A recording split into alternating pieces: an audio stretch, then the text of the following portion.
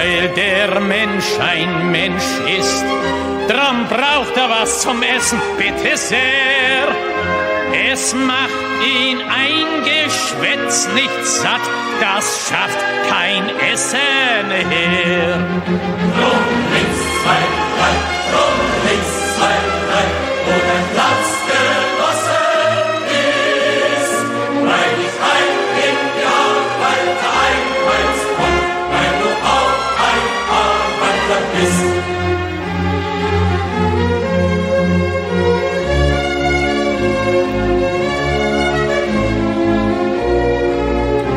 Und weil der Mensch ein Mensch ist, drum hat der Stiefel im Gesicht nicht gern. Er will unter sich keinen Sklaven sehen und über sich keinen Herrn. Drum links, 2, 3, drum links, 2, 3, wo dein Platz genossen ist, weil ich ein in die Arbeiter einheimst komm, weil du auch ein Arbeiter bist.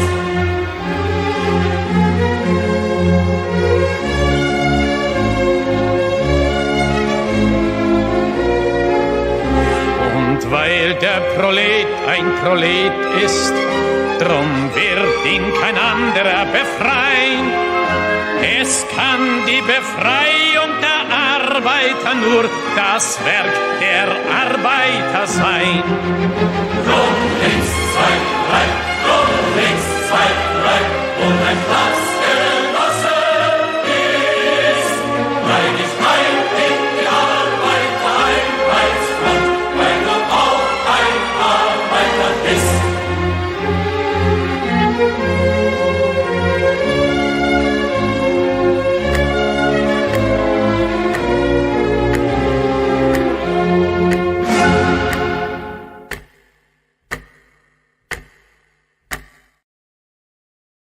Здравствуйте, comrades. Welcome to Socialism Saturday. Socialism Saturday is a show that I stream live on Saturdays at 6 p.m. Eastern Time on YouTube, Odyssey, Rockfin, Rumble, Twitter, Gitter, Facebook. I'm sure a couple other places as well. And this is when we sit down and we spend some time together to watch the farthest of the far left, the most dystopian of the dystopian, the real self-professed socialist, Marxist, communist, the most hardcore activists that you are going to find in the country today, pushing a crazy far left woke ideology into every single institution. And I wanted to start off today because I know I've had a bunch of new interest in Socialism Saturday. If you are new to Socialism Saturday, let me know in the chat. Come in the chat on YouTube. You, of course, there are chats going on other places as well, but the YouTube chat is the one that I see. So if you're new to Socialism Saturday, this is going to be an amazing introduction to socialism. If you, or even if you're like relatively new, maybe you get last week's Socialism Saturday was a little bit hard. I'm going to be honest. Ashley's here. She's new. Welcome, Ashley. We're glad you're here. Guys, today we are going to be doing a radical revolutionary socialist marathon. You see, when I went to the Socialism Conference a couple weeks ago, it was just 2 weeks ago tonight that I was sitting in a session about abolishing the family with our queen, Sophie Lewis herself. And actually at this time, 2 weeks ago, I quite literally was doing just that. And so there were a lot of new groups that I was introduced to when I went undercover at the Socialism Conference. There we go. One of the groups that I was introduced to is this radical revolutionary group called the Tempest Collective.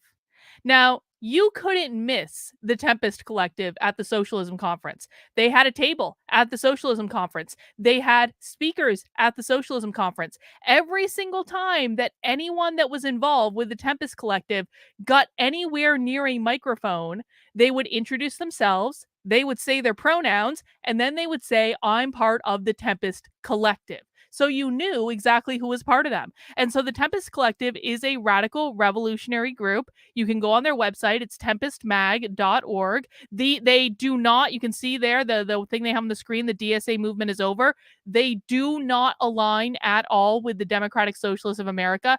This is a misnomer that a lot of people don't understand. And listen, I understand. I didn't used to get this either. The Democratic Socialists of America are not the most far left socialist activists. They're some of the more visible people on the far left because you have like your Bernie Sanders, you have your AOCs, things like that. However, the real socialists, they don't like the Democratic Socialists of America because they perceive that the Democratic Socialists of America are way too close to the Democratic Party, even though I think the Democratic Socialists of America actually passed a resolution saying they weren't going to work with the Democratic Party. Not good enough. The Democratic Socialists of America are not far left enough for the radical revolutionary socialists. And there are several radical revolutionary groups that I've come across that explicitly and expressly forbid their members from being members of the Democratic Socialists of America. And so we're going as far left as you can go today with the Tempest Collective. You can read about who they are and what they believe in on their website, but they do have a whole list. That wasn't the one I wanted to click on. I wanted to click on this one, Our Politics. They have a whole list of the things that they believe in, including struggle is a key vehicle through which the balance of class forces can shift and on which all working class demands can be met. They very literally believe in a dictatorship of the proletariat. They're anti-racist abolitionists. They are fully in favor of transing kids. They're fully in favor of abolishing the gender binary. The product of revolutionary socialism aims to build a world based on sexual and gender freedom and self-determination. You can read all about their politics on their website. They're very open about it. Again, socialists don't tend to hide this stuff. And so today, I wanted to dig in to who the Tempest Collective is for a minute.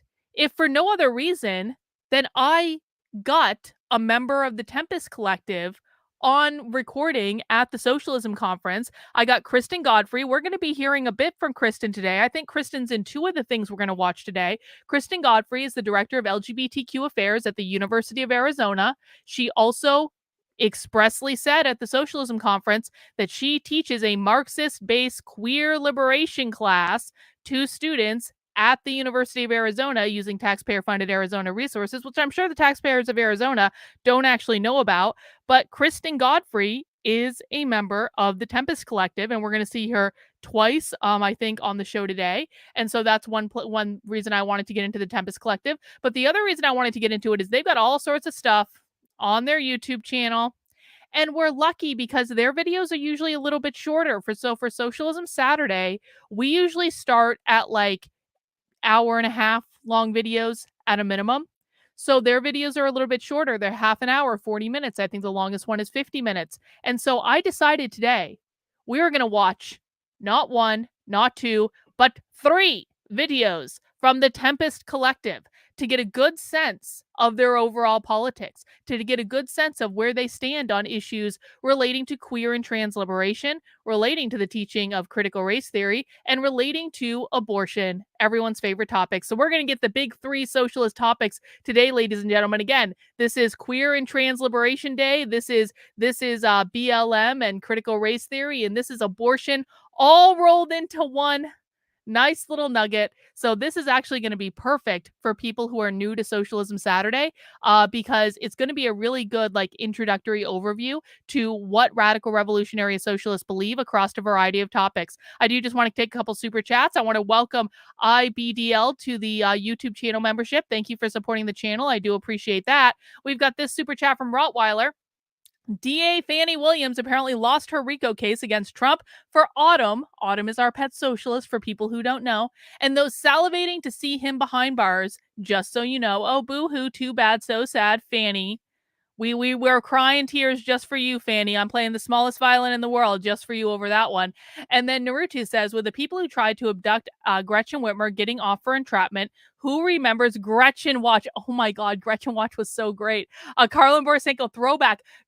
I did so many videos on Gretchen Whitmer in 2020 that we actually had a Gretchen Watch theme and opening. And it was great. Gretchen Whitmer is a scandalous person of femininity, I guess. I was gonna say a scandalous, see you next Tuesday, but it's too early in the stream to start with that sort of language. We'll get to that later.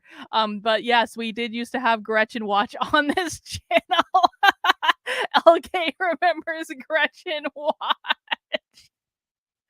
Oh, those were easier times, LK, weren't they?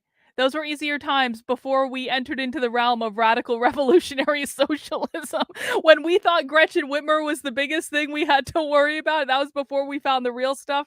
Man. All right, guys, so that is what we're doing today. I do have 3 videos queued up from the Tempest Collective. The first one, and these are all videos that are a year and a half old. So they're not like all brand new, but they're like still relatively new. Yes, Gretchen watch were easier times. They were the lighter times. So the first thing we're gonna watch is called Responding to the Backlash, Fighting for Trans and Queer Liberation. The second thing we're gonna watch, and you can see there's Kristen. There's Kristen Godfrey. The second thing we're going to watch, also starring Kristen Godfrey, is called, again, Resisting the Backlash, The Fight to Defend Black Studies. And then we're going to close it out today with a non-Kristen Godfrey presentation, but I do always enjoy, like, if you've never heard socialists talk about abortion, oh, just hang on to your hat. Just like my first socialist conference infiltration was a socialist reproductive justice conference. They're crazy. And the last thing we're going to watch is 1 year after Dobbs, The Fight for Reproductive Justice. This is actually relatively new. They filmed this one back in May. So I figure this will give us a good overview of the Tempest Collective. And this is going to be a long-ass stream, guys. So I do want to encourage everyone, make sure you've got some beer. Make sure you've got some snacks. If you drink, of course. If you don't drink, make sure you have some nice, like, I don't know, seltzer or sparkling water or something like that. I have 3 drinks with me. This is all I have in my fridge. And I'm going in a very specific order today. We're going to start off, and these are all red beers. Obviously, on Socialism Saturday, red is a theme. We're going to start off today with a strawberry cider from Down East Cider Company. The irony of this is that I'm pretty sure Down East Cider Company is a really, really socialist company, but they make great cider, man, and their strawberry cider is quality, and I'm not giving that up. And then after I do the cider, I'm going to do the strawberry blonde Pipe Dream Brewing from yesterday, the butt beer, as Bot was calling it. And then I am rounding it out for dessert with a beer that's basically a smoothie called Seeing Red. This is our dessert style sipping beer. And this is brewed with copious amounts of strawberry raspberry cheesecake, graham cracker, toasted coconut, and lactose. That's what we're going to round out with today, just to make a nice little progression through the 4 or 5 or possibly even 6-hour marathon that we're going to have for us today. Because of course I do explain the socialist concepts as we make our way through the marathon. If you've got anything fun to drink, let us know in the chat. I'm just going to pop these in my cooler. Hang on one sec. No, we're not voting because I have a progression, Gayla. I have a progression of drinks so that I don't get too drunk too early in the stream. All right, guys. So a couple of orders of business. Before we get started, of course, per usual, I have neglected to pull up Socialism Bingo before the start of the stream. So let me just get Socialism Bingo up real quick. We do play bingo on this here stream. If you don't want to play bingo, you don't have to, man. No one's going to force you or anything. But if you do want to play bingo, there it is. Let me pop this in the chat over on YouTube. There it is there. Let me pop this on the chat over on Rumble. Hi, people on Rumble. There you go. If you want to play Socialism Bingo. How it works is you just generate card. Every single card is unique. You get a free square in the middle, and then we're going for lines or we're going for corners. If you get bingo in the chat, just shout out in the chat and say bingo, bingo, bingo, and you won't win anything, but we'll all clap for you and cheer for you and stuff like that. Once we get bingo, that's when we go for blackout bingo after that. And this is going to be, I think, a really good day for blackout bingo. I think we might see a couple of blackout bingos that people are playing. And yes, there is solidarity twice on the bingo card. That's our own little version of equity. Also, that I just haven't fixed the card yet. But solidarity is probably on there twice on a good day. Yep, there it is.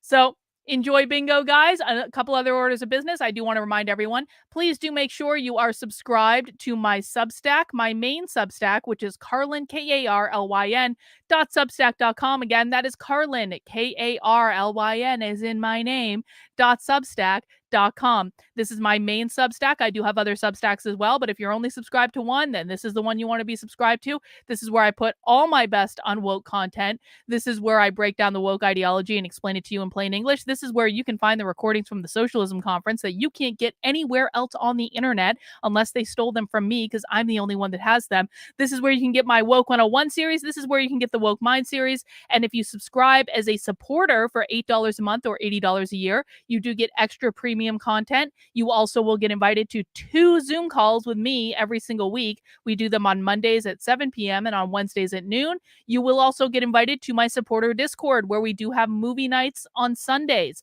Tomorrow, we are watching a great movie. I'm so excited about this. We're watching The Giver at 8 p.m. in my supporter Discord. This is a super dystopian movie. The Giver is a young adult book. And it's a great young adult book. If you've never read it, I highly recommend it. But it's also, they made it into a movie. I think they did a fairly reasonable job with it. Very dystopian movie, so kind of keeping with a lot of our themes. This is a very good, The Giver is a very good movie if you want to understand what abolish the family would look like, I think, in a socialist society. Because I think that's kind of the idea that a lot of socialists have, because they do talk about getting rid of the biological nuclear family. And I really think that it would end up as something kind of like The Giver in that sort of sense. And so it'd be a great movie to explore that sort of topic. We will be watching that tomorrow night on the supporter Discord at 8 p.m. And I'm really looking forward to that. And how you get access to that is you become a member of my Substack for $8 a month or $80 a year. You can find the link in the description below. You can also become a member of this here YouTube channel, as IBDL did earlier. So IBDL is going to get a link to the supporter Discord. You can become a member of my locals community. You can become a member of my Patreon. There are plenty of ways that you can get involved with supporting the work I'm doing. And of course, I do really appreciate all those ways, because I am 100% funded by you. Without your support, I don't get to go to socialism conferences. Without your support, I don't get to infiltrate the next conference that I'm going to be infiltrating in a couple months with another person in my Unwoke army. And so we want to be able to bring these behind the scenes looks for you guys. We're the only ones doing this type of work, going undercover at these events. I've been doing this for a long time.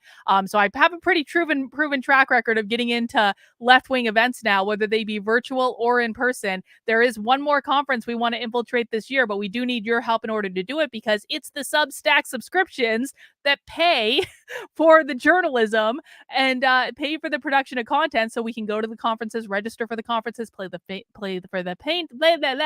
for the plane tickets, the hotels, all the things that we need to do in order to register for the conference. And so that's how that work gets done. And I do try to give you lots of perks and stuff like that if you do support the work I'm doing, because I do greatly appreciate it. One last way you can support the work I'm doing is, of course, to head over to the Unwoke Art store, which is unwokeart.com. I have lots of great merch in the store, to include the Trump mugshot collection, to include the Donald Trump indictment victory t-shirt, to include the fabulous All Tears Are Tasty line. We've got lots of great stuff. They've got stickers, we've got t-shirts, we've got hoodies, we've got mugs, we've got water bottles, we got prints of things, all sorts of great stuff. I do want to pay particular attention to the Socialists Always Lie t-shirt.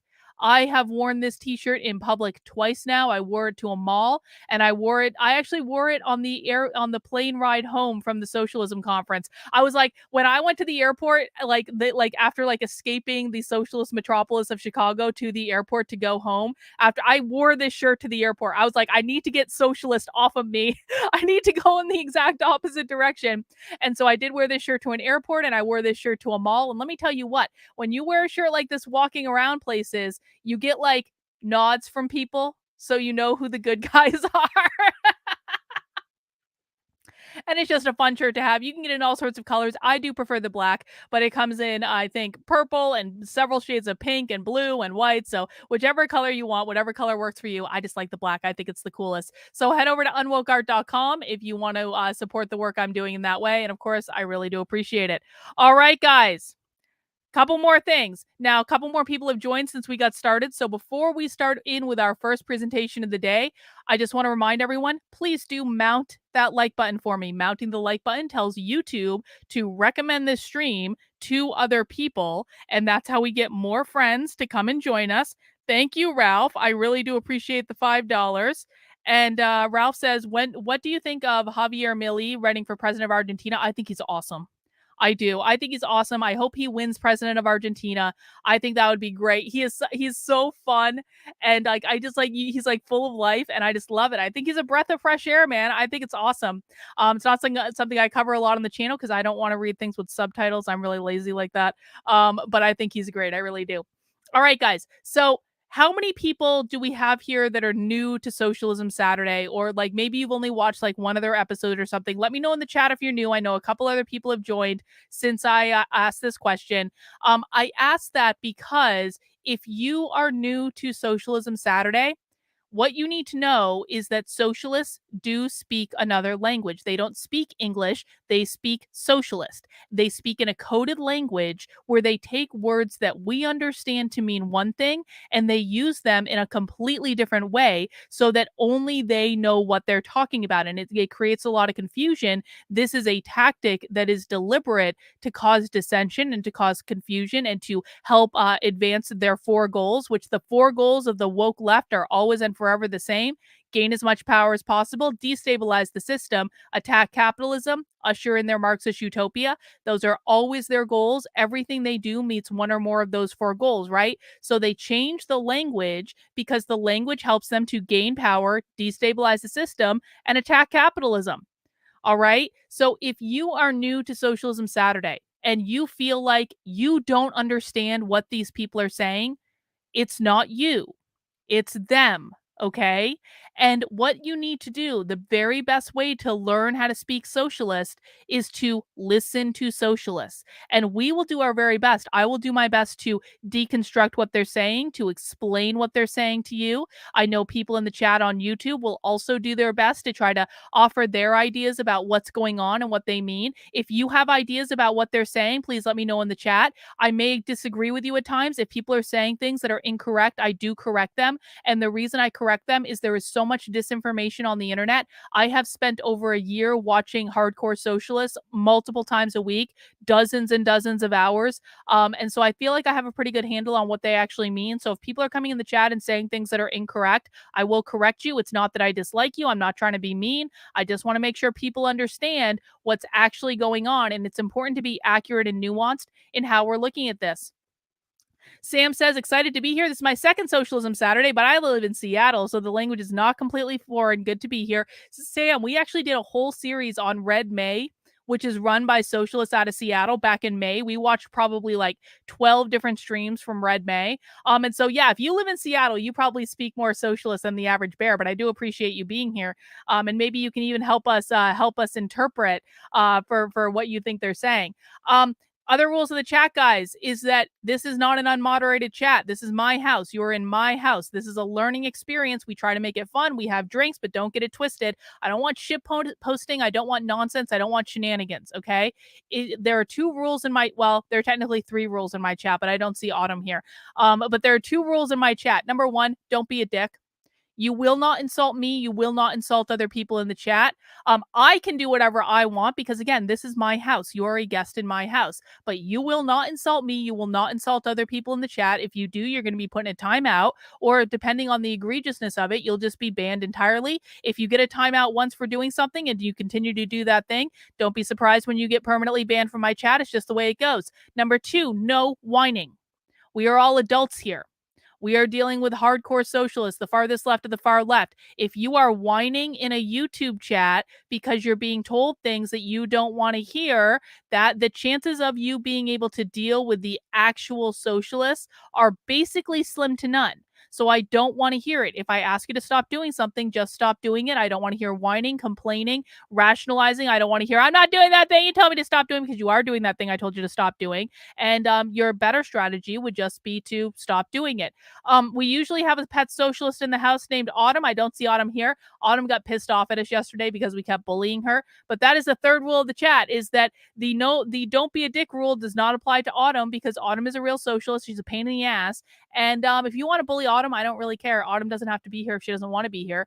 But we allow her to be here because she's a socialist and sometimes she has valuable information and insight. She's also effing annoying. And so if you want to bully Autumn, she is exempt from the no bullying rule. All right, guys, let's get this party started. Again, mount that like button for me. We are in for a radical revolutionary socialist marathon today. And we are starting with this presentation from April of 2022. Every single presentation that we are going to watch tonight comes from the Tempest Collective. This is the radical revolutionary socialist group, okay? So all these presentations come from them. The first one that we're going to watch is called Responding to the Backlash, Fighting for Trans and Queer Liberation, and this is from April of 2022. A wave of legislation targeting trans and queer people is sweeping across the United States from Alabama to Arizona. These laws deny youth access to gender-affirming care, effectively criminalizing trans youth and their families. Like the manufactured panic over critical race theory. Manufactured. And the recent attacks against Roe v. Wade, anxieties directed towards transgender and gender nonconforming people, have become central to the GOP's incursion into the culture wars. Without a doubt, the attacks against trans youth are a calculated political play aimed at motivating conservative voters ahead of the midterms. Again, guys, remember, this presentation took place before the midterms, okay? So maybe some things have changed since the presentation, but our general our point of view here is trying to understand what they think and how they think about these situations, so that's okay. Tempest hosts a panel discussion featuring the following. Oh, look at this. Ash Terry, she, her, is a student at the University of Texas.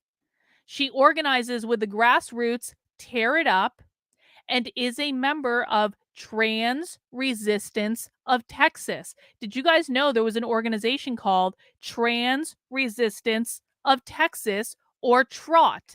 I'm just writing that down because I'm going to look them up later.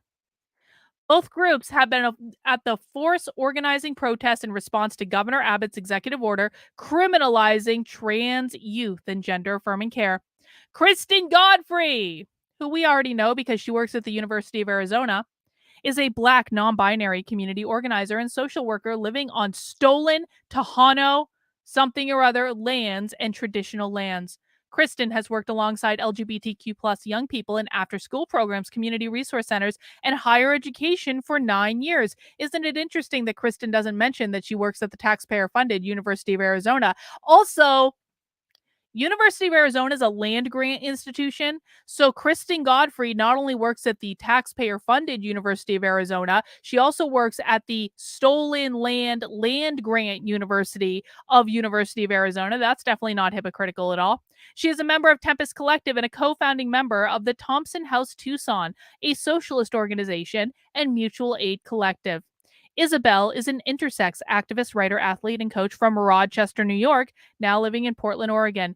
Eric Maroney, he, him, is a transgender organizer and an active member with the ATF. Oh, good. The American Federation of Teachers, run by Randy Weingarten. He teaches community college English and is a graduate of the University of Connecticut and a member of the Tempest Collective. Guys, this is what we're watching first today. Get your drinks poured. Get comfortable. We're going to be here for a while. Welcome to Socialism Saturday. Welcome this afternoon to Tempest's public forum titled Responding to the Backlash, Fighting for Trans and Queer Liberation. We've got a really fantastic lineup of speakers here this afternoon. So my name's Keegan, by the way. I'm a high school teacher based in Brooklyn, New York. Oh, really glad to hear you're teaching high school students. Always teachers, always. Cheers. The way this is going to work is we're going to have our panelists start the meeting off by sharing, each of them for about 8 to 10 minutes. And then we're going to turn it over and open it to... Hang on, I want to make sure something is clear. So your best friend says, the only part about some of these videos I like is the low view count and the low sub count. People on the internet tend to make a mistake. They think that views on the internet are all that matters. And if you don't have views on the internet, then that means your content isn't actually doing anything. And so why even bother?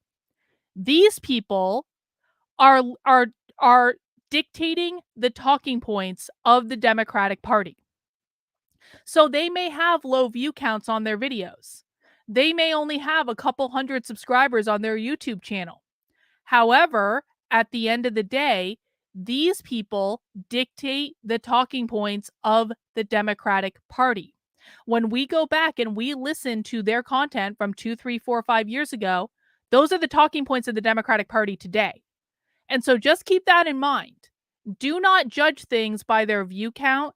Do not judge things by their online followers, because these people are highly effective organizers that are very literally kicking all of our asses. All right.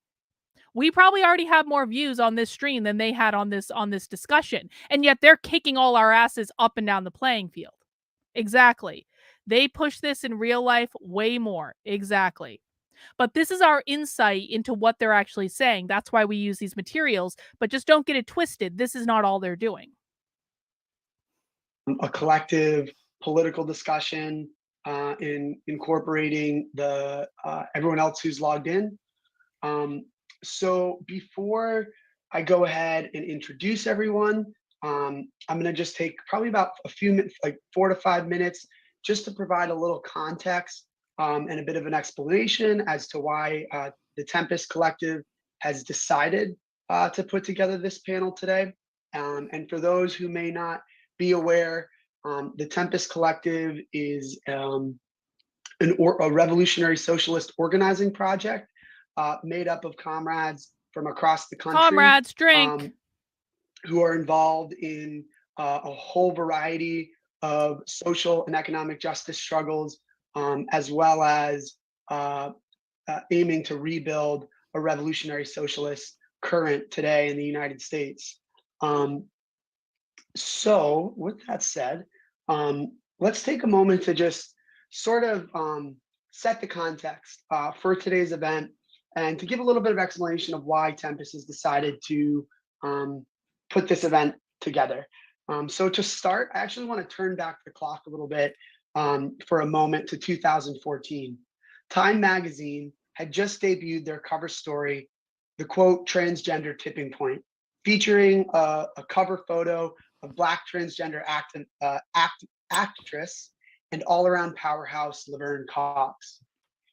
With a series of state-by-state victories leading to the Supreme Court ruling in 2015 that legalized same-sex marriage, it seemed a political dam was breaking. Within the span of just a few years, transgender representation in popular media underwent a seismic shift, along with a number of significant legal victories on a state and federal level in education, healthcare, and employment. While an enormous gap remained between the level of cultural representation and the material reality of daily life for most trans people. Trying to get my notes so I don't have to get it together, bro. Come on. For most trans people, especially when class and race are taken into account, it seemed that years of on-the-ground patient grassroots organizing was paying off, and that a different future was possibly within reach. The election of Donald Trump in 2016 changed all of that. The far right was empowered and well-funded. From the highest institutions of political power, trans people, particularly trans youth, were in the crosshairs. From so-called bathroom bills to Trump's transgender military ban, hundreds of anti-LGBTQ legislative proposals made their way into law on a state and federal level. Then, in the summer of 2020, an anti-racist rebellion erupted across the country in response to the state-sponsored police murder of George Floyd, with Black, trans, and queer organizers at the forefront of those movements. They call that the George Floyd rebellion. Gave birth, or the George Floyd uprising. Trying to read it from your phone is not the easiest thing. Within weeks, the uprising gave birth to a new frontier in the struggle for trans liberation, as dozens of demonstrations were held across the country, drawing tens of thousands into the street under the banner of trans liberation. From Boston to New York and San Francisco, a new generation, fed up with the corporatized, whitewashed politics that have dominated mainstream gay activism, unapologetically demanded Black trans lives matter. By far, the largest demonstrations for trans rights in US history, the summer of 2020 marked a turning point from which there is no going back. Fast forward to now, nearly 2 years into the Biden administration, and we are witnessing yet another wave of attacks from the highest levels of government. From Texas to Florida, the far right is aiming to scapegoat trans and queer people for the social catastrophe brought about by decades of neoliberal privatization, and to undermine young trans people. Neoliberal privatization. I just want to point this out because, again, I want to emphasize these socialists do not like the Democrats. They do not like the Democratic Socialists. They consider to them to be neoliberals because they consider, like, when they say privatization, what they mean is private property, and they equate that with capitalism. Okay, socialists and Marxists, communists, we use those three terms interchangeably because the socialists will use those terms interchangeably. Their number one goal is the abolition of private property. Okay, they want everything to be part of the collective. So every time you hear private property, privatization, something to that effect, what they mean is that they want to take something from being your property as an individual and making it public property as a part of the collective. People's very right to even exist. In response, we're witnessing the complete absence of an organized national grassroots reaction. Most mainstream LGBT and civil rights organizations, unfortunately, remain committed to a top-down, corporate-friendly lobbying strategy and minimal long-term organizational infrastructure remains in the aftermath of 2020's uprising. While we've seen stirrings of grassroots protests, like the workplace actions at Disney opposing Florida's Don't Say Gay bill, they've been short-lived and oftentimes disconnected from one another and overshadowed by a predominant. I just want to welcome Parrot Girl Tattoo to the channel. Hi, everyone. I'm a new member, and this is my first live. I hope you're all doing well. Hi, Parrot Girl Tattoo. Welcome. We're really glad you're here and we're able to join us live today. Legalistic strategy, relying on lawyers, professional lobbyists, and politicians from the Democratic Party. This panel is just a small and very modest step at seeking to overcome some of those barriers by bringing together trans and queer socialists and activists from across the country to unpack why these attacks were happening and to begin to strategize how we can build a movement in defense of trans lives, connected and in solidarity with other struggles for social and economic justice. So to this afternoon, we've got an incredible lineup of panelists, and I'm going to go through and just take a moment to introduce each of them. So first is Kristen Godfrey. This is a flat out lie, Carlos. This is a lie. Socialists do not want you to own your own home. Socialists do not want you to own your own business. Socialists don't want you to have parental rights over your children. So yes, they may be fine with you owning a ball of yarn or a book or like a crystal or something like that, but they do not want you to have anything of significance. All resources are in the public domain, and that includes your children. Don't come into my chat and lie to people, Carlos. I will call you out on that shit so quick it will make your head spin. I love it when socialists come into my chat and they think I don't know their ideology, and they try to test me. Test me, socialists. I've got your fucking number. They're a Black, non-binary community organizer and social worker. They're a member of the Tempest Collective and a co-founding member of Thompson House Tucson, a socialist organization and mutual aid collective based in Arizona. We also have Isabel, who's an intersex activist, writer, athlete, and coach from Rochester, New York, now living in Portland, Oregon. Ash Terry, she is a student at the University of Texas and organizes with the grassroots network Tear It Up and is a member of Trans Resistance of Texas. Both groups have been at the forefront of important activism in defense of trans lives based in Texas. And Eric Maroney, He is a transgender organizer and active union member with the AFT. He teaches community college at the University of Connecticut and is also a member of the Tempest Collective. So to start us off, thank you for the super sticker. I appreciate it. The lineup is Ash is going to start us off, and then I'll announce each of the speakers after that. Okay. So Ash, you want to go ahead and I can let you know. Want me to let you know at 5 and 7 minutes? Yeah, sure. Okay, great. Go ahead. Okay, so like Keegan said, I'm Ash. I'm with Trans Resistance of Texas, or TROT, which is an affiliate of Tear It Up. So I guess a little background first for what's been going on in Texas.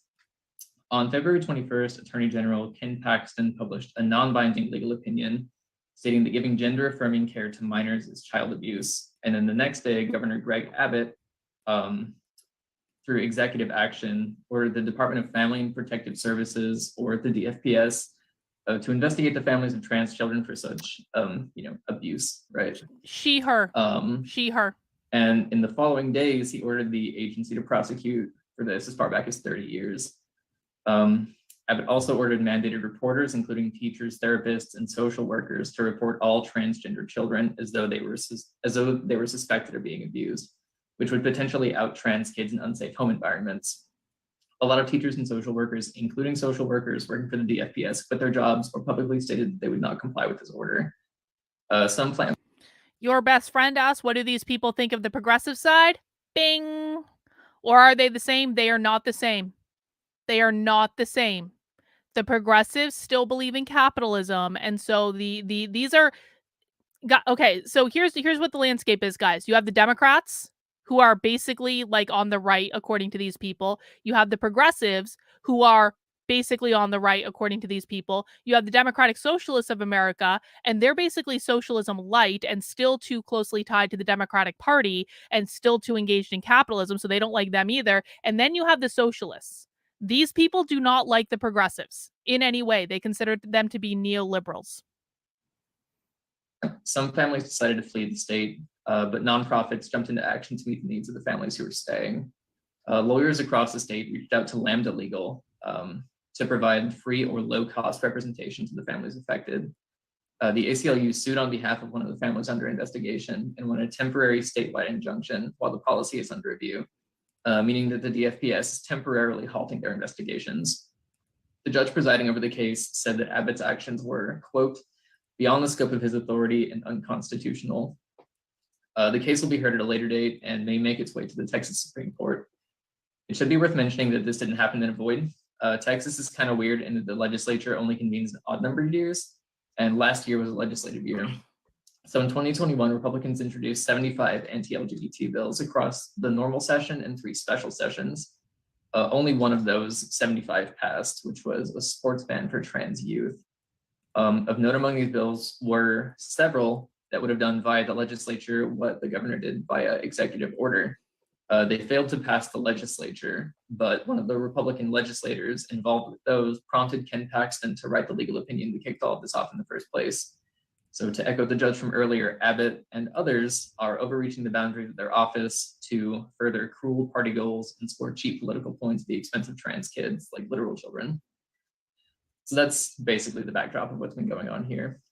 I had personally sat out the 2021 legislative session, but this executive order lit a fire in me immediately. It was so dystopian and cruel that I just had to do something. I got to work immediately. First, I reached out to some friends. We were all unaffiliated with any activist group at the time. And we organized a protest at the state capitol on March 1st. Altogether, we had like just the right sets of skills to make it work, but we were just like in the end, an odd mishmash of random trans people who had, just had enough. Like we were just fed up, and we did what we could with what we had. So pretty quickly, as we started organizing, other organizations started reaching out to us, which I personally didn't expect. So you guys remember in Texas when they were debating the bill banning trans affirming surgery for minors? You guys remember there were these huge protests in Texas. Like, I mean, there were a lot of people there. So you're hearing from the people who actually organized the protests against the bills in Texas. People think these are Democrats. They're not Democrats. People think these are progressives. They're not progressives. I'm not saying there aren't any Democrats and progressives that get involved in this, but the organizers of all of the protests, of all of the backlash, of all of these backlash to like the women's speaking corners, to all of the Antifa, like anytime you see it's these people. It is the far left socialists. I fully expected us, like, just, some random people to go it alone. But we had people donating water. We had people coming to play music. We had people offering food. We had street medics offering to help. And then some members of the DSA reached out to us and offered their help as well. One of their members made a website that allowed users to send a letter to their state legislative representatives and the governor, and another one led our marshals. Equality Texas and the ACLU made showings at the first demonstration. And for later demonstrations, Equality Texas offered material support. In the end, on March 1st. Okay, Kylie asks, what is the connection with trans and socialism? This is a great question for new people. Okay, so what you need to understand is that normal trans people who, just like they believe they were born in the wrong body, they transition from men to women or women to men, they are not these people. And it's very, very important that if you're new to this, you do not confuse normal trans people with queer Marxists. This person is a queer Marxist, okay? And anytime you hear the term queer, it is these people trying to hijack the LGBT movement. For anyone who thinks you need to separate the T from the LGB, that's not correct, okay? Because the normal gay, lesbian, bisexual, trans people, they uphold the gender binary. Normal trans people believe that there are men and there are women, and they might transition between the two, but they still fundamentally believe that men and women are a thing. Queer Marxists will use the term trans, but they do not mean transition. This is one of the language games that they play. When these people, anyone who says the term queer is the identifier. Queer is not about being trans. Queer is not about being gay. Queer is about identifying with a far left political ideology. And anytime you hear a queer person use the term trans, they do not mean transition. They mean transform or transcend, because ultimately their goal is to abolish the gender binary. Normal trans people want to uphold the gender binary, that there are men and there are women. Queer Marxists want to abolish the gender binary. They want to get rid of all gender markers. They want to create a world full of non-binary. That is what their goal is. Why are they doing that? Well, it goes back to the 4 goals of the woke left: gain as much power as possible, destabilize the system, attack capitalism, usher in their Marxist utopia. Queer goes direct. The express stated goal of queer theory is to destabilize the system. It's to destabilize cultural norms. What are those cultural norms, you ask? Well, one of the things that socialists want to do, and this is stated in the Communist Manifesto, but there were also not 1 but 2 sessions about it at the socialism conference that I went to. They want to abolish the nuclear biological family. They use queer theory and trying to abolish all gender as one of the ways in which they're trying to abolish the nuclear biological family. Why do they want to abolish the nuclear biological family, you ask? Because they believe, and I'm explaining their philosophy, this is not what I believe, this is what they believe. They believe that the nuclear biological family is what stands between them and abolishing capitalism. Because ultimately, as we talked about earlier, what they really want to abolish is all private property. That means capitalism, okay? Again, the 4 goals of the woke left: gain as much power as possible, destabilize the system, attack capitalism. They're attacking capitalism so they can usher in their Marxist utopia, because they can't get to Marxism as long as capitalism stands. So that's what you have to know. The difference between queer and trans is that queer wants to abolish the gender binary. Trans, as in transition, upholds the gender binary. Queer wants to abolish the gender binary, and they have changed the definition of what trans means within the queer Marxist community to mean transcend or transform rather than transition in order to do that. They're going to transcend gender, transform gender. That means abolish the gender binary. That's a lot. I understand that's a lot. If you feel like you've just gotten nailed between the eyes with more socialism than you can handle, I totally understand, but that is the big picture that everyone needs to be aware of.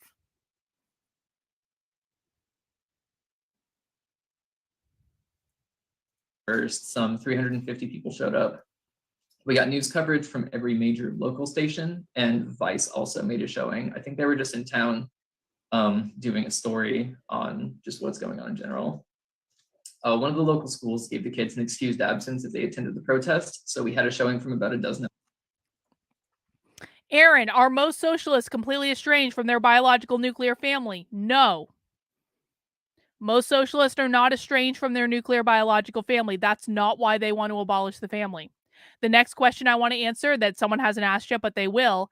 Do most socialists abort their children? No. A lot of socialists have kids. They have entire childcare programs built to indoctrinate kids into socialism. They're not estranged from their family. They have kids. They do operate like normal people. They want to abolish the family because they think that society will be better off if we get rid of capitalism. And they do not think that you can get rid of capitalism until you communize care, which involves abolishing the biological nuclear family. Elementary schoolers and their parents in solidarity with their trans classmates. One thing that personally surprised me was the contingent. Bye, Beth. Have a good one. Present. I grew up in the church, the Baptist church, and they weren't exactly accepting of people like me. So it kind of took me aback when I found out how many had shown up. So we had clergy come in from across the state to show support, and a lot of their congregations came with them. So I'm not sure about the situation in other states, but down here in Texas, it seems we have some eager allies in progressive Christians. I got involved with another group after this first one was over, and this one became Tear It Up. So it was full of seasoned activists, and we organized a second protest on March 13th at the governor's mansion. This one had a lineup of about 10 speakers, trans folks from Texas who were heavily involved in the community. Post-abolitionment of the nuclear family, would that mean the children are raised by the state dorm style? I mean, I don't know if it's specific dorm style, but generally, yeah. Care for if they are able to abolish the guys, all of the attacks that you see on parental rights right now, all of the attacks on parental rights they're making in school, the state of California is trying to sue a school district to force that school district to hide information from parents right now. Every single attack you see on parental rights is designed to abolish the biological nuclear family because they believe. So we talked about how socialists want to get rid of all private property, right? That means your house, that means your car, that means your business, that means your apartment building if you own an apartment building and are a landlord. It also means your kids. They consider kids right now to be private property of their parents, and it is their job to liberate the children from adult supremacy, because socialists are a little bit like Scientologists in that socialists believe that children are but little adults in little bodies that can make all their own decisions for themselves, and they don't actually need biological parents, and they believe that care should be communized among the community. So whether that means raising kids dorm style, like you might see in like Logan's Run or Brave New World or something like that, or it means like assigning kids to a family like you might see in The Giver or The Handmaid's Tale, something like that. Who knows what form it's going to take, but they do want to get rid of the nuclear biological family. And there are some socialists that would make the argument that all children being born via surrogacy is actually a really good idea.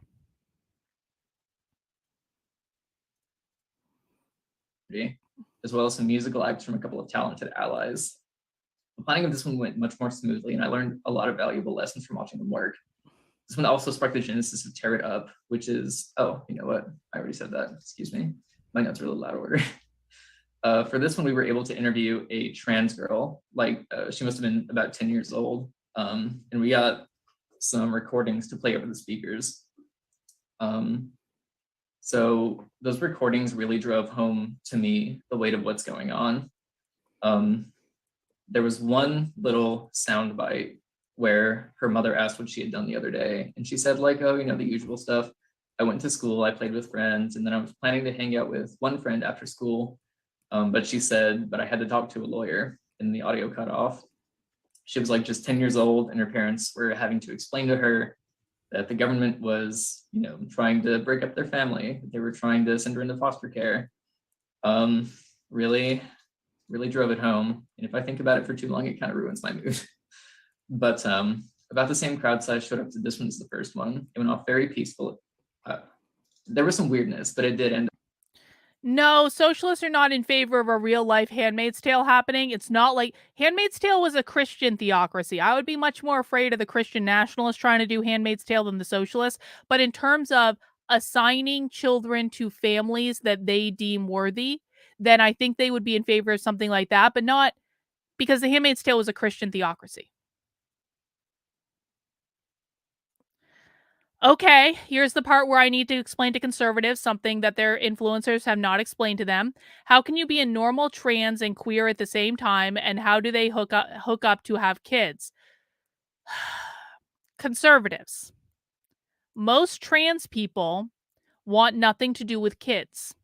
Most trans people are just unhappy in the body that they were born in, and they want to transition to live as the opposite gender.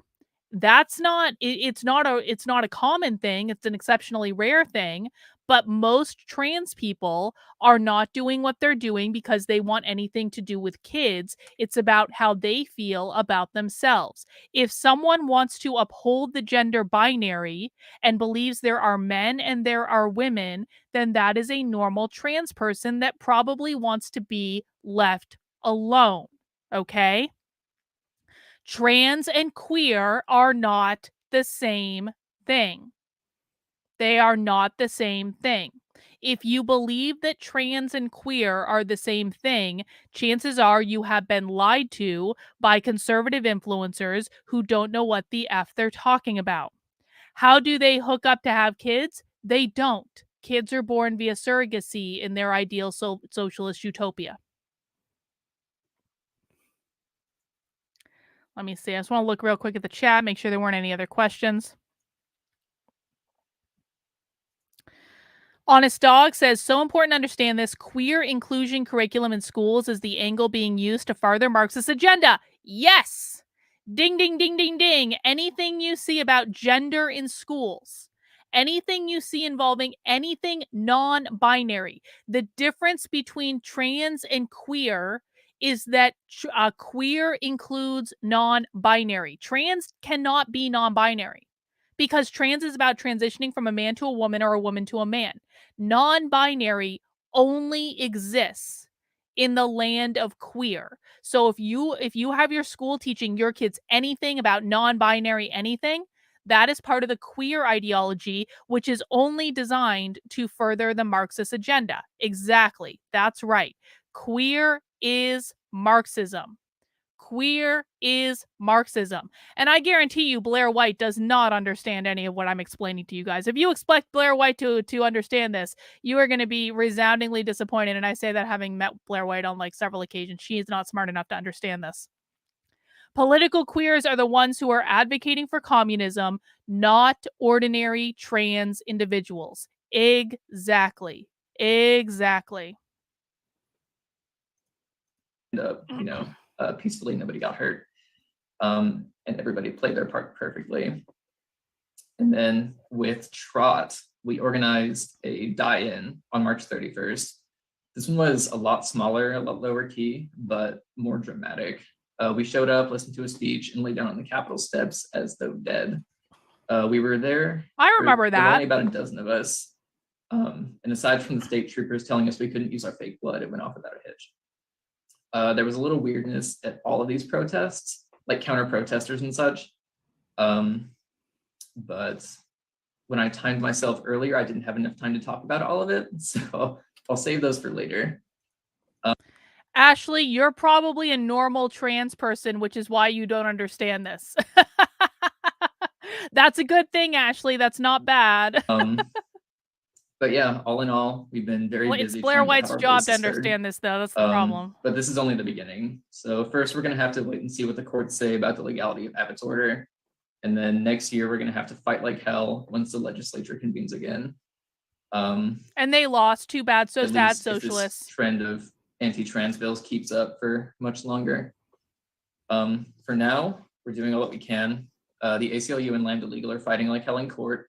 Other nonprofits are supporting families and funding the work of smaller. Yes, when I went to the Socialism conference, I was a they, them. That meant I was queer. Exactly.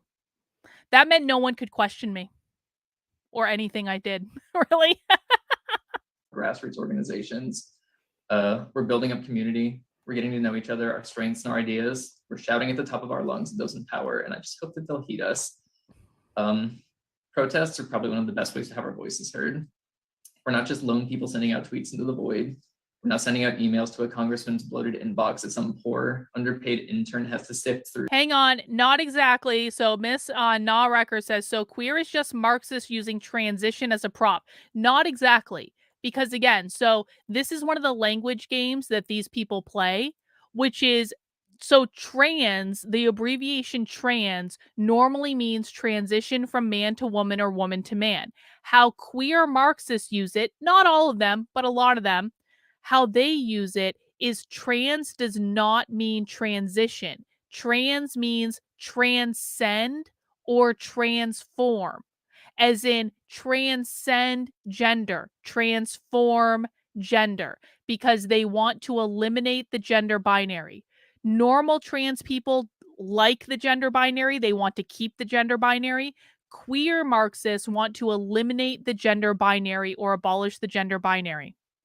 Oh, let me tell you about the bathrooms at the Socialism conference. So they made every single bathroom like just like all gender. And so, I mean, these were bathrooms that were set up where like there was men's rooms and there was women's rooms. Every single bathroom was just made to be an all gender bathroom. And there was definitely a moment where I was like, I needed to go to the bathroom, and there were two doors. And they were there were the former men's room and the former women's room, and both of them were just labeled all gender bathroom. And I was in a hurry, and I walked into the bathroom that used to be the men's bathroom, and I saw a row of urinals, and I walked right the fuck back out. I like turned on a dime and I walked right the fuck back out, and I went in the other door, and it was still weird because there were like, it was, and I'm not like afraid of like, you know, trans women assaulting me in the bathroom, or I'm not afraid of that at all. But it was very, very weird to be in the bathroom and to like have men and women in the same bathroom. It was one of the most oddest things I experienced. To send out an automated reply. We're on TV, we're in the papers, local and national. We're loud and they can hear us. So we've got a lot of work ahead and a lot of politicking. We're going to have to learn to fight smart and fight dirty if we want to win. I do have hope for Texas, though. I think it's going to get worse before it gets better, but I do think it's going to get better. We have drive, we have momentum, we have powerful allies. So I think we have a pretty good chance of winning. 2 minutes. Okay. So before I go, I just want to drop a link in the chat real quick for, actually, is there a chat? There is no chat. Never mind. So for anyone who wants to get involved, go to tearitup.org. We're organizing all across the country. So if there's some fuckery going on in your state, there's a good chance that we are there. So there's also a donate link. So if you can't, donate time, then you can donate money. Oh, perfect. Okay. So that's all I've got. Thank y'all for your time.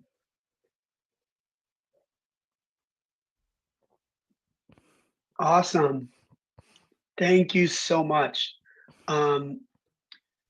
Okay, so next we have Kristen, who's going to be representing from Arizona. Go ahead. Thank you. Hi, y'all. Thanks for having me. My name's Kristen Godfrey. I use they and she. Remember, Kristen was at the Socialism Conference. Kristen works at the University of Arizona, teaching young minds about queer and trans liberation from a Marxist-based philosophy. Let's listen. Pronouns. And I'm living in Tucson on Autumn land. So I'm going to give a little summary of what's been happening in Arizona. An individual land blessing. And just like talking through some of the ways that I'm hoping that together we can kind of push us to have, more solidarity efforts and be in struggle together. So on March 30th, Governor Doug Ducey, he signed 2 anti-trans bills into law. One of them being SB 1138, and it bans types of medical care for trans youth. An example includes like trans young people cannot get gender affirming surgeries before the age of 18. And then he also signed SB 1165, which prevents trans kids from participating in sports, specifically not competing in women and girls teams at schools in the state. And this is going to affect public schools and private schools who play public schools.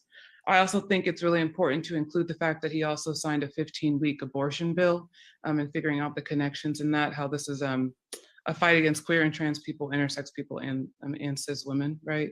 And, I want to talk about what pushback has been like in the state, but I also, which I need y'all's help in staying hopeful, but it's been pretty grim too. I mean, what Ash was talking about, all the protests that have been happening on the ground, that has been lacking in the state of Arizona.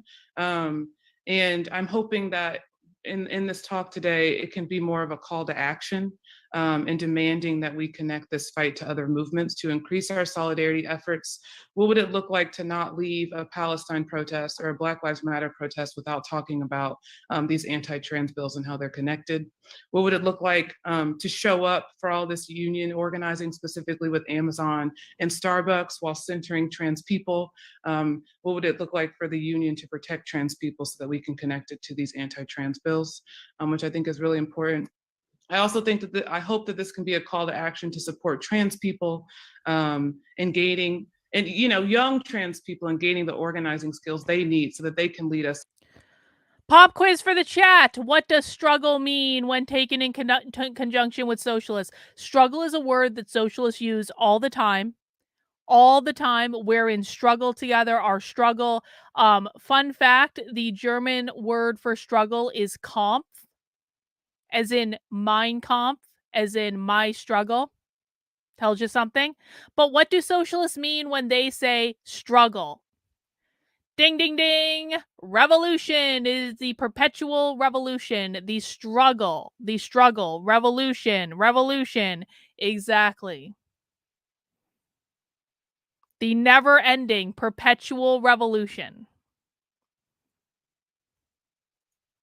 In the struggle, oftentimes I'm seeing that it's oftentimes not the trans youth who get to lead us in this, right?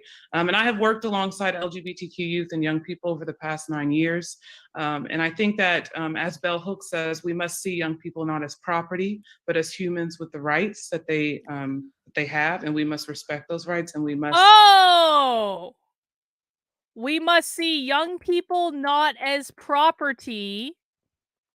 So someone asked earlier, why are they getting into the debate about trans? Even more than that. First of all, they equate trans affirming stuff and abortion to be the same thing. They view it as bodily autonomy. Okay. And so that's one of the reasons they do it. But she just said another reason, which is they are specifically focused on defending against these laws that would ban trans surgery in minors. And the reason is that socialists see children to be nothing more than little adults who can make all their own decisions, and they want to liberate the children from being the private property of their parents. She's going to say this right here. Listen to what she says. They need so that they can lead us in the struggle. Oftentimes I'm seeing that it's not it's oftentimes not the trans youth who get to lead us in this, right? And I have worked alongside LGBTQ youth and young people over the past 9 years. And I think that, as Bell Hooks says, we must see young people not as property, but as humans with the rights that they... We must see young people as property, but as humans as rights. We're going to listen to this again, but first I'm going to address this, not this, this. No. No. No, conservatives. You are not bringing your gay-hating bullshit onto my channel, conservatives. As I have painstakingly explained already on this stream several times, trans and queer are not the same. Gay and queer are not the same. This is not about your crusade against gay people, conservatives. We do not hate gay people, conservatives, and we're not going to take this, I don't hate them, I just hate their lifestyle bullshit. No, this has nothing to do with this. Gay marriage does not destroy the nuclear family. In fact, socialists don't like it when gay people get married. They call it homonormativity, which is homosexuals basically assimilating to heterosexual culture.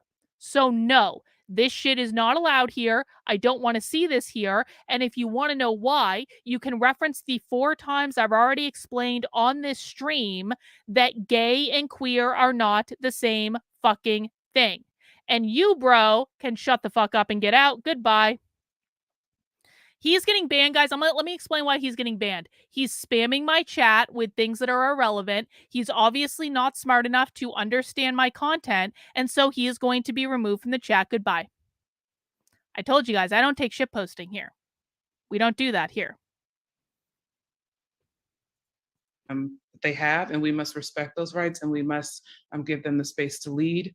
And I was just watching or listening to a podcast, and Demita Frazier, who was a part of the Combahee River Collective, and they wrote this amazing statement that has really transformed organizing.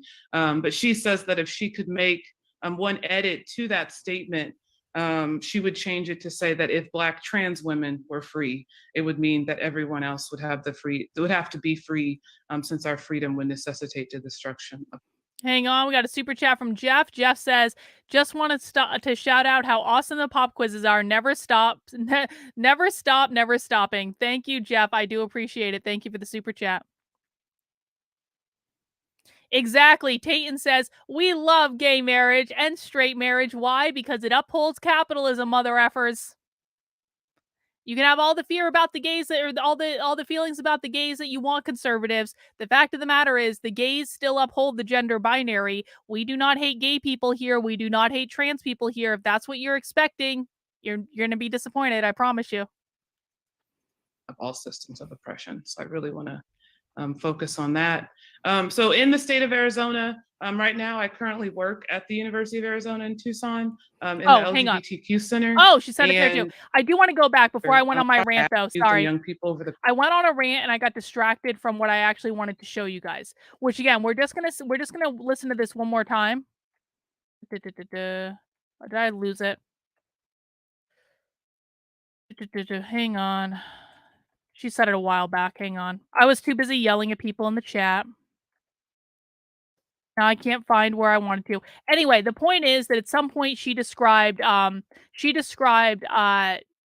children as property, and that's a socialist thing. Anyway. To support trans people in gaining, and young trans people in gaining the organizing skills they need so that they can lead us in the struggle. Oftentimes I'm seeing that it's oftentimes not the trans youth who get to lead us in this, right? And I have worked alongside LGBTQ youth and young people over the past 9 years. And I think that, as Bell Hooks says, we must see young people not as property, but as humans with the rights that they have, and we must respect those rights, and we must give them the space to lead. And I was just watching, or listening to a podcast, and Demita Frazier, who was a part of the Combahee River Collective, and they wrote this amazing statement that has really transformed organizing. But she says that if she could make one edit to that statement, she would change it to say that if Black trans. How does gay marriage have any impact on the nuclear family? Are they assuming two gay people would be in a heterosexual relationship without it? I think so. Gay marriage has no impact on the nuclear family at all. Thank you, Michael.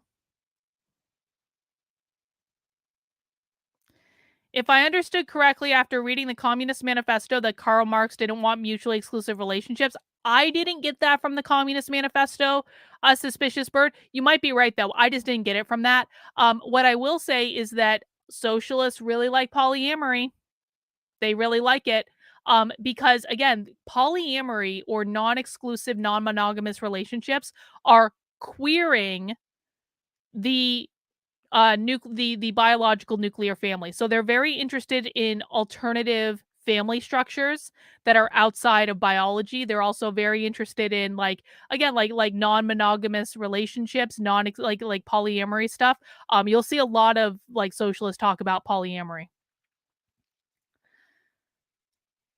Will they betray transgender people? They don't like they don't like people that aren't non-binary. I feel they will label them as trans-normative. Oh yeah, that's coming. Oh, 100%. Yeah. I mean, they already want everyone to be non-binary. This is why you see she, they, he, they, he, she, like they, she pronouns. It's people putting a toe in the non-binary. That is ultimately what they want, though. Women were free, it would mean that everyone else would have to be free, since our freedom would necessitate the destruction of all systems of oppression. So I really want to focus on that. That means so in the state of Arizona, right now, I currently work at the University of Arizona in Tucson, in the LGBTQ Center, and we have just been working to move students left, and providing them with the space to organize. So just recently, 25 to 30 trans students. Oh, really, Kristen? Oh, really? So in addition to teaching the Marxist-based queer liberation class at the University of Arizona, you're actively admitting on video that you're using your job at the taxpayer-funded University of Arizona, which is a land-grant university, to move students left. Did I just hear you actively admit that, Kristen? We're going to listen to that again in a second. But Brian, they want people to be non-binary because being non-binary, abolishing the gender binary is how they're going to abolish the biological nuclear family. That's why. Let's listen to that again. Tucson, in the LGBTQ Center, and we have just been working to move students left, and providing them with the space to organize. So just recently, 25 to 30 trans students just started organizing, meeting weekly to plan a teach-in. And the goal of the teach-in is to provide political education to both the Tucson community and to university students, faculty, and staff. So they're not only using university resources to move students left, they're also using those students to try to make new socialists in the Tucson community. That seems like a really good use of a college education right there. Exactly. So that teach-in is going to be on April 30th. It's going to be hybrid. So I'll include that flyer when I get done speaking. And then there are organizations in Tucson that have been really centering on the material conditions of queer and trans people, more so than, the pushback against these anti-trans bills, because we know material conditions are so important, that we have to fight for, and for people to show up, right? You need a house, you need shelter, you need water and food to participate and struggle. And so some of those organizations include the Outlaw Project, which is a project led by a Black trans woman in Tucson to build tiny homes for trans folks to have housing. Another project is called Thompson House Tucson. Me and some comrades are working to build a socialist org rooted in mutual aid to provide host homes for queer and trans Black, Brown, and Native people ages 18 to 24. So that's really what the fight in Tucson specifically has looked like, fighting for those material conditions. And then Also, talking about what it has looked like in Arizona. There has been a lack of movement building and struggle in Arizona since the passing of these two laws. Struggle is revolution. Calls to state legislatures, and then having trans kids testify at the courthouse in Phoenix has been centered and led by the Human Rights Campaign. HRC, which we know is an org that has a reputation for criminalizing Black folks and not supporting Black trans people. They have worked really, really hard. Isn't that interesting? There is a weird tension in the socialist community between the Black socialists and the queer socialists. What I mean by that is Kristen just called out the Human Rights Campaign for not supporting Black people. This is, I promise you guys, critical race theory is about to make a big comeback because, and this was a year and a half ago, critical race theory is about to make a big comeback because the Black socialists are getting really peeved that the queer socialists are getting all the attention. And remember, Black is like the ultimate on the intersectional hierarchy. There are basically two types of like people that are like the ultimately oppressed people, Black and trans people. Okay. On the race intersectional hierarchy, Black are the most oppressed of the oppressed. On the general kind of like intersectional hierarchy that has to do more with identity, trans people are the oppressed of the oppressed. And so the perceived to be oppressed Black socialists are getting really peeved that the trans and queer people are getting all the attention. And I promise you, critical race theory is about to make a comeback because of it. And by the way, critical race theory is still in schools. I hope people understand this. I don't think that they do. Critical race theory is, you can hear my dog complaining about this too. Critical race theory is still in schools. Critical race theory has always been in schools. The only reason we don't think it's in schools anymore is because conservative media is no longer reporting on it. Center this mostly like white cis middle class mother fighting like hell for her child narrative. And while every parent should fight like hell for their kids, there is a lack of trans leadership leading the fight against these bills, spinning it as a social issue that has to be decided by the courts. And we know that neoliberalism is so good at sinking its claws into any fight for queer and trans people. So, you know, this pushback by liberals has included talking points like, you know, trans people need to be more visible, trans kids don't deserve to be bullied, and trans people need to be given more visibility opportunities. And we know that visibility does not bring safety or a living wage. Centering visibility means surveillance. As trans people, we will continue to be murdered and an increase in trans houselessness. So language like protect trans kids is used instead of saying let's fight alongside trans young people who know exactly what they need. I also think this pandemic has really taken out a lot of important people who, like Keegan had said, has been leading so much of this. So it has negatively, this pandemic has negatively affected poor and working class people of color. First video, we're going to be here all night. Who were the it's going to ones be great. leading the biggest uprising in US history after George Floyd and Breonna Taylor were murdered. And so what would it look like to support folks who have been targeted by the pandemic so that we can continue to be in struggle and organize with one another? And this is an attack from the ruling class to uphold bioessentialism, this belief that there is a sex binary when we know that sex is also a social construct, created by those in power to oppress and exploit intersex people, queer. Sex is a social construct created by people in power to exploit and oppress intersex and queer people. That's why they want to abolish the, God damn it, my dogs are just like not shutting up tonight. That's why they want to abolish the gender binary, guys, because they believe that sex is a social construct. Let's listen to that a little bit again. Essentialism, this belief that there is a sex binary when we know that sex is also a social construct, created by those in power to oppress and exploit intersex people, queer and trans people, and cis women.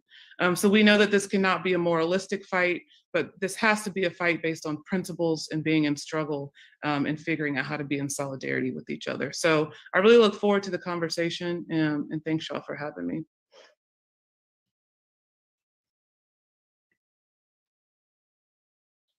Awesome.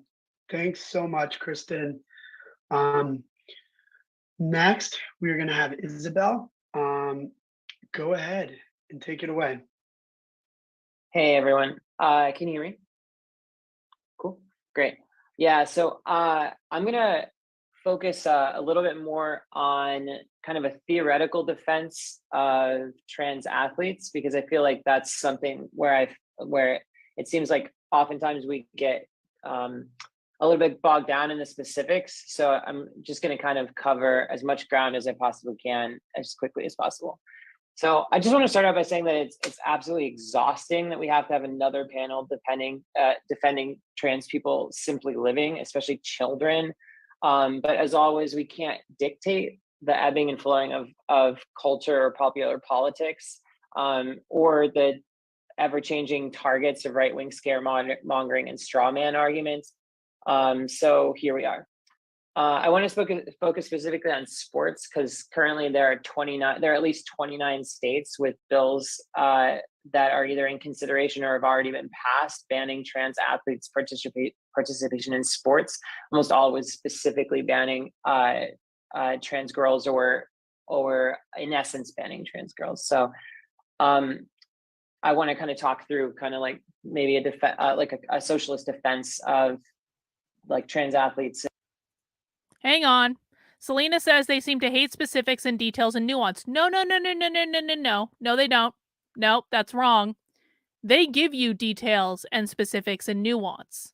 The problem that you're having, Selena, is that your values are completely different than their values. They give very specific details. They give nuance. They know exactly what they're doing. They know exactly where they're going. They are extremely specific. You have to listen to it. But where you're running into problems, and I guarantee this is a problem for other people too, is their values are so different than yours that it's not computing in your head. What you need to do, and I think you're relatively new here, I don't remember really seeing you before, you need to watch more of this to understand their perspective, because you're right now working through the cognitive dissonance of even believing people like this exist. But this is not true. If you walk away from this and you just say, they hate specifics and they hate details, they're stupid and they're mentally ill, you have missed the point entirely. And these people are not mentally ill. They know exactly what they're doing.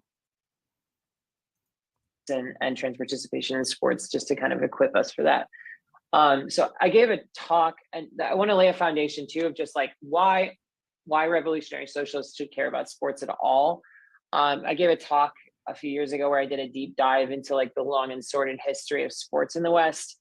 And my conclusion was that basically the invention of modern sports has always been in service of the ruling class and in service of imperialist propaganda. So modern sports was like intentionally crafted to turn ruling class children into leaders of imperialist armies and industrial armies at home, and to prepare the working class immigrants and poor for the purpose of sports was to turn children into leaders of armies.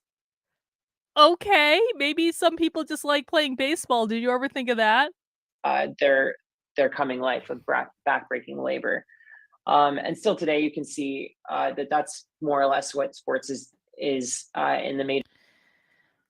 Selena, we are literally watching multiple videos about them giving specifics. Now, I'm sure your friends are probably like, very fine socialists. However, your lived experience does not dictate all socialists, and your friends may or may not know what they're talking about. Your friends might not even be real socialists for all we know. Maybe they're liberals, maybe they're democratic socialists, maybe they don't even know what socialist means. We are watching the real socialist organizers here, and I'm going to take their word for it over your friends. I'm sorry, I don't know who your friends are. Are your friends live on the internet? Do your friends make videos? Are your friends activists? Are your friends organizers? Well, if the answer is no to all those questions, then we're going to listen to the real people doing the real work.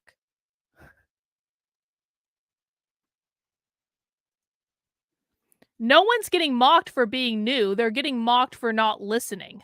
Like, you will never be mocked for being new, ninja artist. What will happen is if you don't listen, I will mock you until you start listening. Major leagues now, like the NFL, for instance, receives millions of dollars a year from the Department of Defense for their roles, pawns in U.S. propaganda.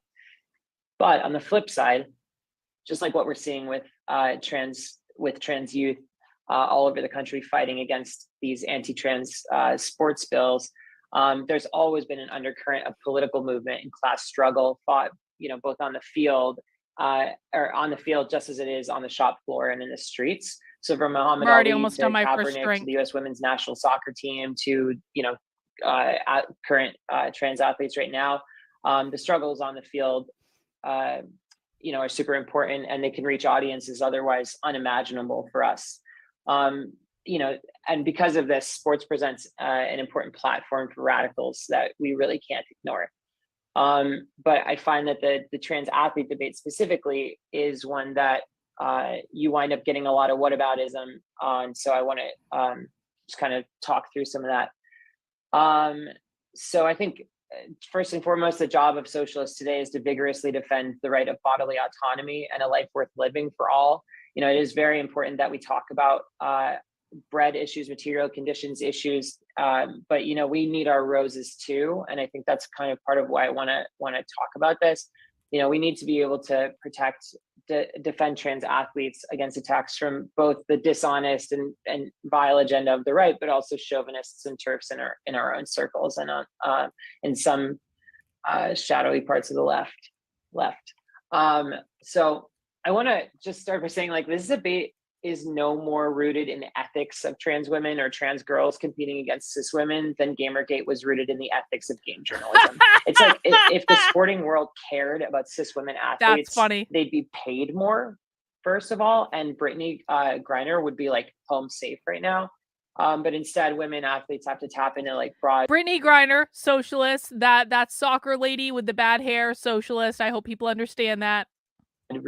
Broad-reaching legal frameworks like Title IX or the Equal Protections Clause to guarantee that we can play sports at all. And as socialist feminists, we also have an added stake in this struggle because it's not just trans women, but all women who are negatively affected by this debate.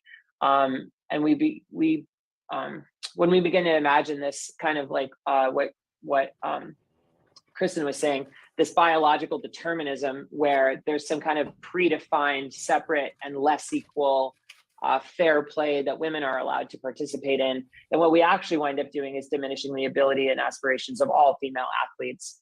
And what opponents are saying when they're calling for trans women being banned with all of their academic or moralistic language is that cis women are incapable of achieving the kind of greatness that cis men can. And campaigning against trans women based on whatever constellation of biology seems to move the goalposts enough that day allows transphobes to either purposefully or accidentally create kind of what I call a sort of a grass ceiling, like a turf ceiling, beyond which cis women are not allowed to have bodies that would make them capable of. Hang on. First of all, I just poured what Bot is calling the butt beer, which is a strawberry blonde. It might not be pink, but it is a strawberry blonde from Pipe Dream Brewery Company in New Hampshire. And we're going to see how that is. But cheesecake is gross. We have socialism bingo. Where were you earlier when I did socialism bingo? Hang on. I'll get you a socialist bingo card. If you have not yet started your socialism bingo card, here is your socialism bingo card. That is available for you. I don't know how many people are watching on Rumble right now, but I'll pop the socialist bingo card in the link over there as well. Got a lot of conservatives on Rumble thinking I'm a socialist for some reason because they don't actually listen to things. But there's your socialism bingo card, guys. We do this every Saturday. We always have bingo. Performing at whatever level that may be. So as socialist feminists, we assume there's no limit to female greatness, and that's kind of a grandiose way of saying something like that. But we don't believe in biological determinism. We don't believe that our bodies are incapable of doing whatever we ask them to do.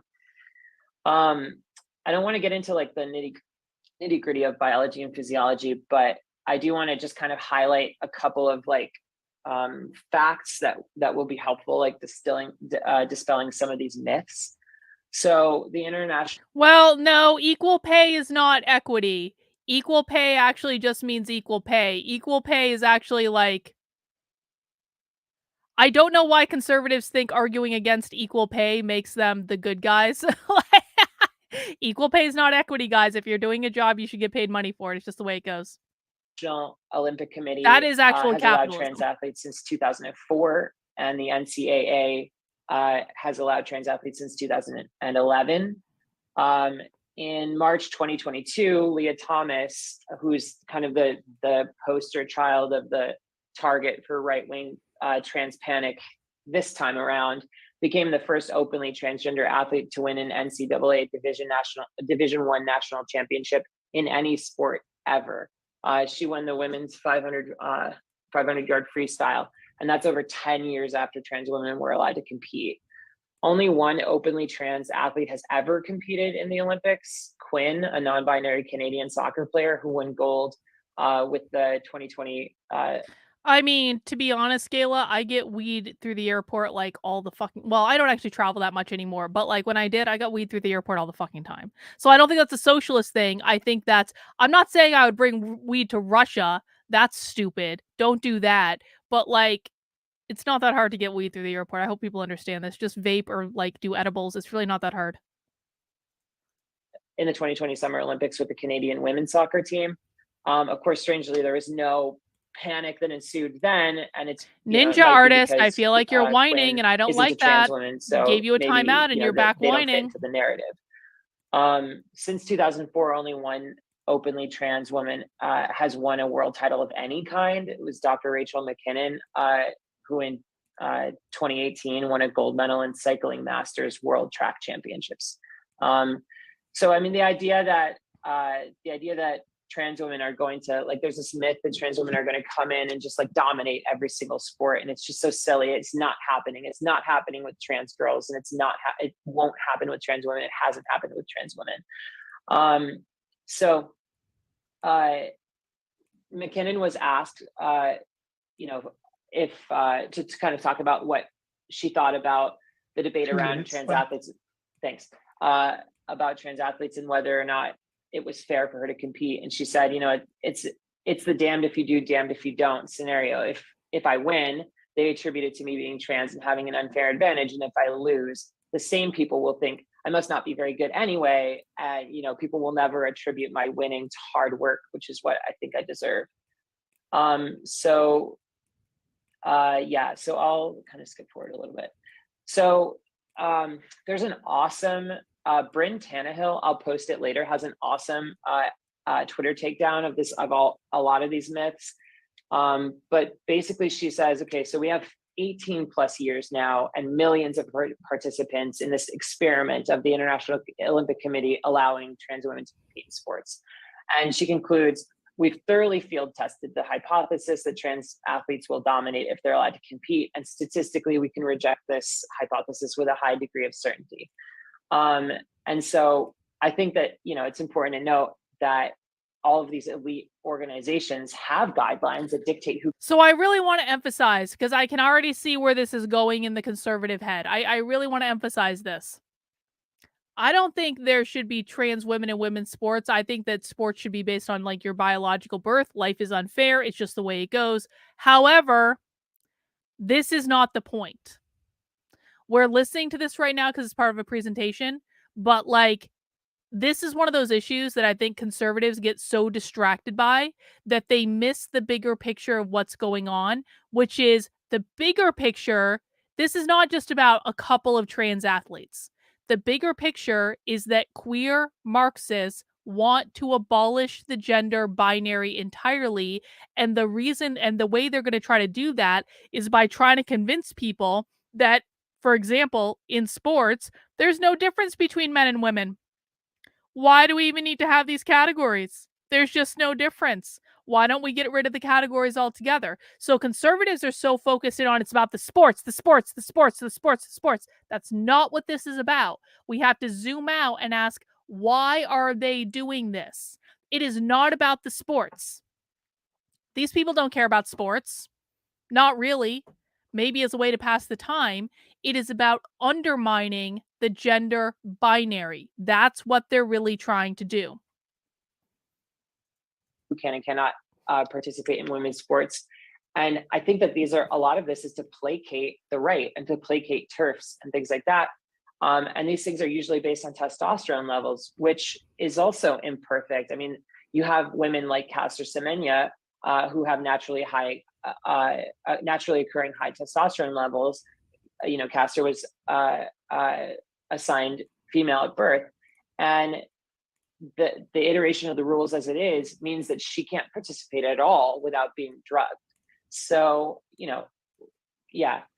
So I kind of want to talk just a little bit about, just to wrap up, what makes trans and intersex athletes such good targets specifically.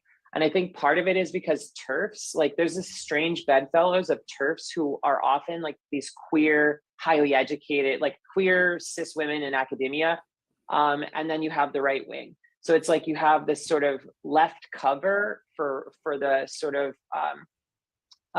wolf in sheep's clothing of the right, who feel that they have this cudgel of defending the oppressed, because the TERF argument is that trans women oppress cis women. So despite the right's decades-long campaign to destroy the quality of life of gay and lesbian Americans, TERFs and certain brands of socialists continue to help them with their agenda when it comes specifically to trans athletes and to trans people more broadly. So there's a couple, there's three kind of parts to how I think we should respond to these questions. First and foremost, trans people are who they say they are. They should compete where they feel most comfortable. I mean, the stakes are so low with competing. No one is going through the pain and suffering of living in a trans body in America today just to stand on a platform and get a shiny disc and say, oh yeah, I'm better than all those other people. No one's doing that. So let's not replace the speculative harm of trans women winning everything against cis women with the actual harm of banning trans athletes. And harm reduction is, my second point is kind of all what this is all about. 82% of trans individuals have considered killing themselves and 40% have attempted suicide. But these numbers go down significantly, especially for trans children, when they have loving and supporting communities. So we may not know their stories, but there are definitely trans athletes whose lives have been saved by safe and welcoming supporting communities. And we need significantly more of that, not less. And lastly, I think it's important to remind people of the scale here. So the New York Times recently reported Utah's ban on trans student athletes.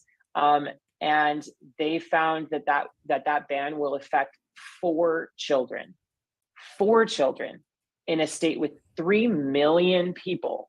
4 children, so then why only do you one care? of whom identifies as a trans girl. So then why do you Imagine care? that your life could be forever harmed by a group of adult bullies, for lack of a better word, who you can't even vote out of office because you're a literal child. Imagine a legislative body in a state of 3 million people deciding the fate of a single child, judge, jury, and executioner. I mean, when we talk about these bills and politics, we have to remind folks that we're talking about, our comrades, people that we're having quiet conversations with, that there are faces behind all of this. And that, that really sums it up for me. Trans athletes deserve a life worth living, and that includes open access to the joy of sports. That's it. Thanks. Awesome. Thanks you so much, Isabel. I'm seeing all these cool fire and heart emojis in the chat. I would do the same thing, but I don't know how to do that. So, Robert, what you need to wrap your head around is that they don't want your mother or your father to exist because they want to get rid of men and women entirely. The definition of what is a woman, this is a conservative own, that conservatives think they're really getting one over on the lefties when they say this, but they're not, because lefties don't want women to exist. They don't want men to exist. They want everyone to be non-binary. It's not an own, bro. It's really not. Giving it a virtual thumbs up. Awesome. So to wrap us up, we're going to have Eric. And then after Eric speaks, we're going to open it up for a collective political discussion with everyone from the audience, and I'll explain how that's going to work. So go ahead, Eric. Thank you. Wow. First, I just want to say thank you to Ash and to Kristen for really the critical work that they're doing on the ground. Trans or not trans? Thank you to Isabel for your writing and your advocacy I think on behalf trans. of trans athletes.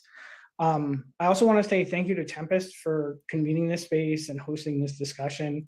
I imagine it goes without saying to folks who are on this phone call, but it is critical that the left engage in identity-based struggles, as these are not separate from our understanding of political economy.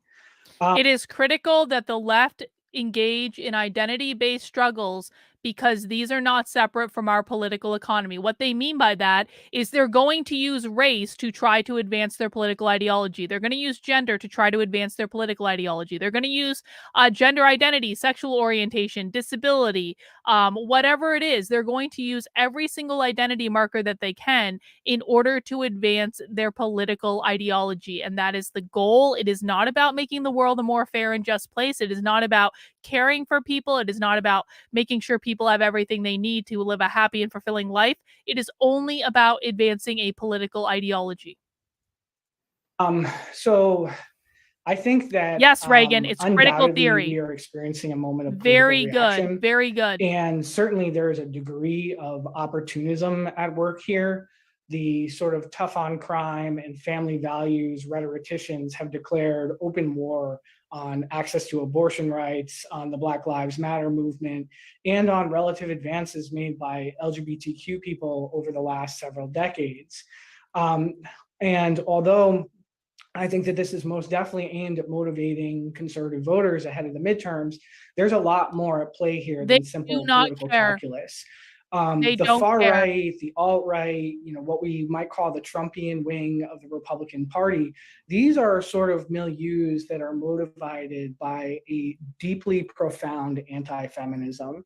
And what I want to try to do in the brief time that I have here is to unpack some of that anti-feminism, but also point to why I think it's important that the left really take understanding it seriously, because understanding this anti-feminism will inform the ways in which we respond to the backlash. So to members of the alt-right, and when I say alt-right, I'm going to use that term throughout my remarks to mean both what we might traditionally consider the alt-right, but also the far right and the Trumpian wing of the Republican Party, just sort of like a general white supremacist milieu. But everyone on the right, the sort of disintegration of gender roles is one of the primary causes of Western degeneration. We can consider this grouping as sort of a grouping of Western chauvinists who see the West as in decline. And if the sort of erosion of gender roles is the primary cause of this decline, or one of the primary causes of this congratulations decline, the antidote then is that's awesome. This gender discipline that is underwritten by. Hang on, I got a super chat coming in, but that's really great news, Luke. Good job on that. Rottweiler said, the thing is, Walsh's what is a woman, for all the memes it generates, is a gotcha question, is inconsequential. These people are for surrogacy. They couldn't care less if you can and can't answer. This is exactly right. It really is, guys. I know that the right thought that they had a big victory with what is a woman and oh my God, we owned the libs again. But the fact of the matter is the left, the real left, doesn't care what the answer to the question is because they don't think women should exist. They don't think men should exist. They don't think gender should exist. And the fact that Matt Walsh has such a cursory level understanding of what this ideology is that he claims to be fighting, he's leading the fight against these people. He doesn't even understand these people. Matt Walsh does not understand these people. Charlie Kirk does not understand these people. Jack Posobiec does not understand these people. I cannot think of one conservative influencer apart from James Lindsay who is not a conservative, but he influences conservatives. There's basically like no one who actually understands these people. That's scary. That means that if you don't, and this is part of the reason we do Socialism Saturday, guys, because if you don't understand your enemy, you will never beat them. The right is getting their ass kicked up and down the playing field by these people who they demean as mentally ill, who they dismiss all the time, who they go, what is a woman, bro? Like, they're getting their ass kicked up and down the playing field by these people because they don't understand them. They don't understand what the ideology is. They don't understand what they want. They don't understand what they're working towards. They ignore everyone who tries to tell them. That's why they're losing. If you do not understand your enemy, then there is no way in this universe that you can ever defeat them. an extreme adherence to biological essentialism. So interestingly, like the left, the alt-right very much identifies neoliberalism as something that is antithetical to social well-being. Family precarity is something that is the result of the same intentional set of neoliberal policies that the left would identify. However, the alt-right takes it a step further and identifies a sort of lapse in traditional values as something that is emanating from neoliberal logics. And I think that there are kind of any number of pieces of evidence that we can point to, but I think that sort of the most relevant for our particular moment is we can look at Governor Ron DeSantis is sparring with the Disney Corporation. And so folks, I'm sure, are familiar with that. Maybe about a month ago, there was a walkout at several Disney corporate locations throughout the US, where workers were protesting the Florida Don't Say Gay law, right? This is the law that prohibits Florida schools from any mention of non-cisgender or queer experiences. And so following the walkout, the Disney Corporation was forced to sort of make this tepid response in opposition. And the governor of Florida has used that as sort of like, has seen now Disney as their sparring partner.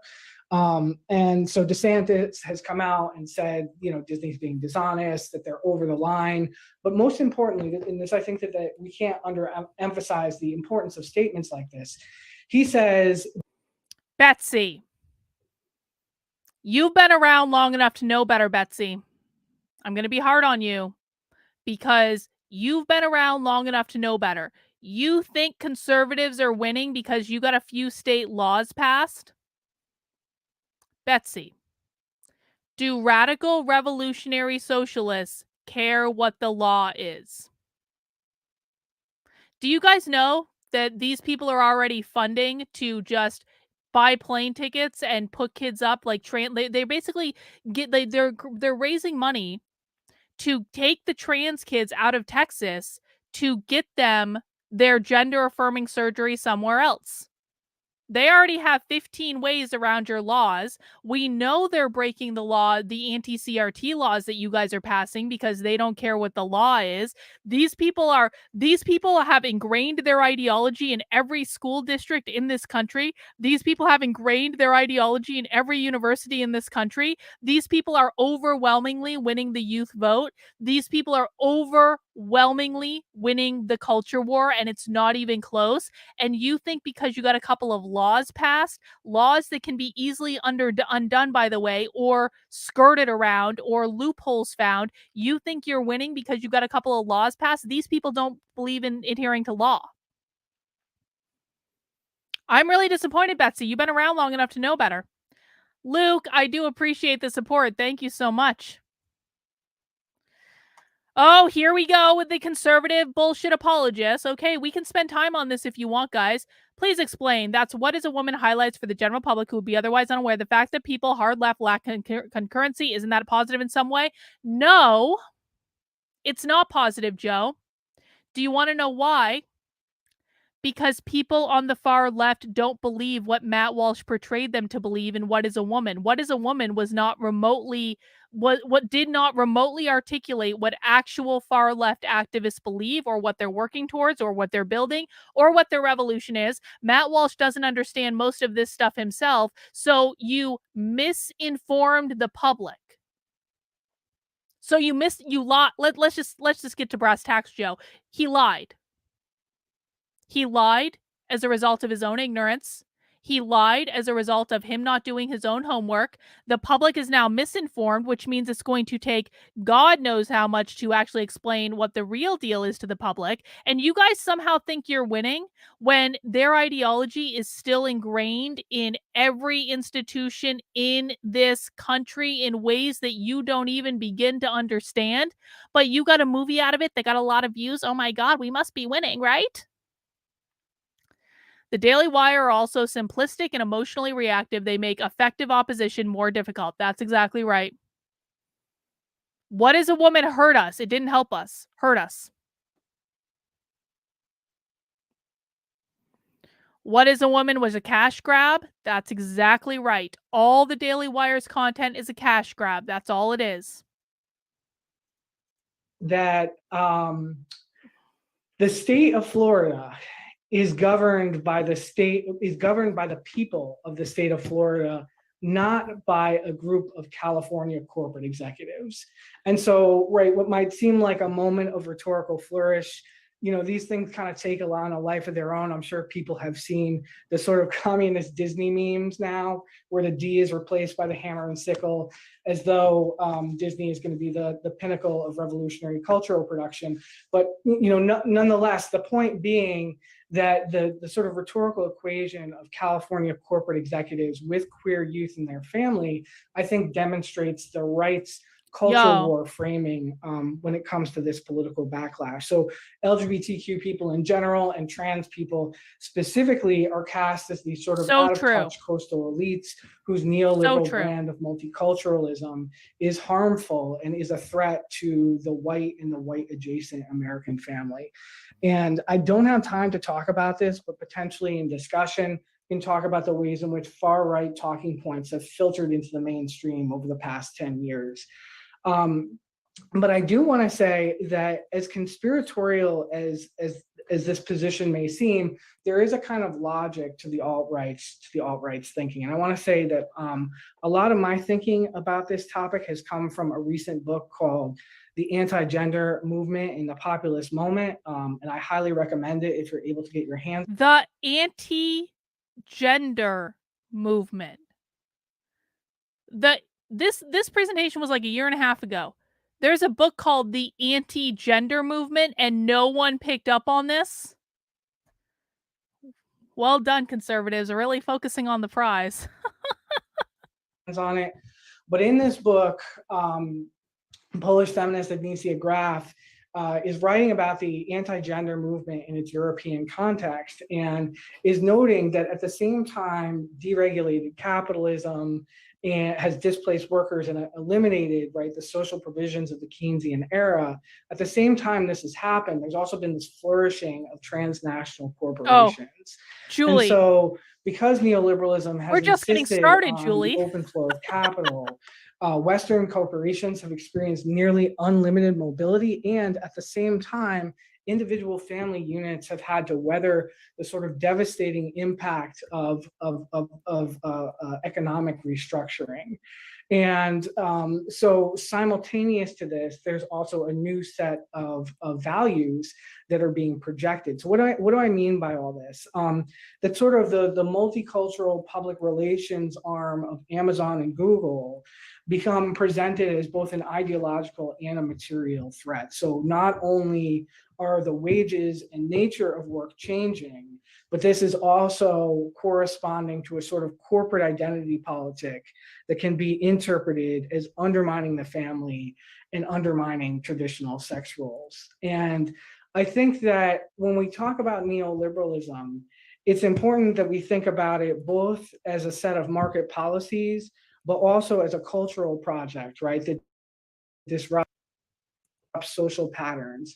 And so in this vein, the political right sees the reimposition of traditional gender roles as being an antidote to the alienation and the individualism of sort of neoliberalism gone off the rails. And so, when I share this, I'm not meaning to say that the Ron DeSantis's of the world or the Greg Abbotts of the world or even the Donald Trumps of the world for that matter, that they have broken with their neoliberal commitments. Rather, they've latched on to the alt-right's intellectual production or the alt-right's talking points in efforts to exploit it for their own ends. And so I think that it's important that, yes, the alt-right solution is reactionary through and through, but it is equally important that we acknowledge that its thinkers are accurately noting the neoliberal evisceration of state provisions and the way in which that has strained the family.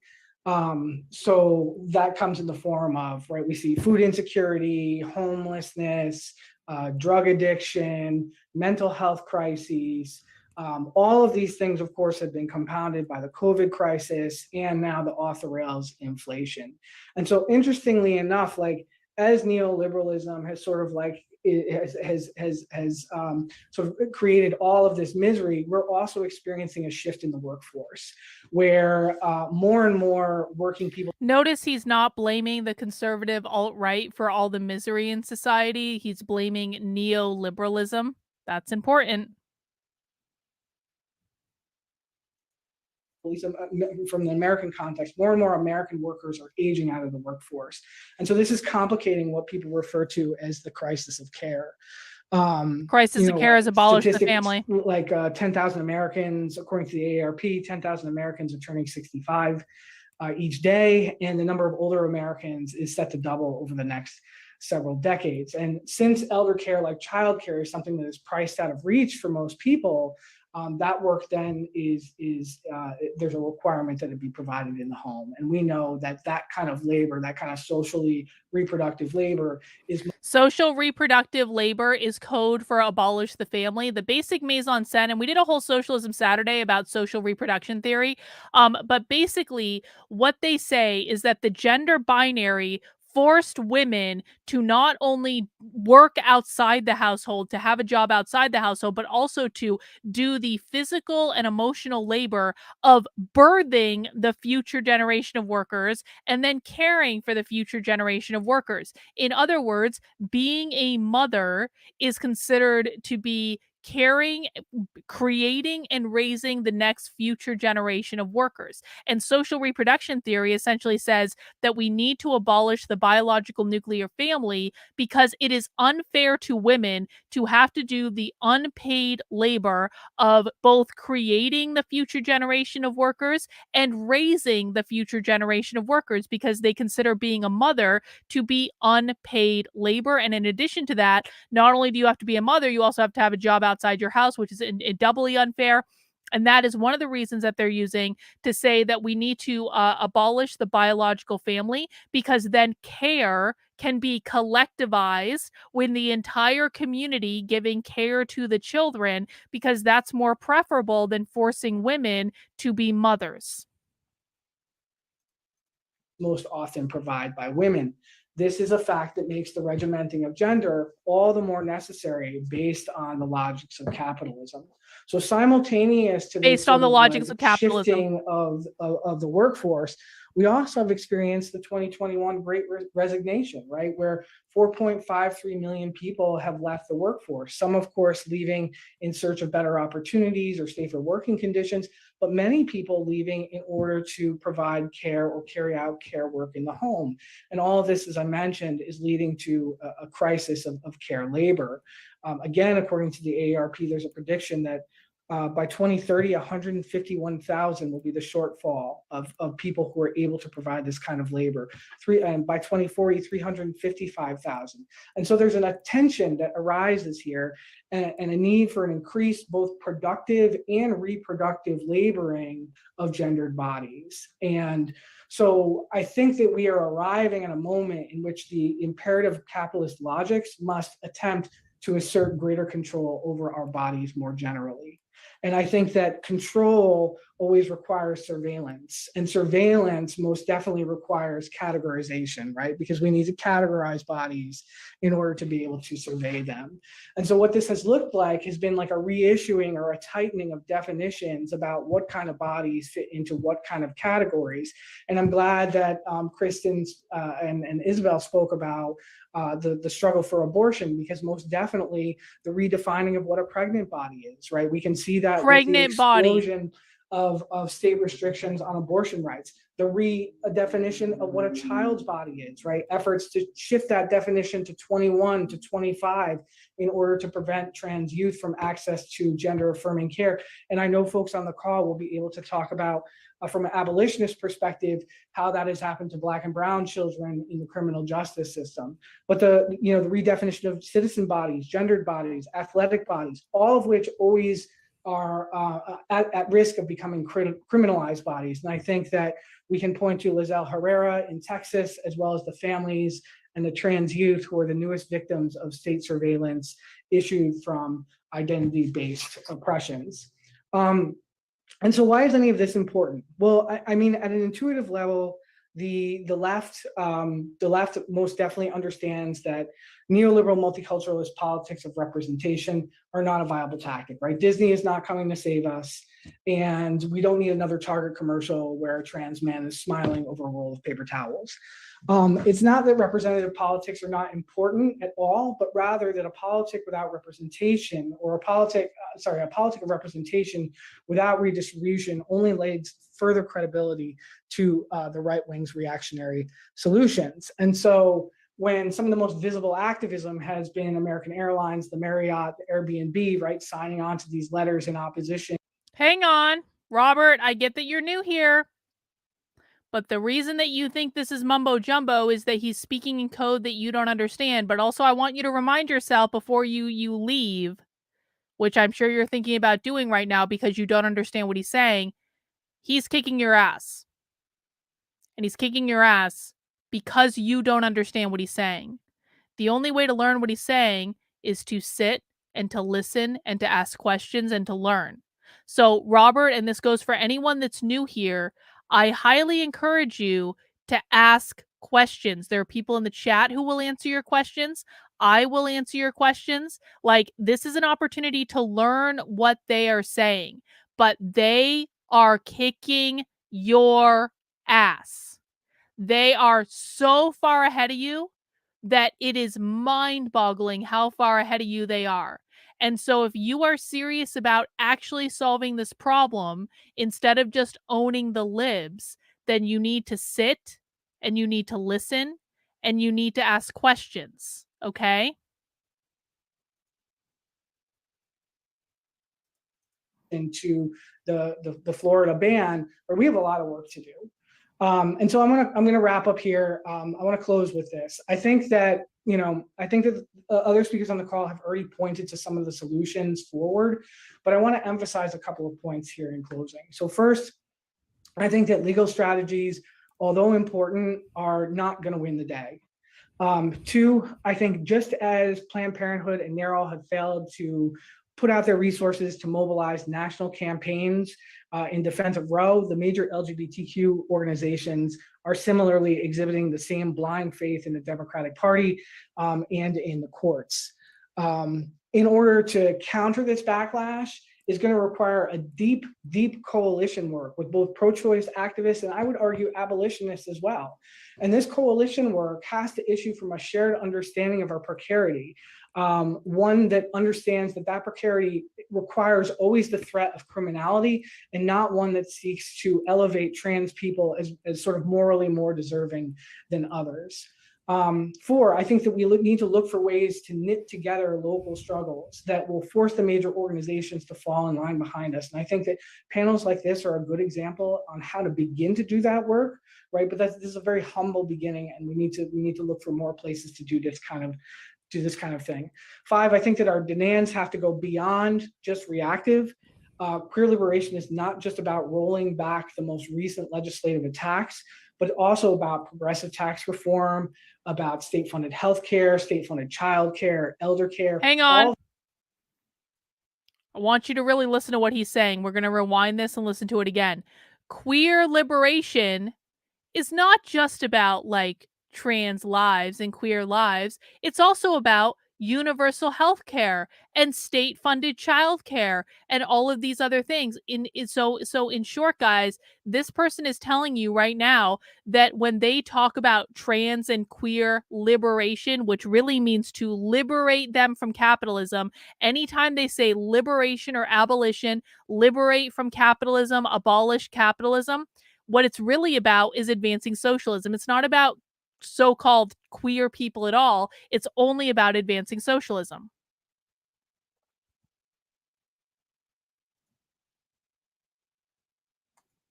Is the purpose of streams like this to discuss strategies with other organizers or to gain more followers? Probably both.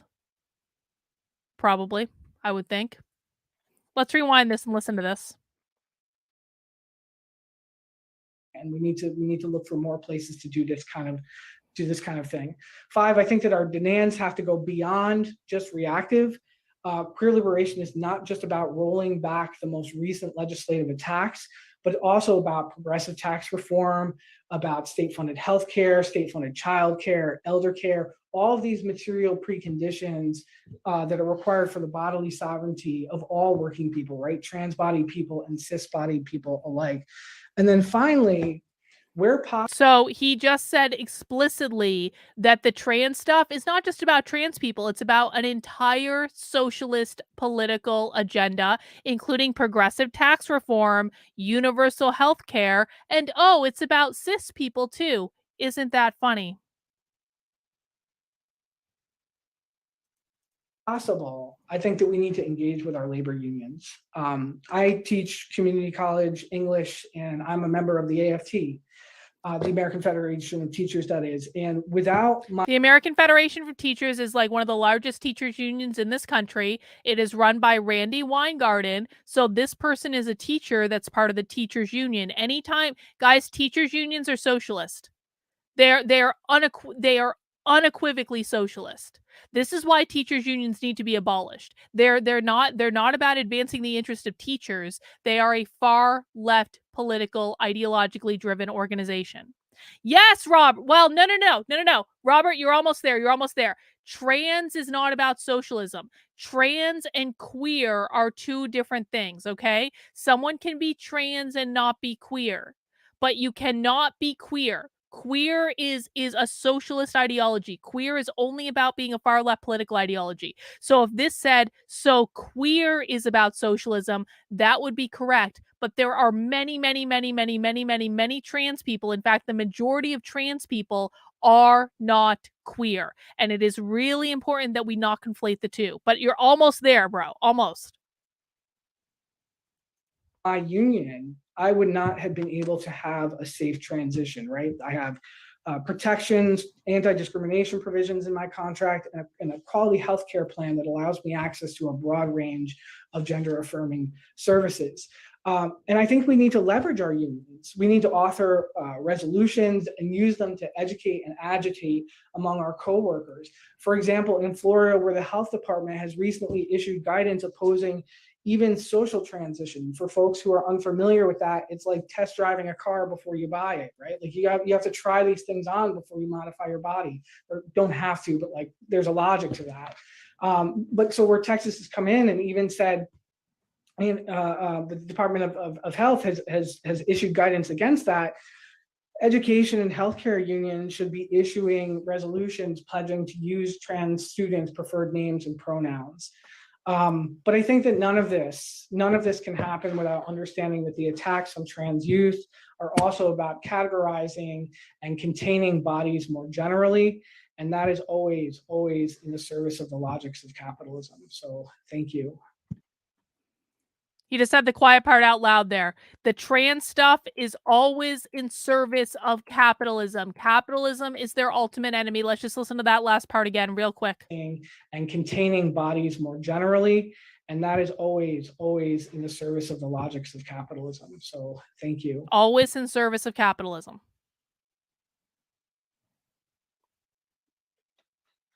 Awesome job, comrades. Okay. So. Oh, I guess we don't get to listen to the discussion. That's too bad, but that's okay because this is just the first one. We have two more to watch, guys. Now, that was the longest one that we wanted to get through, but there are two more presentations that we're going to watch tonight on our Revolutionary Socialist Marathon. We just watched Trans and Queer, and now we are moving on to Black. I'm a little annoyed they didn't let us see the discussion, if I'm honest about it, but that's all right. Don't worry, Sarah. I'm going to be making a lot of clips. Tonight. All right, guys, we're moving on to our second presentation from the Tempest Collective. Again, the Tempest Collective is a radical revolutionary socialist group. We're watching 3 presentations from them tonight. This one is a little bit shorter. Okay, this one was filmed in March of 2023, so it's a little bit newer than the one we just watched. It's also just a little bit shorter, and this one is going to be called Resisting the Backlash, the Fight to defend Black studies. And let me just read the description. And this has two people that we've seen before. This has Jesse Hagopian and Christian Godfrey. Jesse Hagopian is the socialist that I caught at the Socialism conference talking about fugitive pedagogy in schools in Florida. He is basically working with teachers in schools in Florida to break Ron DeSantis's anti-woke laws. He also talked about the fact that anti-racist education is key to building a socialist society. So we're going to see him again. Also, Kristen is a part of it. But let's read the description. Led by Florida Governor Ron DeSantis, the Republican Party has launched a reactionary attack on Black studies and discussions of race and racism in schools, colleges, and universities. The attack has led to book bans and curriculum restrictions around the country. But students, parents, librarians, and educators are not taking this lying down. We know Emily Drabinski wants libraries to be a site of socialist organizing. We know. And are opposed to this censorship. This event has been endorsed by the National Educators United. Oh, that's just great.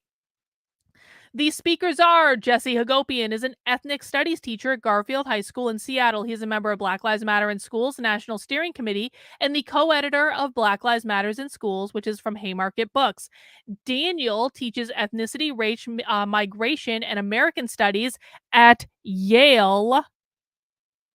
We've got Yale in the house tonight, folks, and is the author of A Wider Type of Freedom, How Struggles for Racial Justice Liberate Everyone. And lastly, we have Phil, who is a socialist and anti-racist activist who has worked in higher education for over 40 years. Oh, great. He is currently a faculty member and a member of the ATF, that's American Federation for Teachers, Local 243 in Madison College in Wisconsin. Phil is the co-editor of the independent socialist journal, New Politics, and a member of the Tempest Collective. Oh yeah, get your snacks, get your drinks. We're going all night tonight, folks. Let's get this party started. Please do make sure to mount that like button if you have not already. I appreciate it. Than pronouns, and I'm a member of the Tempest Collective. And thank you for coming to this event titled Resisting the Backlash, Defending Black Studies. And a very important conversation to have today when we're connecting with other struggles and fighting back. So yes, we'll have three excellent speakers today. Donna Murch cannot join us today, but we've got Phil Gasper, who will give an excellent talk, and shout out to Rutgers for all the work she's doing there and that the union is doing. Also, this event is live streamed today. And so in order to participate in the discussion after, you'll have to join on Zoom, just a heads up. So a little bit about Tempest. We aim to create a space for the left to come together and discuss and debate. Our goal is to put forward a revolutionary vision that is clear and understandable, that weighs in on strategic and tactical questions, offers concrete guidance as well as political theory, and presents a consistent set of working class politics from below. We're a membership-based organization with chapters in Chicago, LA, New York, and throughout the US. And you can learn more about us at tempestmag.org. National Revolutionary and we'd like to give a shout out to the Organization. National Educators United for supporting this event today. Hang on. So like I said, this conversation is going to be about— Hang on, Bill. No. Activist equals grifter. The fact that conservatives believe that being an activist is being a grifter is why the left is kicking your ass. The fact that you believe that being an activist is a bad thing is why you have one activist. The political right has one singular activist, and his name is Scott Presler. And Scott Presler works so hard for conservatives that last year, around the midterms, he ended up in the hospital because he doesn't have any help. He is one person trying to lift an entire political movement on his back to the point where he ended up in the hospital. If conservatives would stop shitting on activists, then it is possible that they might actually win an election. If conservatives would stop shitting on activists, maybe, just maybe, they would have some shot in hell of winning in 2024. If conservatives would stop shitting on activists, perhaps the socialists, who conservatives all believe are mentally ill, would not be kicking their asses up and down the playing field. Stop shitting on activists. These people are doing more than you can ever dare dream, and that's why they're winning. The attacks on Black and ethnic studies. Yeah, when I went to undergrad in Tucson, Arizona, in Tucson, they actually successfully fought to get rid of ethnic studies by evil Jeff Shapiro, right?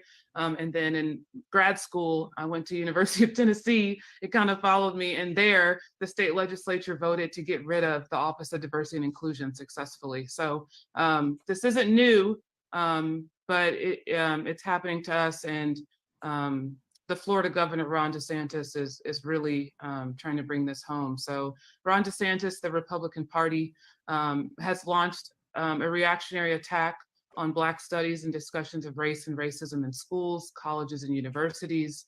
This attack has led to book bans and curriculum restrictions around the country, not just Florida. But students, parents, librarians, educators, activists, organizers are not taking this lying down and are organizing to oppose this censorship. This discussion will examine the reasons for the backlash against Black studies and how we can defeat it.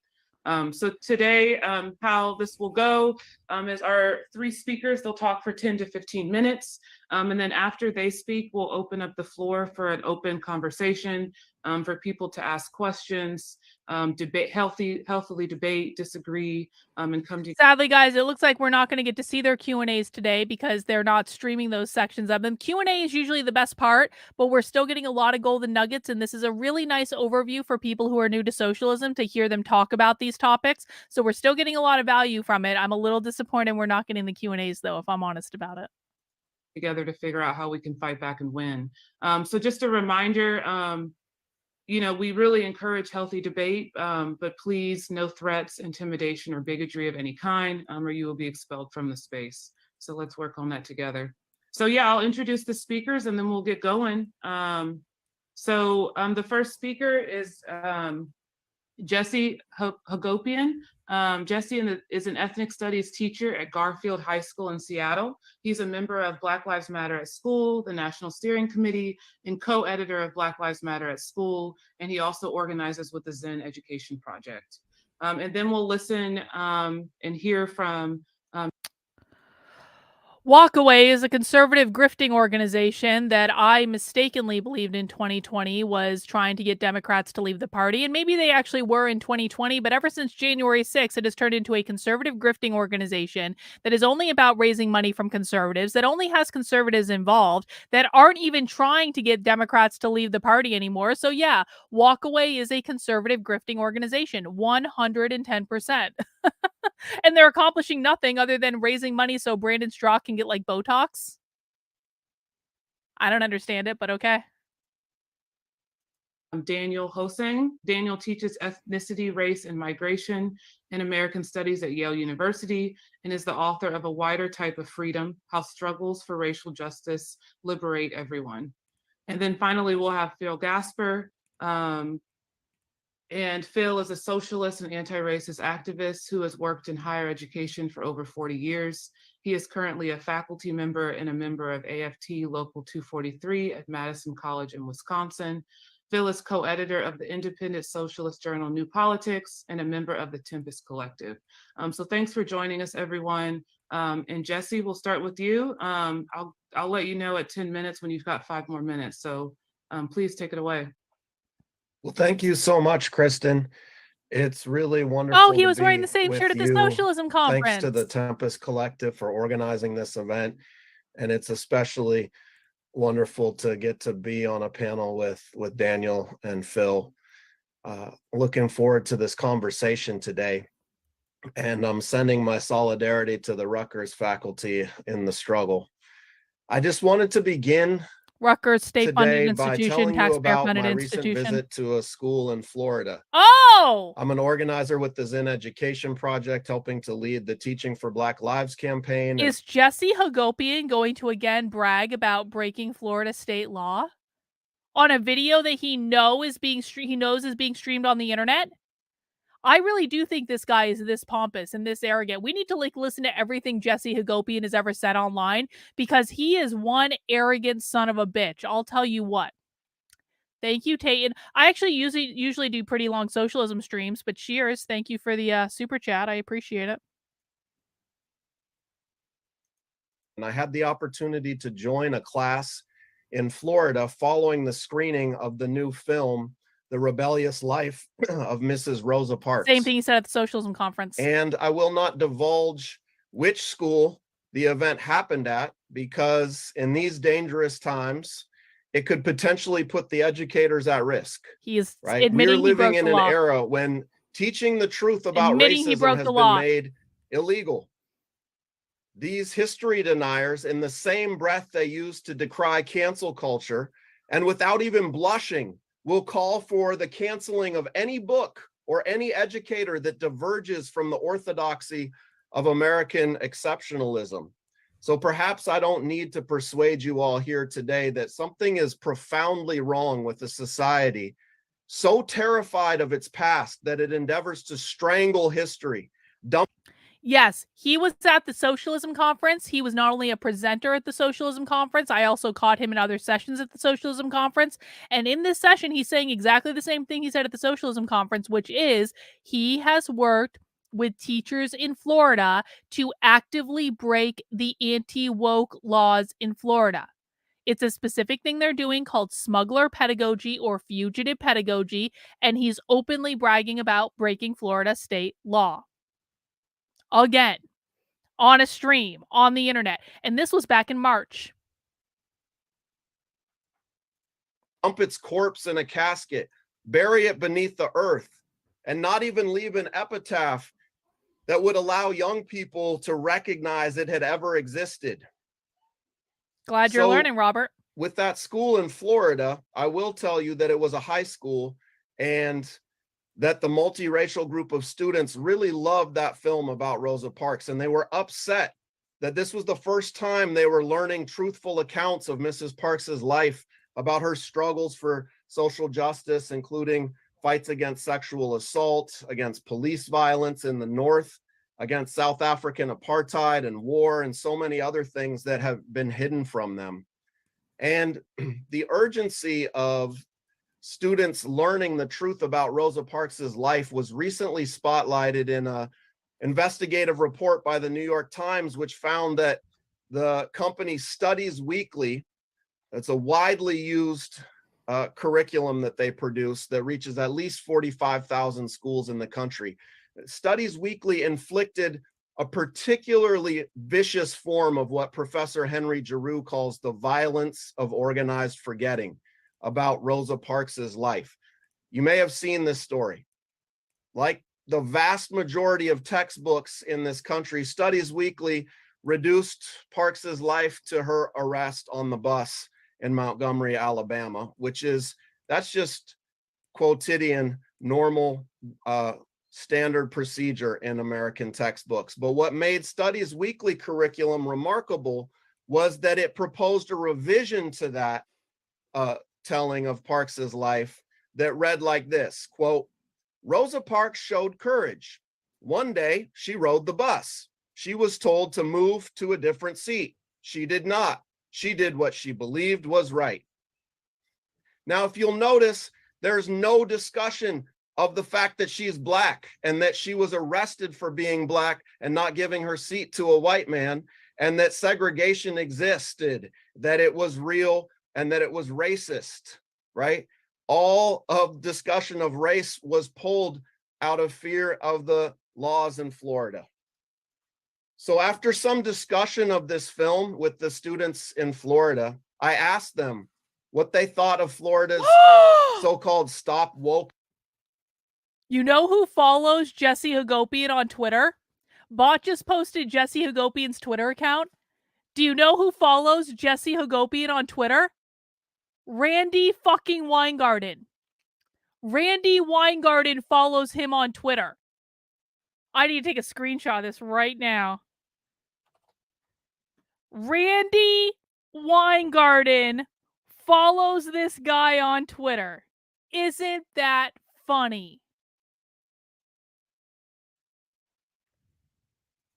Act, right? The bill that restricts the way public schools can teach about racism in an effort to ensure that white people don't experience feelings of discomfort. And one of the students quickly raised her hand, and when I called on her, she made it plain. She said, "It's wrong to erase Black history. It's part of American history," right?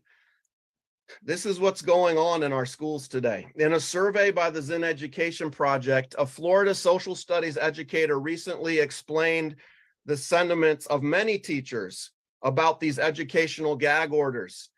She said this, quote, "It is creating a chilling effect on education. We continue to teach." For those who don't know who Randi Weingarten is, Randi Weingarten is the head of the American Federation of Teachers. She is the head of the National Teachers Union. She works regularly with the Biden administration to advise Biden on educational policy and all sorts of other stuff. She did a lot of stump speeches for the Democrats during the election. She is a very powerful leader of one of the most powerful teachers unions in the country. The truth, but with much less certainty what the consequences will be for doing so. Another teacher reported to the Zen Education Project, quote, "I'm terrified to say anything about enslavement." Yes, Bob, please DM me that. "Because it might make students uncomfortable. I also can't recommend any books because a parent might not like it and I could be charged with a felony." And that's not hyperbole. So listen to what he's saying right now. He is saying that in class, around students, teachers are saying, I can't teach you real history about race because I might get arrested, and I can't assign books for you to read because I might get arrested, and the evil Republicans have outlawed everything, and I can't teach you real history. Now, when socialists say real history or truthful history, what they really mean is history with a far left political bias. That's the only thing that they consider to be real history or truthful history. But what I want you to notice is teachers in Florida are triangulating the state of Florida against their students. They're using this to get their students. Students don't need to know this, guys. Students don't need to know this at all. What students need to know is to be taught how to read, write, and do math. But teachers, because teachers are pissed off that they can't use their classroom to advance their socialist ideology, are whining and complaining to their students, and they're doing so to radicalize students into a far left political ideology. That's why they're doing it. Project, quote, "I'm terrified to say anything about enslavement because it might make students uncomfortable. I also can't recommend any books because a parent might not like it and I could be charged with a felony." And that's not hyperbole. Florida passed a law that says that teachers who are caught with the wrong books in their classroom, books about issues of race and gender or sexuality, are risking up to 5 years in prison and a $5,000 fine, which carries with it a third-degree felony. Florida is one of 18 states that has passed laws to mandate that educators lie to students about structural racism and sexism and heterosexism. And many local school districts across the country, the North and the South, blue states and red states, have passed similar laws. You know, and in addition, Florida Governor Ron DeSantis signed the Don't Say Gay bill, making Florida one of at least 6 states that censor discussions of LGBTQ people and issues. And in addition to banning books, Florida, as you probably know, banned the College Board's newly created AP African American Studies class.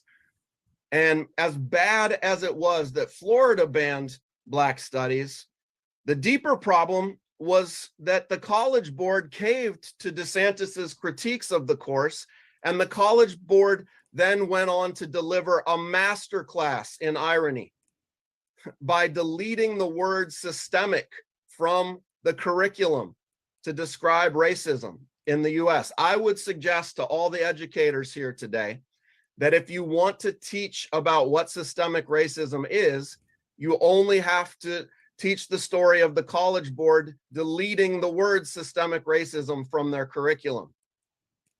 Professor Joshua Myers from Howard, who had helped develop the original AP curriculum that had systemic racism in it, he said this, quote, "This was pure cowardice, and it shows how far liberals will go to confront the creeping fascism in this country, and that's not very far at all." Florida's attack on both Black and queer studies and the College Board's capitulation is certainly reprehensible, but it's nothing new. This is an old playbook. During the 1940s and 50s, educators became one of the primary targets of the Second Red Scare, an era characterized He like repeats by the the this is attacks exactly led what he by said at the Senator Socialism Joseph Conference. McCarthy He's repeating the and same talking others points. on anyone who they wanted to discredit by labeling them communists. And during this time, literally thousands of leftist professors. Yes. This is what I talked about on Sunny's radio show today. I was on Sunny Johnson's radio show on Sirius, and I was really appreciative that she had me on because she's a smart cookie, man. She is smart. She gave me ideas to think about that I hadn't thought about it from that perspective, and so I really appreciate it. One of the things that she said is that systemic racism is lack of access to capitalism, where her perspective is that the left for decades and decades and decades and decades and decades has actually been acting out systemic racism by trying to deny the Black community access to capitalism. I agree. And K-12 educators were dismissed from schools around the country under suspicion of being a communist. 400 teachers in K-12 schools in New York City alone were fired. There was a vicious witch hunt in Florida during this time as well. And the Red Scare was accompanied by the Lavender Scare, which is far less taught and understood. But the Lavender Scare was the repression of LGBTQ plus people and their mass firings from government service. In 1956, Florida officials created the Johns Committee, which led a homophobic crusade against queer school teachers that resulted in their interrogations, firings, and even the revocation of their teaching certificates, so that by April of 1963, the committee had revoked the licenses of 71 teachers and had identified another 100 suspects in the school district. And just as the Red Scare and the Lavender Scare were used to purge teachers, then the attacks on what history deniers today have labeled critical race theory and gender ideology are being used to fire educators and exclude any discussion about racism, sexism, transphobia. It's not true, but okay. This is how they sell their The Washington ideas. Post has already identified at least 160 educators who have been fired or pushed out because of their teaching about race or LGBTQ plus issues. Smallest and the number violin is playing just for surely you, far Jesse. higher than that. So this is the dire situation that we're in today and the real struggle. But I am heartened by courageous educators who are defying these unjust laws. Jerry Schaefer is a middle school teacher who teaches social studies in Florida. Really? And she signed the Zen Education Project's pledge to teach the truth. And she wrote this when she signed the pledge. She said, quote, "I'm willing to die on this hill. I cannot meet benchmarks for U.S. history Has she been or fired civics yet? if we Please remove let all her have been discussion fired. about racial bias as the new legislation is worded in Florida. How can I teach the Civil War, emancipation, or the 13th, 14th, 15th Amendments without discussing racial motivations? right? And I would suggest to you all that the rhetorical question posed by Schaefer has such an obvious answer that it's ridiculous that she even has to ask it. Yet by posing these questions, I think she's really exposed an acute contradiction of this nation that professes to be the freest nation on earth and yet makes the study of history verboten. This is a contradiction the elites fear students will investigate in school, which could lead them to imagining more robust definitions of freedom and to upsetting the current imbalance of power in our society. Oh, there I it just is. want to highlight. There it is. Jesse Hagopian specifically. I have Jesse Hagopian recorded saying that the purpose of pushing anti-racist education into schools is to create a socialist world.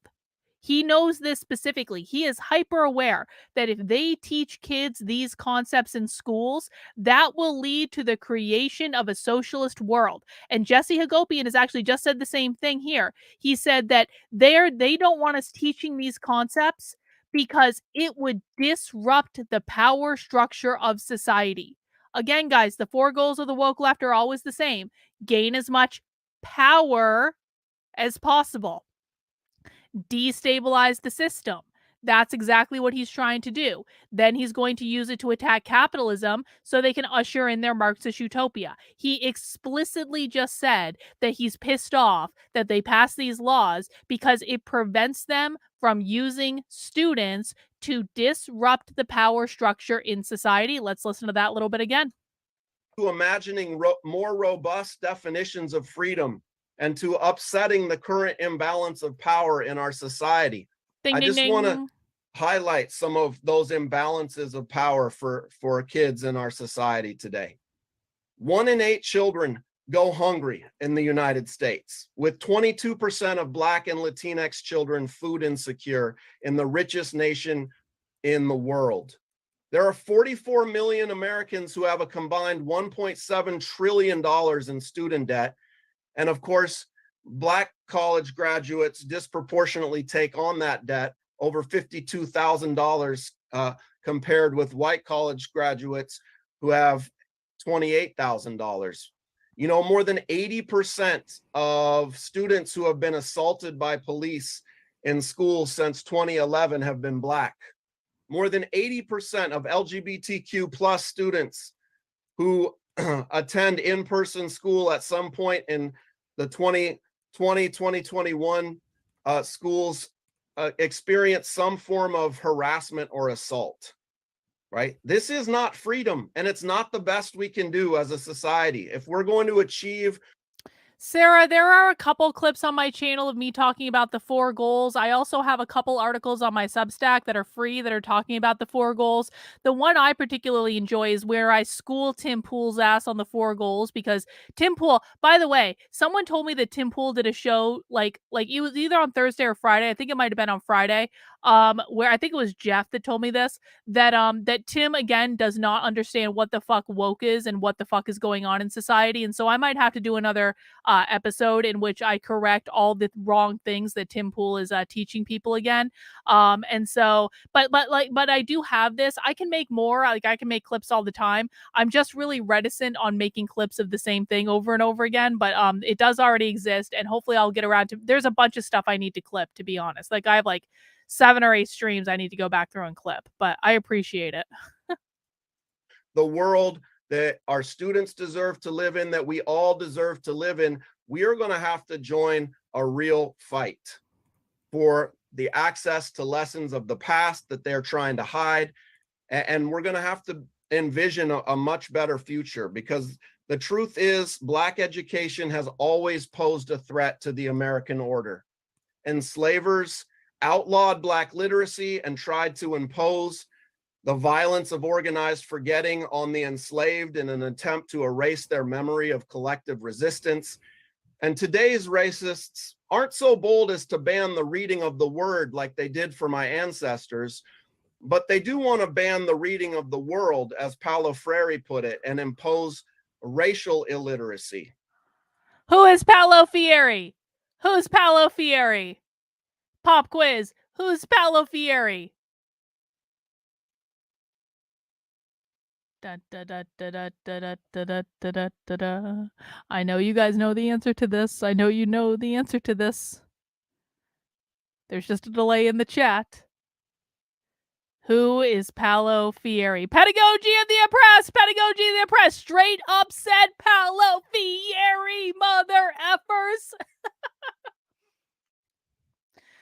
Paolo Fieri wrote a book called The Pedagogy of the Oppressed. This is something that James Lindsay cites heavily in his book, The Marxification of Education, which has basically been ingrained in every school district around the country, which basically means that children should be leading the curriculum in schools and that we should be learning from the children, etc., etc., etc., etc., etc.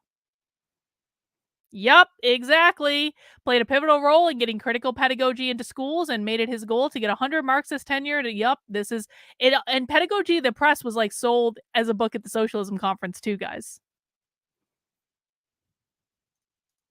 So I just want to end by saying that we are in a moment in history when we must decide if we will allow a few billionaires and their proxy politicians to return us to the paranoia and oppression of the Red Scare and the Lavender Scare, or if we're going to fight back, if we're going to organize demonstrations, walkouts, strikes, and declare we refuse to go along. Listen, I'm going to say this. I'm going to make a prediction.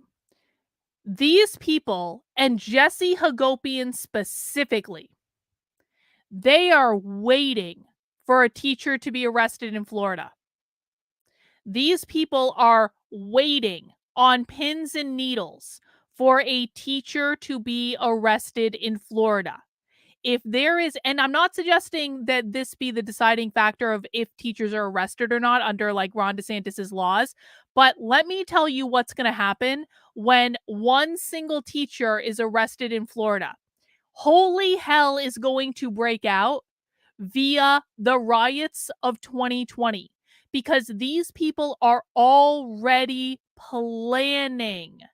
When one teacher gets arrested in Florida, there's going to be protests, and they're literally planning on flying people in from out of state to make sure that there is civil unrest if one teacher gets arrested in Florida.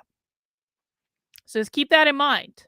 It's going to happen, and they're going to try to make it happen in 2024. They're going to try to make it happen before the election. Mark my words.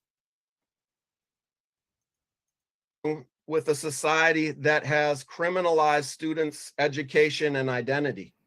So on June 10th, this year, 2023, it's been declared a National Day of Action to Teach Truth. It's being co-organized by the Zinn Education Project, they had a whole Black day Lives about Matter this? at School, and the Holy African shit. American Policy Forum. So it's an opportunity for everybody to get involved in the struggle. And I'll just end with the words of Audre Lorde, the self-described Black lesbian, feminist, socialist, mother, warrior poet. And she said, quote, "Learning does not happen in some detached way of dealing with a text alone, but from becoming so involved in the process that you can see how it might illuminate your life, and then how you can share that illumination." So I hope you all will join us in the struggle to legalize Black history and to take queer studies out of the closet. Thank you. Wow, thank you so much. That was great. Thanks for connecting that to the Thanks, Bob. Lavender Scare. I think as we go into these trans liberation marches and protests that are taking place across the country, we need to make this connection and fight for Black studies when we're up there talking about getting rid of anti-trans bills. So thank you for that. So next up we have Daniel. Daniel, take it away. I'll send you a message that when you're at 10 minutes. Great. Okay. Thanks, Kristen. Hi, everyone. So good to Hi, be Daniel. here. He, him. Appreciative. Thanks, Jesse. Always. Remember, Daniel is a professor at Yale. So let's hear what Yale has to say. Like, the opportunity to be in conversation with you and learn from you. And I want to kind of build on some of the observations Jesse had especially about linking the attacks on Black studies coming from Florida and other places with, you know, a really important theme that Jesse Thanks, talked Suspicious about, Bird. which Have a is good one. longstanding liberal ambivalence about anti-racist education and the kind of transformative dimensions of Black studies, not the multicultural ones.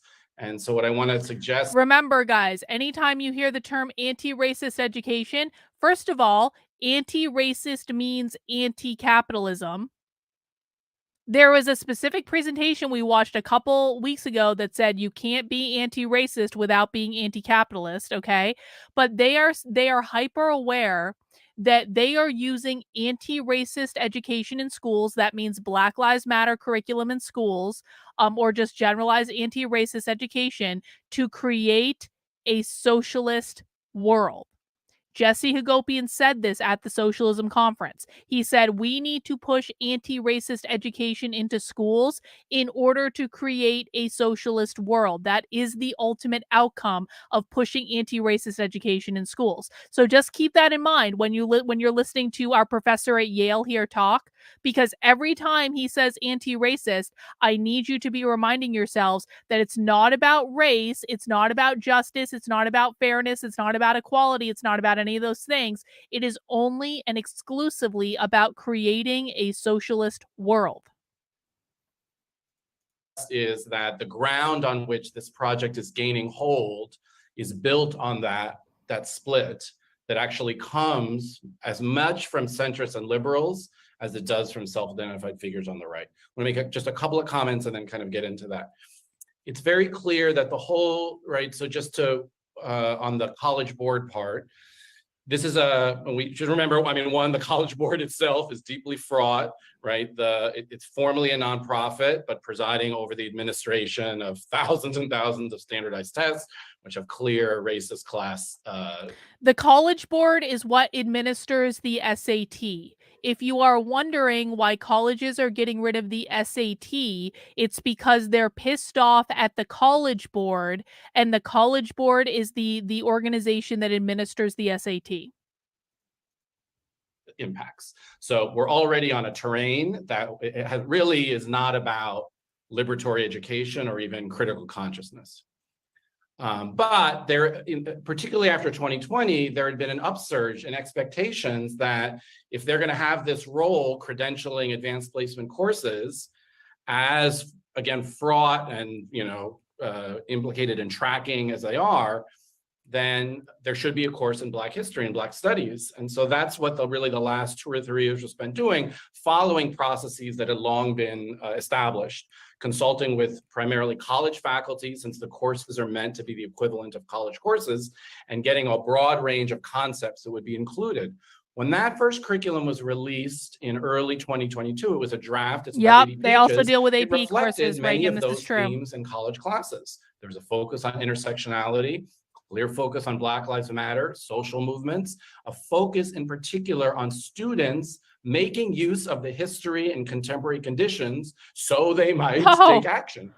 Oh, so Daniel here, our Yale professor, also wrote something with Kimberly Crenshaw. Who's Kimberly Crenshaw? Pop quiz for the chat. Does anyone remember who Kimberly Crenshaw is? That's not how you spell her last name. It's Crenshaw. That's okay, Bot. I'm not like picking on you or anything. Kimberly Crenshaw is the inventor of intersectionality. She worked with Derek Bell on critical race theory. She's as woke as they come. She also works with Jesse Hagopian, who is the first speaker that we just saw. So isn't it interesting that Kimberly is showing up again? Thank you for the super chat. There are levels. Marx, Derrida, Mao, Kendi are all macro grifters. Those indoctrinated in college courses like women's studies are emotionally damaged true believers, putting loyalty over morality. I think there is some truth to that ish. I think there is truth to this. I would be reticent to say this as a general rule, but I do think there is some truth to what you're saying, and I do appreciate the super chat. Thank you. Which would be a standard fare in almost any college Black studies class or ethnic studies class. What's when DeSantis's Department of Education then months after, kind of smelling a campaign opportunity, says there's no educational value here, part of what makes that even legible right? We've consulted with hundreds of college faculty, students have been involved, the Cosmin pilot, there's nothing here, has to do with a profound, deep-seated anti-Black racism that has long regarded Black knowledge production as not to be taken seriously. So what comes out of Reconstruction, what comes out of the fight against Jim Crow, what comes out of the fight to desegregate the New Deal is stuck in the past, it has nothing to do with broader questions of liberation, and particularly for non-Black people, the idea there's nothing of interest over there for you. That doesn't hold, right, against what Du Bois wrote about Reconstruction, that these were the greatest possibilities for multiracial democracy. This is just a course kind of stuck in the past. So I'm saying the very point that it's legible, like how after all that work is it producing something with no educational value, is rooted in that longstanding kind of hostility and indifference towards Black intellectual kind of knowledge production. That said, I don't think this works if it just comes off as a kind of Charlottesville, Richard Spencer, the kind of far right, we are protected. As a reminder, Richard Spencer endorsed and voted for Joe Biden. Richard Spencer didn't think that Donald Trump was racist enough for him, so he abandoned Donald Trump in 2020. And instead threw all of his support behind Joe Biden, endorsed Joe Biden, and voted for Joe Biden. The superior body of Western European thought as against Black thought. There's clearly millions of people who subscribe to that. But as a project that's trying to build something like majoritarian support, I don't think that framework works. It comes across as too nakedly bigoted, indifferent to individual rights, et cetera. So I want to suggest then that the move that DeSantis and many others made and other places is not just to altogether say we stand against any mention of Black history, the Black presence in US society, but to do what liberals do, which is to split it and say there is a good, acceptable version of this and acceptable subjects, and there's bad subjects. And if you see partly how the College Board went through, as Jesse said, on their own, really without the demands of the Florida DOE, it does that. So queerness is on the bad list. Black feminism, intersectionality is on the bad list. Social change, disruption, contestation is on the bad list. But a whole host of other things actually remain on the good list. The striving to overcome individual prejudice, wanting to contribute to the national greatness and exceptionalism, et cetera. They need those narratives. The right needs narratives of Black uplift and accomplishment as a way to kind of legitimate, a continued investment in this idea of both US exceptionalism, militarism, et cetera. He is actually saying that the conservative right is using Black people who've been successful in the world in order to reinforce capitalism. This is exactly what I talked about with Sunny Johnson on her show today. Sunny brought up the example of Jay-Z. Jay-Z, who has made like gajillions of dollars. Jay-Z, like one of the ultimate capitalists, used hip-hop and culture as a way to make truckloads of money. And the left hates Jay-Z. They hate him. Why do they hate Jay-Z? He's a hyper-successful Black man who used capitalism to benefit and enrich himself, and the left hates him for it. And this guy, Yale professor, not exactly like, not a privileged person when you're a Yale professor, by the way, is saying, you know what, people on the right, they only use Black people to tell stories that uplift individualism and meritocracy because they cannot stand. These people cannot stand when Black people engage in capitalism to enrich themselves, make truckloads of money, because it goes against everything that these people believe Black people should be doing. And they're trying to keep Black people away from capitalism. Sunny Johnson was absolutely right about this on her show today. And that is systemic racism. It is systemic racism when you shit on every single Black person who starts a business, runs a business, makes more money than you could ever dare dream of. You are trying to keep them away from capitalism, and that in and of itself is systemic racism. Emphasize, why say desegregation when they mean segregation? I didn't hear that emphasized, but I'll pay attention to it, and if I have an answer for it, I will give one at the time. But I didn't hear that. You might be right though. I just didn't hear it. Etc. So I just want to point out that they're actually deeply invested in a version of Black history that is quite commensurate with US national identity.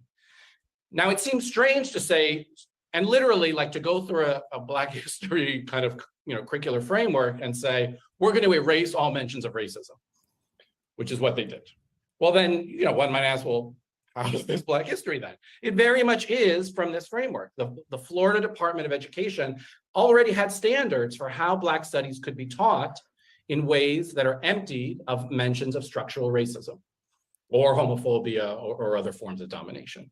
That see the sin of racism is because it's a fetter or a limit against people's individual agency. So I want to say that's partly what's at stake from my perspective as well, is not just the kind of elimination of it, but refiguring it as a story of only in, kind of the multicultural United States are these stories possible. The 1776 report, and remember, this was a report authored by conservative scholars at the request of in the kind of waning days of the Trump administration, ostensibly in response to the 1619 report, demonstrates these topics. That 1776 report has discussions not just of King, but of Rosa Parks, of Frederick Douglass. It's a multicultural history. And it's actually not just a kind of like Steve Bannon, Steve Miller superiority of the West. It really is very much like what you read in most US history textbooks, which is when there's a presence of Black people and other people of color, it's about both exclusion and incorporation. There's a kind of natural progression to it. So that goes just to the kind of third point, which is that all of this does build on how, over the last generation, these bodies of knowledge have been incorporated into US schools and the academies, not as fundamental critiques, right, that might animate broad social movements, but as an effort to simply fill in a chapter here or there. Oh, that's right, we should have included something on Tulsa. We're going to add chapter 19.5 to the 30 chapter, but every other chapter remains extant, right? Versus the initial, the long insurgent demands of Black. I was on Sunny Johnson's show today. She's on Sirius. I forget the specific channel she's on, but it's SONNIEJOHNSON, and she's fabulous. She really did give me so much to think about, honestly. Because I mean, she talked a lot about the Black community in relation to the socialism stuff and the coded language and how they perceive it, and it was a really fascinating conversation. And I I really do hope we have a chance to talk again, because it was really, really good. Studies, queer studies, and ethnic studies that said we want to lay claim to everything. We imagine reorganizing knowledge production in broad ways. That's what C.L.R. James, the radical scholar, writer, organizer, said. Black studies is a study of the West. It's the study of humanity. That it can't be bounded off into these kind of finite chapters. So the fact that DeSantis and others are saying you are now trading in an illicit form of Black studies that's unauthorized and has no interest builds on that split. The good version of it was meant to be the kind of wholesome contributions to the nation. And now these wild-eyed radicals are trying to do something else to it. And I want to say that's partly what I think allows it to claim a broader base than if it were just articulated in the language of kind of, strict cultural hierarchies. It wouldn't have the same traction. So I want to make two more quick points. There are a broad set of scholars in the field of Black studies who have signed off on what the College Board did, behind the same logic. We don't necessarily need critical race theory. We don't need these other bodies of theory in this course. It's a so-called foot in the door. It's important to get these sources out through. Wait, Daniel, so you're acknowledging that really all the College Board did was remove critical race theory from the AP curriculum? That's all they did? Huh, isn't that interesting? Primary documents. So that's something that I think we have to struggle with. How did it come to be that a kind of, again, generation after these programs got incorporated, have some of their champions effectively signed off, indeed, our field is not meant to be critical of broad ranges of power. We just want, you know, a kind of office. Powers, Marxism. Courses, so we too can kind of do what you're doing also. That's not just from DeSantis, that's coming from within, you know? What he's saying right now, what he's saying is this white, male, cisgendered Yale professor is pissed off that there are Black people in the world who don't believe in socialism and Marxism and don't think critical race theory is necessary. That's what this little rant is about. He is pissed off that there are Black people in the world that don't want to be socialist. That's systemic racism, Daniel. You are trying to deny Black people access to capitalism. Why do you hate Black people so much, Daniel? And so we need possibilities to be able to critique that. And I'll just, these last two things. In Connecticut, where I'm based now, we've worked for the last 3 years on the implementation of a newly required elective class in Black and Latino studies. You hear that accent without Tito? Students organized to demand, and what they wanted was a class on the history of race and racism. They were very clear, they don't just want famous firsts. The legislature, and this includes a lot of Black and Latino legislators, said, this is not, that's not what you're getting. You're going to get a multicultural course that's about representation, about, you know, seeing a wider range of kind of historical figures. And indeed, those supporters, they're all Democrats, said this is not a course about racism or anti-racism. So I think we have to get our kind of heads around that split about why it is that even the kind of liberals in the center are so quick to say this is to kind of also reproduce the division between acceptable bodies of— I just want to acknowledge there have been a couple people in the chat who said that they saw this icon for the first time and they thought I was a pro-socialism stream. Oh, no. But if you are new to Socialism Saturday, I just want to say welcome. We are about halfway through our marathon for today. We have another show that we're watching after this that's also from this same far-left revolutionary group. We're watching far-left revolutionary socialists today. These are not democratic socialists. These are not Democrats. These are not progressive. This is as far left as it comes. We do this every Saturday at 6 p.m. Eastern time. We watch the farthest of the far left, the most dystopian of the dystopian, and we learn what the far left is doing, because we learned a long time ago that these people are dictating the talking points of the Democratic Party. So this is your preview into whatever horrors are coming your way. And if you don't understand what socialists think, what they're trying to do, what they believe, this is one of your immersion courses to finding out what's really going on. These people are some of the most dangerous people in the country because they're the people that own the institutions. These are the people that are pushing critical race theory into schools. These are people that are pushing gender ideology into schools. These are people who are very literally trying to elicit a revolution against capitalism in this country. They do not hide it. They say the quiet part out loud all the time. And so we do Socialism Saturday as a way to watch these people, to learn what they're thinking, learn what they're doing, learn what they say to each other when they don't think people like us are watching. And so if you're new here, welcome. Pull up a chair, grab a drink. If you have questions, let us know in the chat. And do make sure you mount that like button and subscribe to the channel if you have not already. We do this every Saturday at 6 p.m. knowledge that are about inclusion, representation, affirmation, and ones that are viewed as queer, right? That are meant to be disruptive, undermining, challenge other kinds of propositions. And that divide has actually incorporated some people as well. The very last thing I'll say, just to, end as, Jesse suggested, is, people are in some ways resisting this everywhere. And, when you spend time with like teachers, as Jesse does, and others, you just see it all the time, right? Students have no interest in these kind of flat courses. They want the real stuff. They want a place where their own questions can be animated.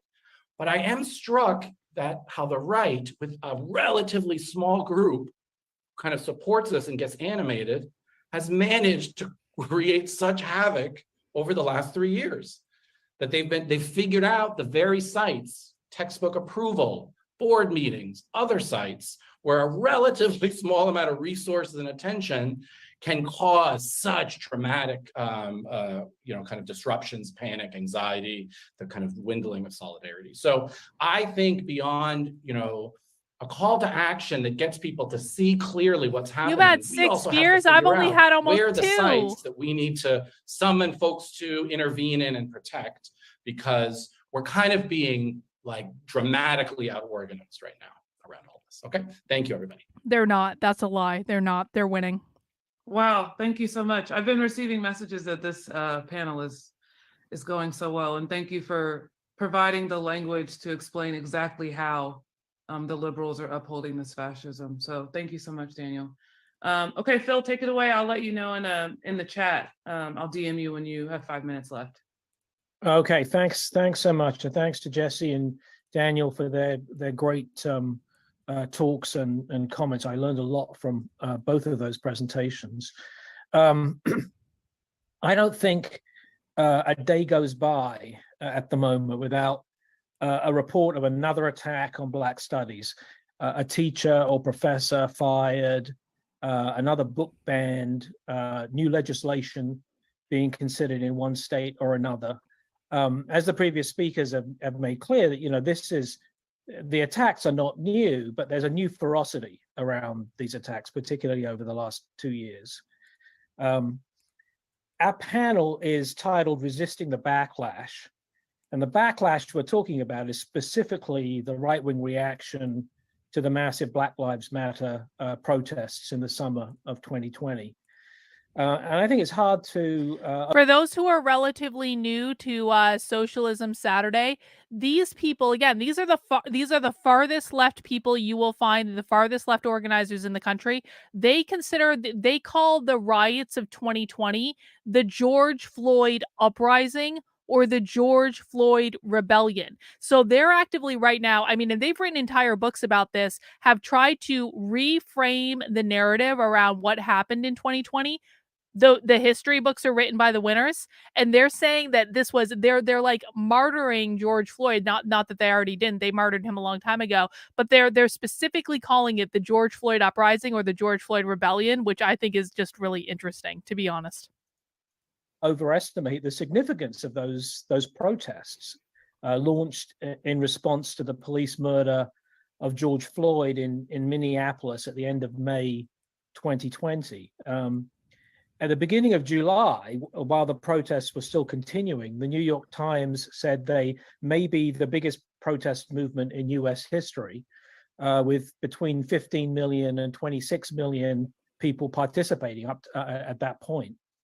There were hundreds of marches and rallies around the country, some in places where there'd never been protests before, many in places where there were very few African Americans. Young people, including high school students, played a leading role, particularly young women of color. And when a police precinct in Minneapolis was burnt down at the beginning of June, polls actually showed that a majority of the US population thought that was justified. Seeing which way the wind was blowing, we had statements from major corporations opposing racism and police violence. Campus administrations did the same and promised far-reaching structural changes.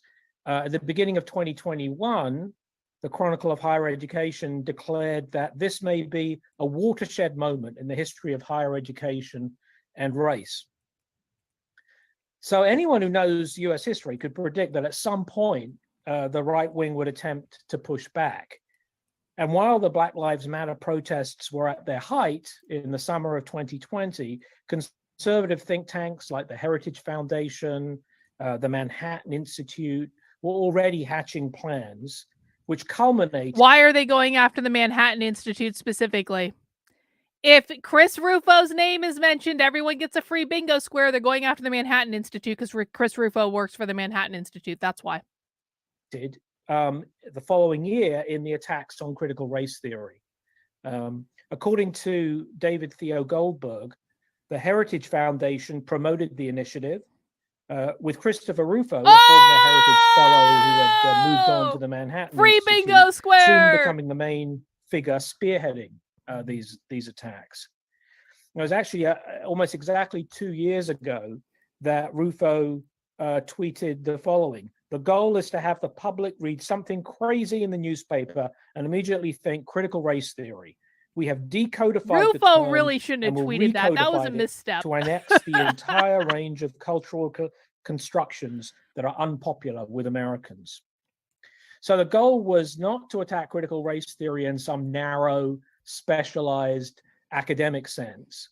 You know, many of the responses, people said, well, that's what they teach in law school, and, you know, we don't do it in on our campus or at our We don't school. even teach critical race theory in but, school. What are you guys even talking But about? this What's attack the was big much, deal? much Okay, broader. sure, asshole. In Goldberg's words, the aim was to silence any critical focus on racism today on structures, No, institutions, wrong. systems, acts, and people deemed racist. Guys, systemic racism is critical race theory. The whole idea of systemic racism comes from critical race theory. You cannot teach critical race theory without teaching systemic racism. You cannot teach systemic racism without teaching critical race theory. That's just the way it goes. That's the entire basis of what critical race theory is. Every time these people try to convince you that, no, we're just trying to teach the systemic nature of racism, that means they're trying to teach critical race theory.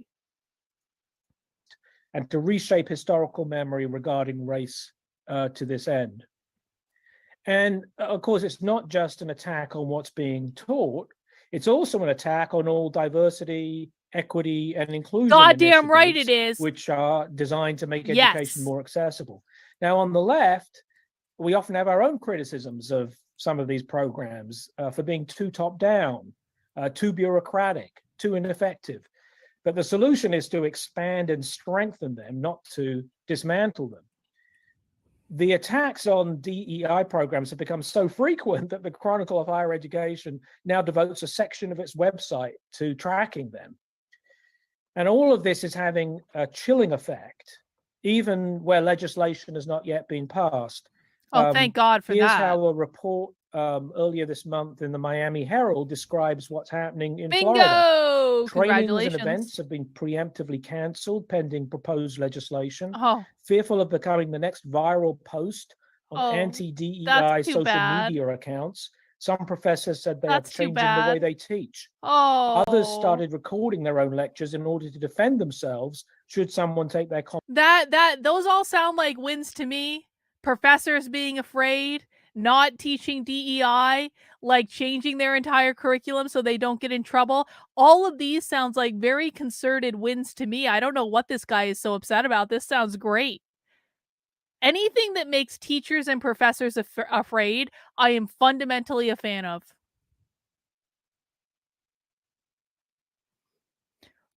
Fuck right off with that, Luke. That sort of language is not allowed here. Mayonnaise is terrorism. Comments out of context. Many are considering leaving the state. No, bot. So fuck these you. attacks are a response to the Black Lives Matter protests in 2020, but they're also taking place against the background of the sharp political polarization that has developed in the United States since the financial crisis of 2007, 2008. And in deviled eggs are only good when they're made with mustard, and like I'll do like a smidgen of mayonnaise, just like a tiny little dollop, and I close my eyes when I do it too.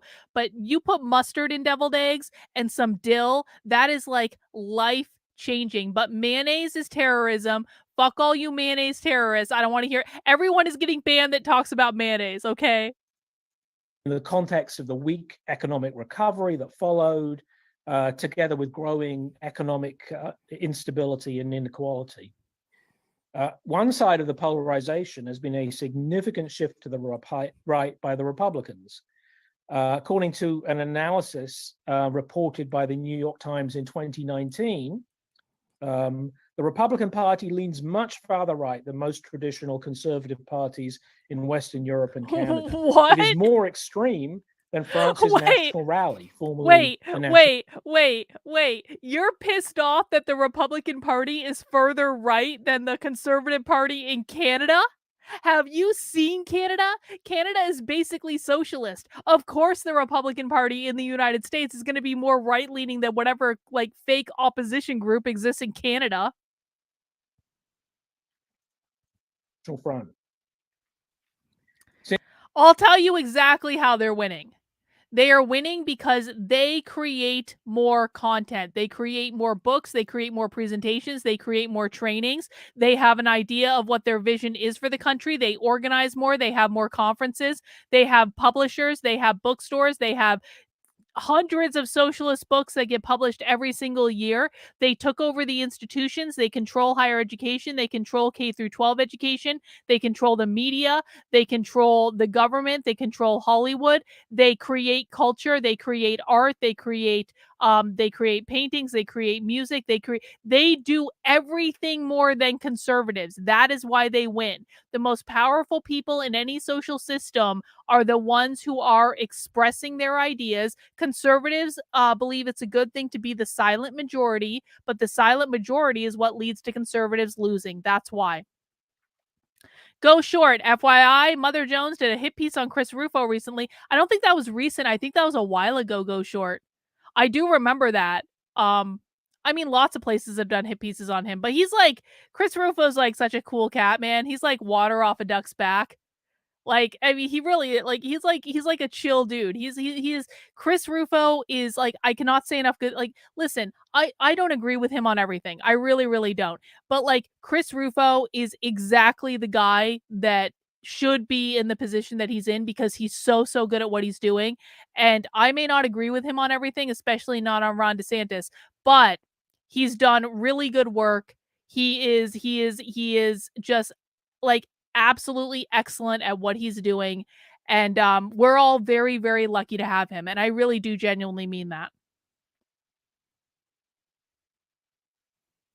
Yes, Milo, this is correct. Conservatives think all you have to do is win elections. That's not true. They're very mistaken. They have already lost the entire country and do not realize it. That is correct. Since 2008, we've also seen the Tea Party, MAGA, the resurgence of far-right neo-fascist groups, and the development of an ecosystem of right-wing activists able to mobilize their supporters to show up at school board meetings, harass and threaten educators, and to amplify whatever is the moral panic of the day on social media and in traditional media. These groups, I think, represent a small minority of the US population, but they have resources, money, organization, and often close ties with the GOP. Many of them receive funding from far-right billionaires. Of course, their targets are not just Black studies and ethnic studies more generally. As others have pointed out, there's also an enormous backlash going on against the rights of the queer community, and in particular, against trans people. Many of these groups also promote conspiracy theories, are heavily involved in anti-vax campaigns, are climate change deniers, the list goes on. In times of economic uncertainty, the right always looks for scapegoats, and we're seeing that dynamic play out in today's Ironclad attack law on of Black woke projection, studies, bro. LGBTQ people, immigrants, and others. The attacks on education are coming from the Republicans and the right. Does that mean that we can look to the Democratic Party to defend us? Well, Oh, they hate the I agree Democrats. with Daniel. No, we can't. Nope, hate them. Even when Democratic politicians don't support the attacks, they're slow to respond. Worse, many of them have supported one central aspect of the backlash to the BLM protests, opposing calls to defund the police and ramping up tough on crime rhetoric. Earlier this month, Washington Post reported on a growing movement within the Democratic Party, pushing a more aggressive line on crime and publicly breaking with some of the reform policies that spread widely across the country after the killing of George Floyd by police in Minneapolis. Look, I'm ready for my third beer. And for those of Smoothie you watching beer. What's going on in Atlanta at the moment with the brutal repression of the Stop Cop City protests, it's worth remembering that this is happening Cheesecake in a city beer. that is run by the Democrats. There's a deeper reason, I think, why the Democratic Party is part of the problem, not part of the solution. At the end of the day, whatever the rhetoric it uses and whatever the promises it makes, its primary commitment is to defending capitalism. Cheesecake beer. That's Hang why on. Biden and a Democratic Congress. Wait, he just said something important, but my cheesecake beer exploded on me. Hang on. but it tasted so cheesecake that I didn't even mind. I can taste the cheesecake from here. We got a super chat from Rottweiler. Hang on. Let me pour the cheesecake. It's gonna get real. Smoothie. Oh, smoothie beer, cheesecake beer. He just said something about the Democratic Party only defending capitalism, though. We're going to go back and listen to that, but we have our priorities. This tastes like strawberry cheesecake. No joke. Victor should come up and try this beer before I drink it all. This tastes like strawberry cheesecake. I'm not even joking. All right, let me get this super chat from Rottweiler. Rottweiler says, conservatives' biggest mistake is believing they can win with memes, slogans, and few laws passed. Higher education institutions keep creating activists who will circumvent or overturn laws and bans. That is exactly right, Rottweiler. That is exactly right. All right, let's just go back. I want to make sure people listen to this. So these people hate the Democrats. And the reason they hate the Democrats is that they believe the Democrats uphold capitalism. So let's listen to him saying that explicitly. Is part of the problem, not part of the solution. At the end of the day, whatever the rhetoric it uses and whatever the promises it makes, its primary commitment is to defending capitalism. Ding, ding, ding. That's why Biden and a Democratic Congress prevented railroad workers from striking last year and imposed a settlement on them that they had already voted down. It's why the Biden administration has given the green light to the Willow Project for more oil and gas drilling in the Arctic, which will make the climate crisis even worse. And we've seen this dynamic play out many times before. Democrats are elected making big promises to their working class supporters, but when the system goes into— Hang on, emergency beer break. Victor is coming up to try the cheesecake beer because he loves strawberry and he likes cheesecake, so we're going to get an assessment on the beer. He's not coming on camera. Do you want me to? Yeah, well, what do you think about the beer? Victor's going to steal my entire beer is what's about to happen. What do you think, Victor? Tastes good. He said tastes good. Well, it really does. It's like very I know. That's the beer. thick. It's very cheesecake beer, isn't it? Oh, didn't we have it before? There are lots of different kinds of this one. Oh, all right. All right, that's all. Thank you. Victor taught me an old Ukrainian slogan last night. Victor, what was that Ukrainian slogan you taught me? The ancient Ukrainian wisdom? What does that mean? Dead bees don't make noise. So Victor taught me an ancient... Okay, so we're getting into like the Carlin starting to get drunk portion of Socialism Saturday now. And I promise we're going to get back to this in a second. Victor taught me a slogan, an ancient Ukrainian proverb last night that was like roughly translated, dead bees don't make buzz noise. Dead bees... Guys, dead bees don't make a buzz noise. It describes very drunk people. It describes very drunk people, apparently. All right. Thank you, Victor. Dead bees don't make buzz noise. You heard it here first, guys. the crisis, the promises are broken, and they bail out Wall Street and the big corporations. This then opens the door for right-wing populists to take advantage of the disillusionment. Of course, the right wing is even worse, but this is the merry-go-round of US politics, with the center shifting further and further to the right as the years go by. Emphasize says it's not X, it's cross-examine / cross something out. Thank you, Emphasize. Appreciate it. But despite what's happening in mainstream politics, there's also been a revival of the left in the US. The Occupy movement in 2011, the support for Bernie Sanders' 2 presidential campaigns, the rise of Black Lives Matter. And today, we're also seeing a small but important revival of the labor movement. And I'm going to end on this point. One of the most significant areas where this is taking place is in education. Over the past several years, we've seen significant organizing and strikes by both public school teachers and in higher education. In the public schools, this goes back to the Chicago teachers strike in 2012 and the multi-state teachers rebellion in 2018. This past week, school staff walked out in Los Angeles and were supported by the teachers union, UTLA, and the unions. Hang on, Mustard Seeds wants to know, did I see the Senate Judiciary Committee this week on book banning and censorship? I heard of it, I did not watch it though. Senator Kennedy of Louisiana read excerpts from the 2 books found in school libraries. Well, I don't believe that the book banning stuff is a good idea, so I didn't watch it. I'm fundamentally boycotting it. Listen, guys, the book banning stuff is such a distraction. It's not even funny. And yes, it is book banning, and yes, it is censorship. And I'm sorry, like, I don't care how many justifications conservatives try to make for this. It doesn't add up. It doesn't make sense. Every book you get out of schools and libraries are going to be replaced with 5 more before you even understand what's going on. It is a massive distraction. Socialists love that you're doing this. Socialists love that the right is focusing on books because socialists never focused on books. It was never part of their strategy.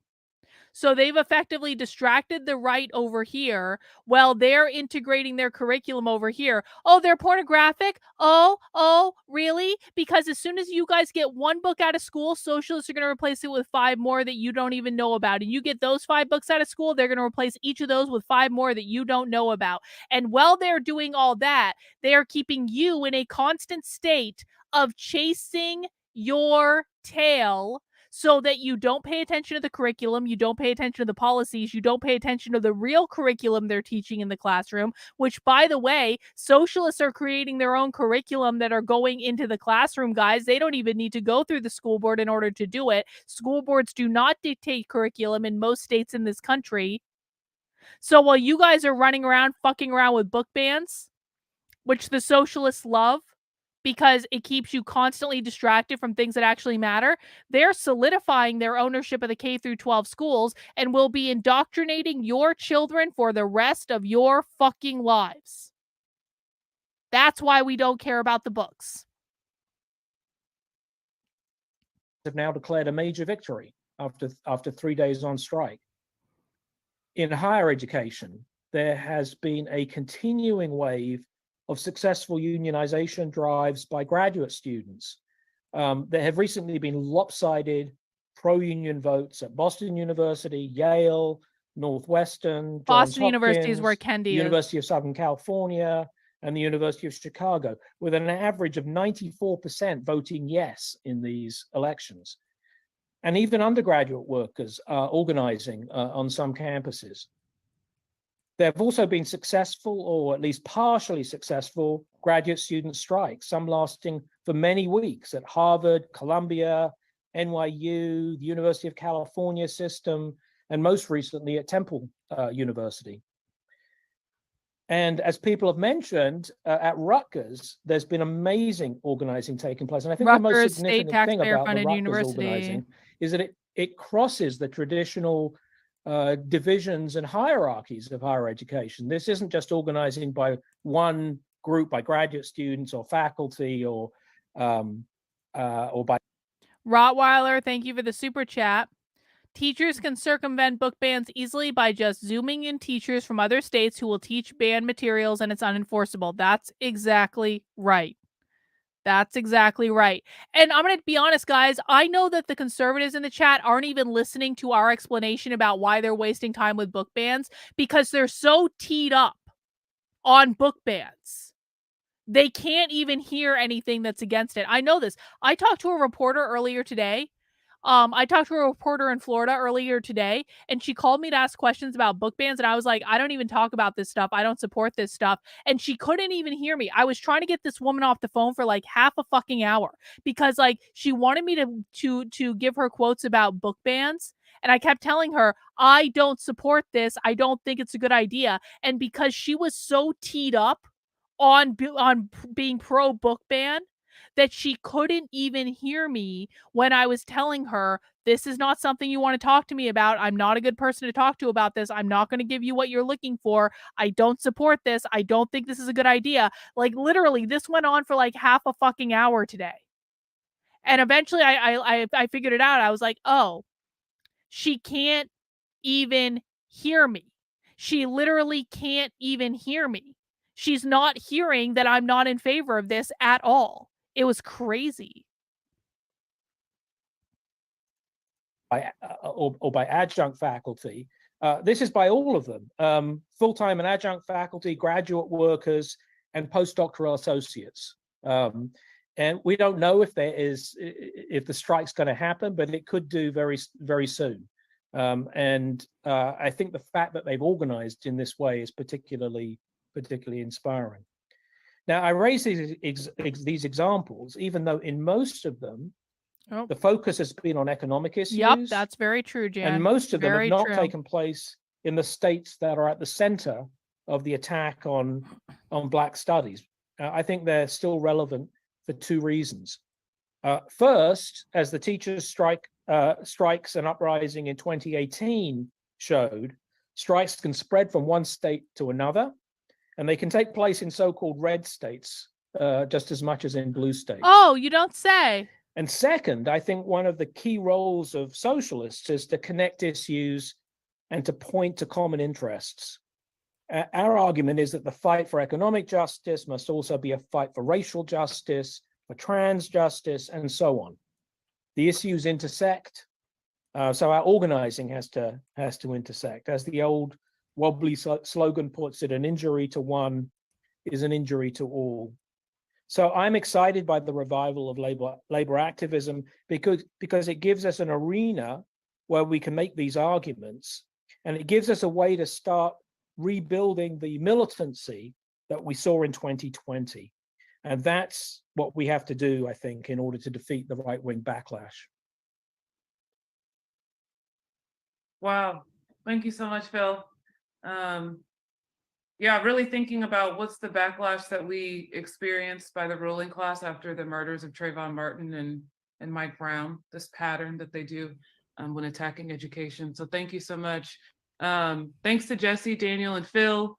We're going to move into discussion. So just a reminder for folks. All right, guys, that is the end of this presentation. Don't stick around. We got one more because they're going to move into the discussion, which they sadly did not record for us. But guys, we do have one more presentation to watch from the Tempest Collective on this radical, revolutionary, socialist marathon type of night. Now, this is our shortest presentation. They're all getting a little bit shorter, which is why we're watching 3. And I'm getting a little bit drunker every single day because I have now had 2.5 beers, kind of. Okay, maybe not 2.5, but like 2 good beers. Guys, we're going to end tonight with one of my favorite socialist topics. It's exactly the topic that we want to watch when we're several beers into 3.5 hours of Socialism Saturday. We are going to be talking about, drum roll please, abortion!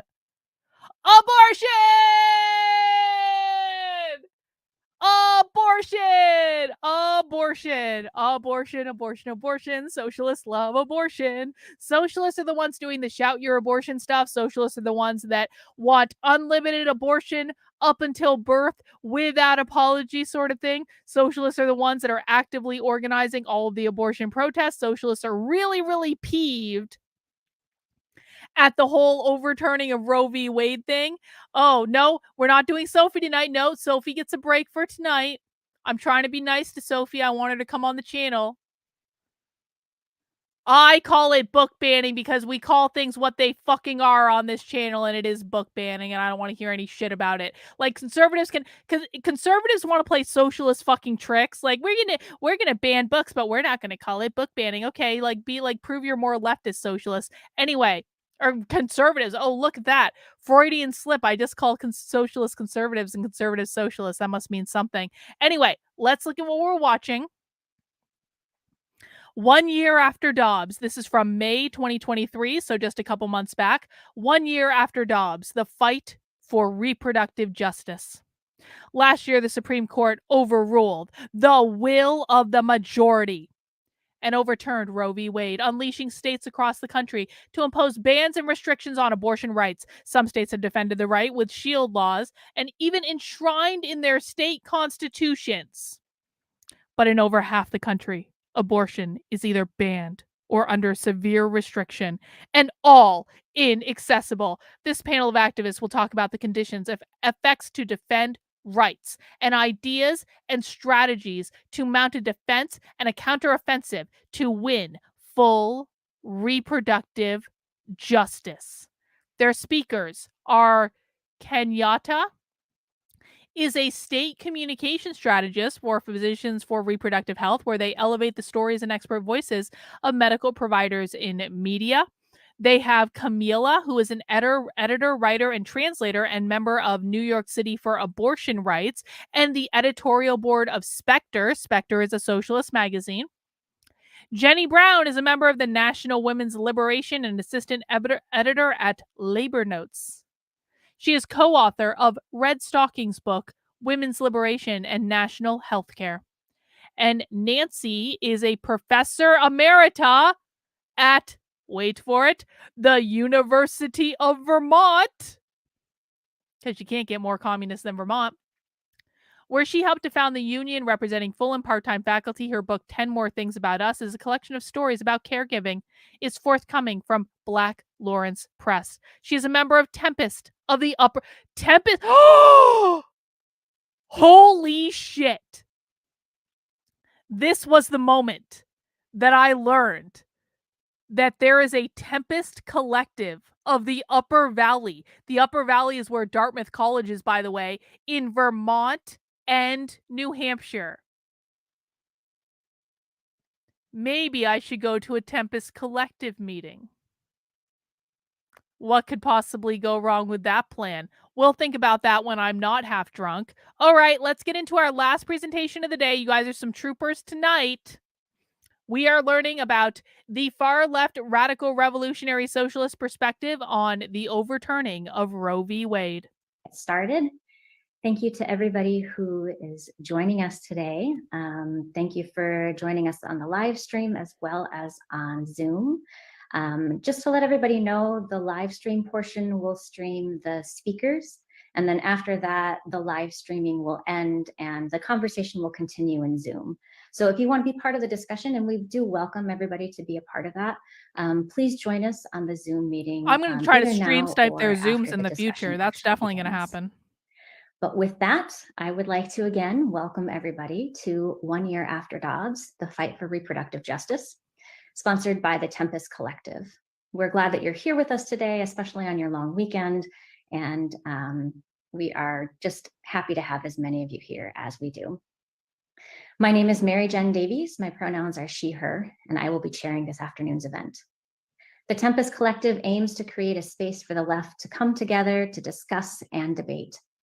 Our goal is to put forward a revolutionary vision that is clear and understandable, that weighs in on strategic and tactical questions, offers concrete guidance as well as political theory, and presents a consistent set of working class politics from below.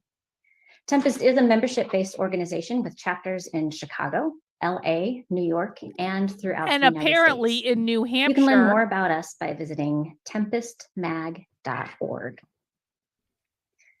Today's event will address... Do you guys think I would get recognized if I went to a Tempest Collective meeting in New Hampshire? Do you think I could get away with it? Let me know. The movement for reproductive justice. Last year, the Supreme Court overruled the will of the majority and overturned Roe v. Wade, unleashing states across the country to impose bans and restrictions on abortion rights. Some states have defended their right with shield laws and even enshrined in their state constitutions. But in over half the country, abortion... Jane asks, what does that chick shirt say in the upper left? It says, I will aid and abet abortion. That's Nancy. She's the professor from UVM, I think. Abortion is either banned or under severe restriction and all but inaccessible. This panel of activists will talk about these conditions, efforts to defend rights, and ideas and strategies to mount a defense and a counteroffensive to win full reproductive justice. In a moment, we will hear from the speakers. They will speak for about 10 minutes each. Following the presentations, we will have an open discussion where anyone can share experiences or observations and raise questions or disagreements. And again, that will take place only on Zoom. I will explain how the discussion will run after the presentations. As a reminder, we do expect comradely behavior from all. Threats, Comradely intimidation, behavior. or bigotry of any kind will result in your expulsion from the space. Oh, wow. We are very excited to hear our speakers, and we have a really fantastic lineup today. So I'm going to introduce them in the order in which they will be speaking. First, we will hear from Kenyatta Thomas. Kenyatta is the state communications strategist. You're right at about that, Physicians for Reagan. She Reproductive Health, is. I could have where gotten they that shirt. elevate the stories and expert Correct. voices of medical providers in the media. They began their career in comprehensive sex education advocacy with Teen Health Mississippi at 17 Comprehensive sex education is Marxism. years old, before branching out to the broader reproductive justice movement through work with Advocates for Youth, the National Network of Abortion Funds, and Reproduction. Look how miserable they all Kenyatta is look. based in Las Vegas, Nevada. Next, we will hear from Camilla Vaya. Camilla is an editor, writer, translator, and member of New York City. By the way, I will say this. One of the things that I did appreciate about the Socialism Conference is I have never seen as many like giant afros in real life as I saw at the Socialism Conference. Like she looks like she's like working on it, right? But I'm talking like there were so many women there with just like beautiful giant afros, and I had a grand appreciation for it. Like I actually think that's like a really cool look, and I was excited to be able to see so many of them in person. That's all. How do I keep from getting depressed from all this? Let me introduce you to alcohol. I mean, listen, man, like here's the deal. I have long since accepted that I think the socialists are winning. There was a whole mourning process that had to that I had to go through over that, but I think the socialists are going to win. I've come to that conclusion. I don't think the right is mounting any viable defense against them at all. It's inevitable at this point. And so like once you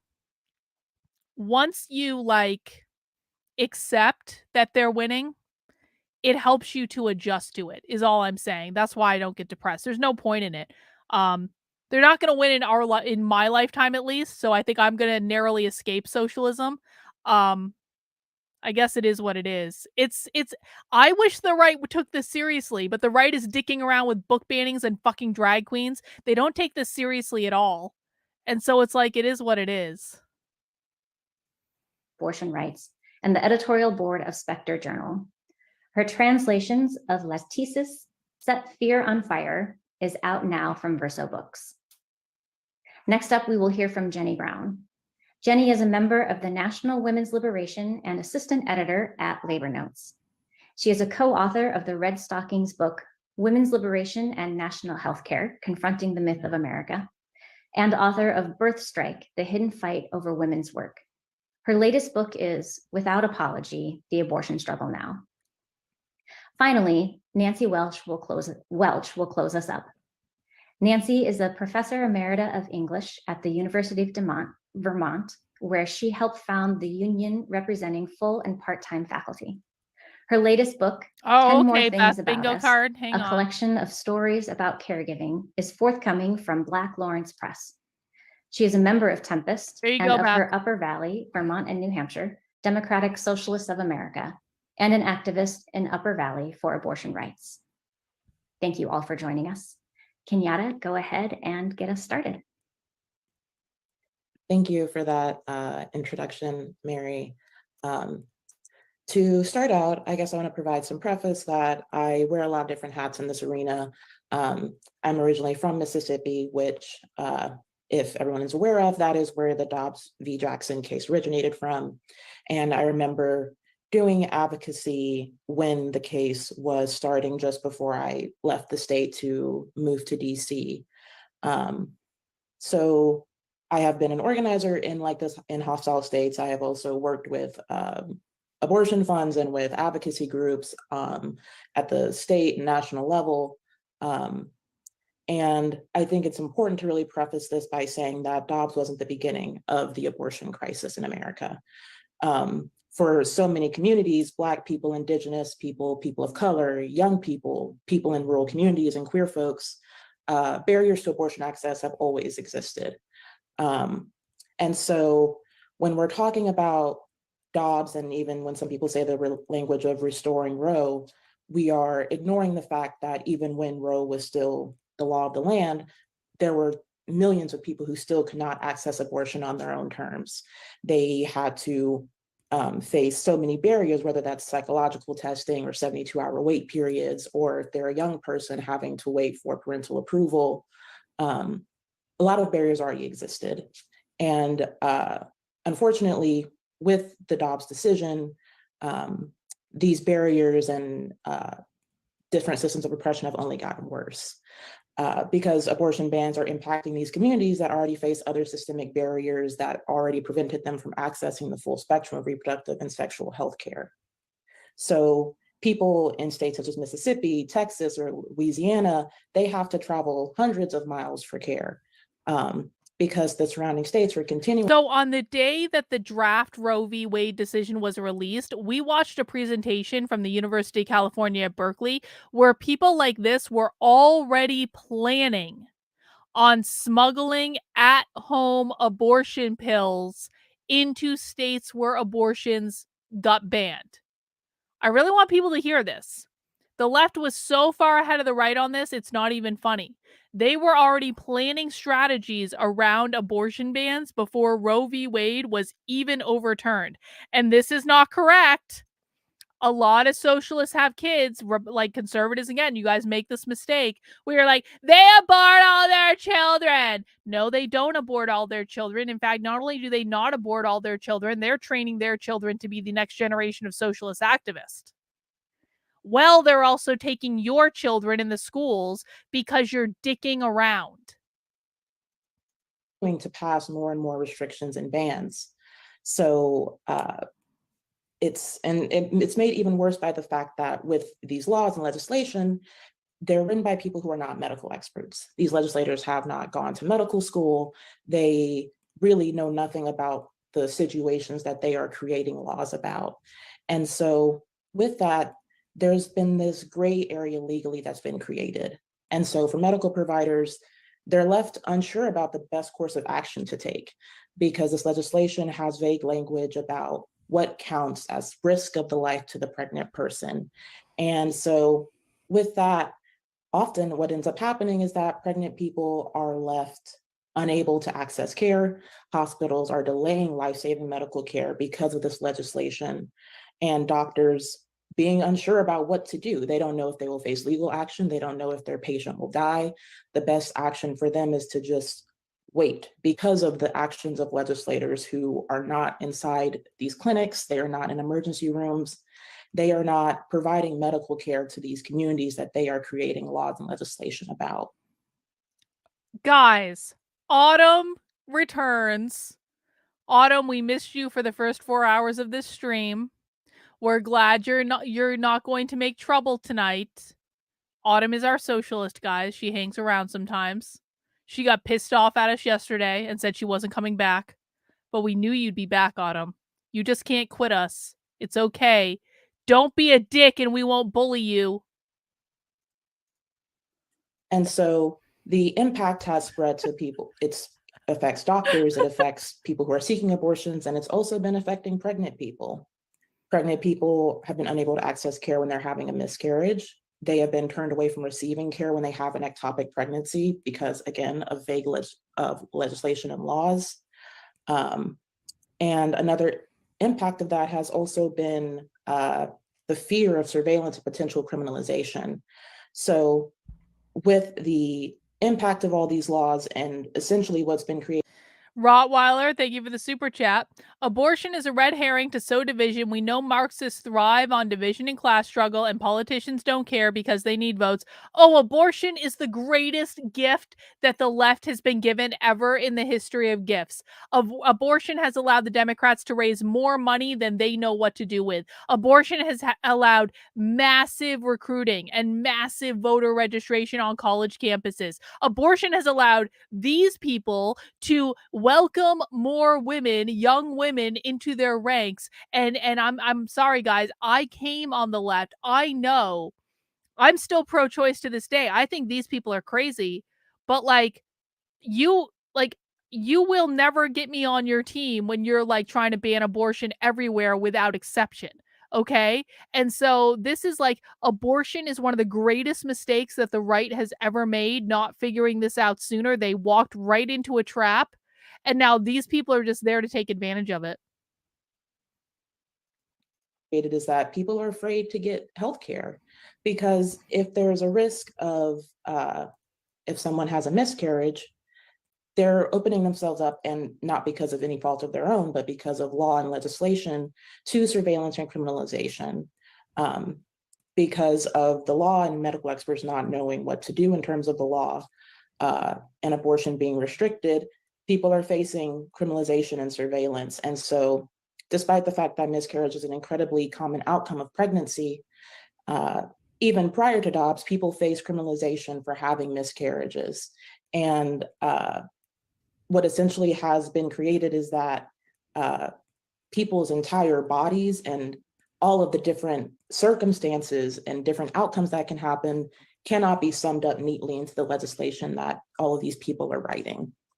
And the effects are only going to get more and more intense. We've already seen that states with abortion bans are also seeing a drop in the number of OBGYN residency applicants, because medical providers don't want to open themselves up to legal action for simply doing their jobs and providing healthcare. There's also the fact that abortion clinics in states where it may be less difficult to access abortion are overwhelmed. And so they can't effectively provide care to patients. Bro, if you're going to turn my chat into a pro-life struggle session, you're going to be banned real quick. We're not doing that shit here. There will be no pro-life struggle sessioning in my chat tonight. This is the last warning. Patients that are coming from their own states and to patients that are traveling. And so there's just this huge like mess of a problem already, but it's made worse by the legal attacks that are happening on medication abortion as well. There's misinformation that is being spread, despite the fact that SMA with mifepristone and misoprostol is incredibly safe and effective. Self-administered there's abortion. Misinformation about it being dangerous, and that's how we're seeing these cases abortion. unfold legally. Again, mostly being spearheaded by people that are not medical experts. But most importantly, the things that give me hope are the advocates that are operating in so many different arenas to fight against these laws and these efforts, primarily young people, physician advocates, and abortion funds. So young people have been doing incredible work, even prior to Dobbs and during Dobbs. And thank you, Beth. I appreciate it. Have a good weekend. I have the wonderful opportunity to get to work with Advocates for Youth, which has young people doing work across the country on the state level and national and local level, fighting for abortion access and other reproductive and sexual health care rights. Specifically thinking about the Youth Abortion Support Collective, which is a nationwide network of young people who are committed to becoming expert resources on abortion and to making sure that the folks in our communities can understand all of the options. And Plan B is not an abortion pill. Plan B prevents contraception from happening. The pills that she's talking about are abortion pills. You take them after you're already pregnant, and then you bleed for several days into a toilet. Support that they need and have for abortion. And so young people have been doing incredible work, especially thinking about most recently in New York, student organizers through the Reproductive Justice Collective organized for a bill that now will require SUNY and SUNY colleges across the city and state to provide access to medication abortion at student health centers. And efforts like that were spearheaded by young people who are educating themselves about self-managed abortion. They are collaborating with abortion clinics and abortion funds and just doing incredible work because young people face so many barriers already to accessing abortion and care. And that work is amazing and inspirational. I truly think that young people are going to be a critical tentpole of this fight and for the future because of the fearlessness and the bravery and the willingness to stand up against these systems of oppression and to provide freedom and liberation. There's also the physician advocates that are giving hope.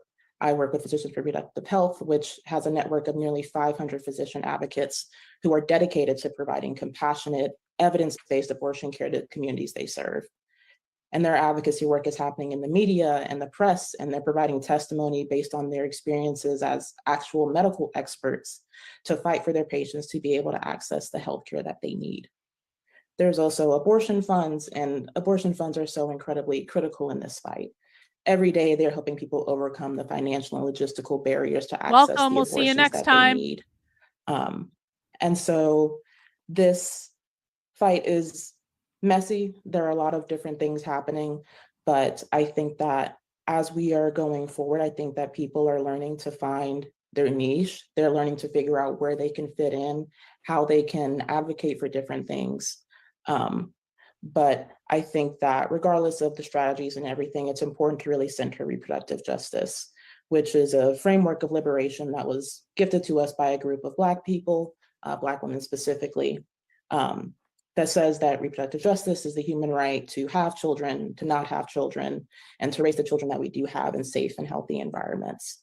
And so I think that with keeping reproductive justice as the center and as the vision of what we're all fighting for, that we're really opening ourselves up to a path for liberation. But I think the most important thing to remember and to center is reproductive justice and listening to the most directly impacted communities, the people who are having abortions, the people who are going to need abortions, and the people who are already facing so much systemic oppression and to accessing basic human rights. Thank you.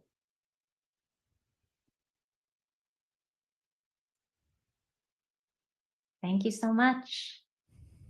Camila. Hi, thanks everybody. Thank you, Kenyatta and Mary, for preceding me in those great remarks. I'm going to be talking just a little bit about the abortion movement in Argentina and some lessons and questions I think we can be thinking about in the US context, which is different, but I think should really be looking to feminist movements in the global South, in Latin America, and in other parts of the world. I'm sorry, I'm a little sick. In Argentina, the abortion movement has been tied to other movements that have happened in the country and in the region. It won the legalization of abortion in December of 2020 in the context of mass uprisings around femicide, against austerity, against things like the external debt and the International Monetary Fund, imperialism, in the context of worker struggles, union struggles, queer struggles, student struggles. And so the abortion movement was really kind of a piece in this broader landscape of different dynamics in society that were happening. And it is, of course, really different to fight for abortion and the legalization of abortion in a country that hasn't had that versus a country like the US that won that right and then had it taken away. But the abortion movement in Argentina was really kind of channeled through the national campaign for the right to abortion, of legal abortion. And it was centered around three very concrete demands. One was comprehensive sex ed in schools and other educational settings. So this is what socialists do well, that like conservatives really need to learn how to do this. Every single like issue that they champion, they have a list of demands. And those demands are like basically like, we want thing A, thing B, thing C. Now, what this is they have a vision and they have very specific goals that they're trying to make progress on, and they write them down specifically, and those are those become their demands. Okay, the right now doesn't even have a platform. The right has no cohesive messaging. The right has no demand list that they're going in and saying, this is the type of world we want. These are the things that we will not like leave without. And so that's something that they can quite frankly really learn from these people on, because this is another reason why these people are successful, is they are goal oriented. They always know what they're moving towards, and they are unrelenting about those goals, whereas the political right doesn't even know what they want. Free and accessible birth control and free abortion on demand as part of its socialized healthcare system. And within that campaign and within that fight, there were various networks that were focusing on different parts of the picture. So for example, there were networks that were trying to make abortion pills more widely available in Argentina and in the region, of course, illegally. So in a kind of underground market and network. Educators who are working on writing curricula, doing research, physicians and nurses and midwives who were talking about their experience. Well, Robert, when they know what they want and they have a vision and they have a strategy and they are cohesive about everything, they are smarter than you. And this isn't like terrorists. This is basic leadership 101. They actually teach you this in leadership classes. Experiences in clinical settings, and doulas, for example, who would accompany people through their abortions, even when it was illegal.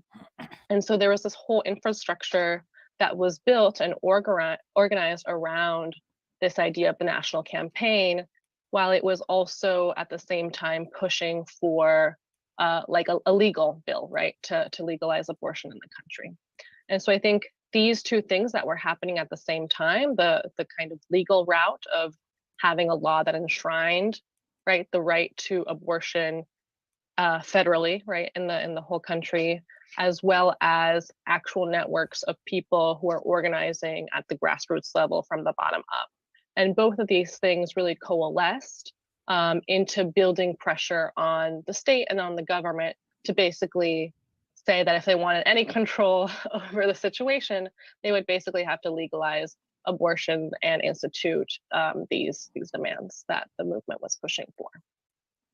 And so I think what's really key in this for me is a couple of things. One is that the abortion fight was really about the fight against neoliberalism and the fight against just a general crisis Neoliberalism, of society Democrats. that people were experiencing, as well as a fight against the kind of reentrenchment of traditional gender roles, right? The nuclear family as the only place where people can seek refuge, get care, and this nuclear family imagined as a kind of cis. These people aren't unified. The left isn't unified. They can still come up with a list of demands. Why are they capable of coming up with a list of demands when they're not unified, when you guys aren't capable of coming up with a list of demands? Hetero, patriarchal family. And this was also a fight against the state, against the government, that would rather, make these kind of criminal pacts with the International Monetary Fund to pay this external debt that the people had no responsibility for, and the government was imposing on austerity. Nuratu says, for anyone who might be new to Socialism Saturday, dismiss these people as crazy or mentally ill at your own peril. That is exactly right. These people are not crazy. These people are not mentally ill. They know exactly what they're doing. Vivek does have a list. Vivek does have a list of demands because Vivek is smart and he knows how to lead people. You're right about that, Luke. Instead of giving them care that they wanted and deserved. And I think in the US, we have same types of infrastructures. So as Kenyatta was saying, abortion funds, for example, that provide financial and logistical support to people seeking abortions. We have these networks of people mailing pills, even in states with restrictions. Educational. Wait, what did you just say? What I told you guys earlier?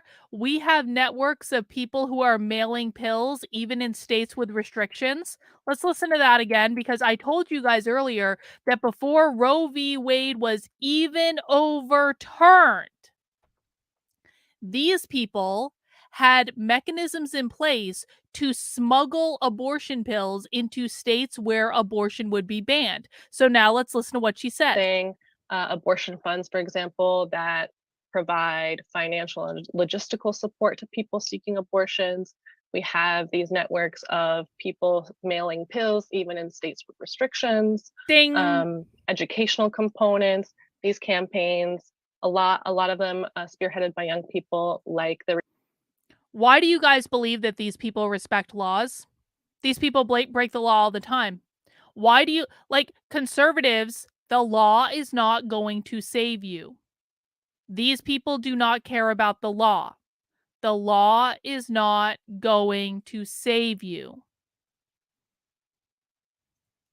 Reproductive Justice Collective campaign to get abortion pills widely available on all public college campuses in New York. All of these things I think are happening at the same time, but it is, I think, on the whole, in a position of kind of defensiveness against, this onslaught of attacks that we know are going to keep coming and are going to make the situation worse and worse.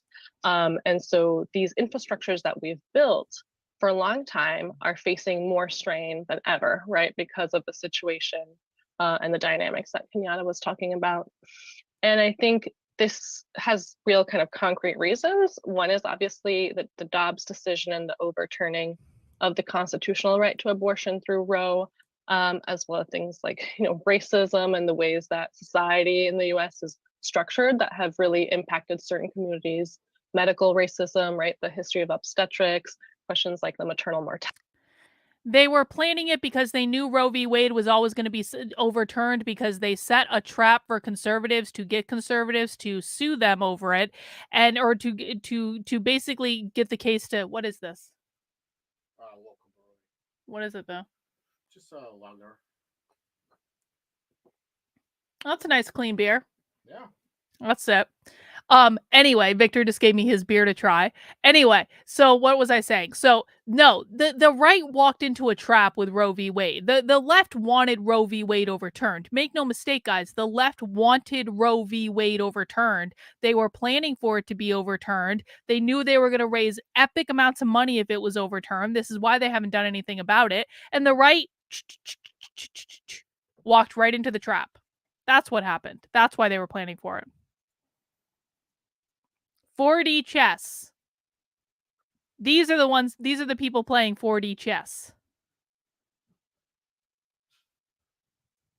Mortality rate, as well as the kind of NGOization of the abortion movement after Roe was passed in the early 70s. So things like Planned Parenthood being the kind of main face of the kind of mainstream abortion movement, even though they're not the ones who are primarily dealing with people or providing care or providing care in restricted states or doing, abortions when people are further along in their pregnancies, things like that.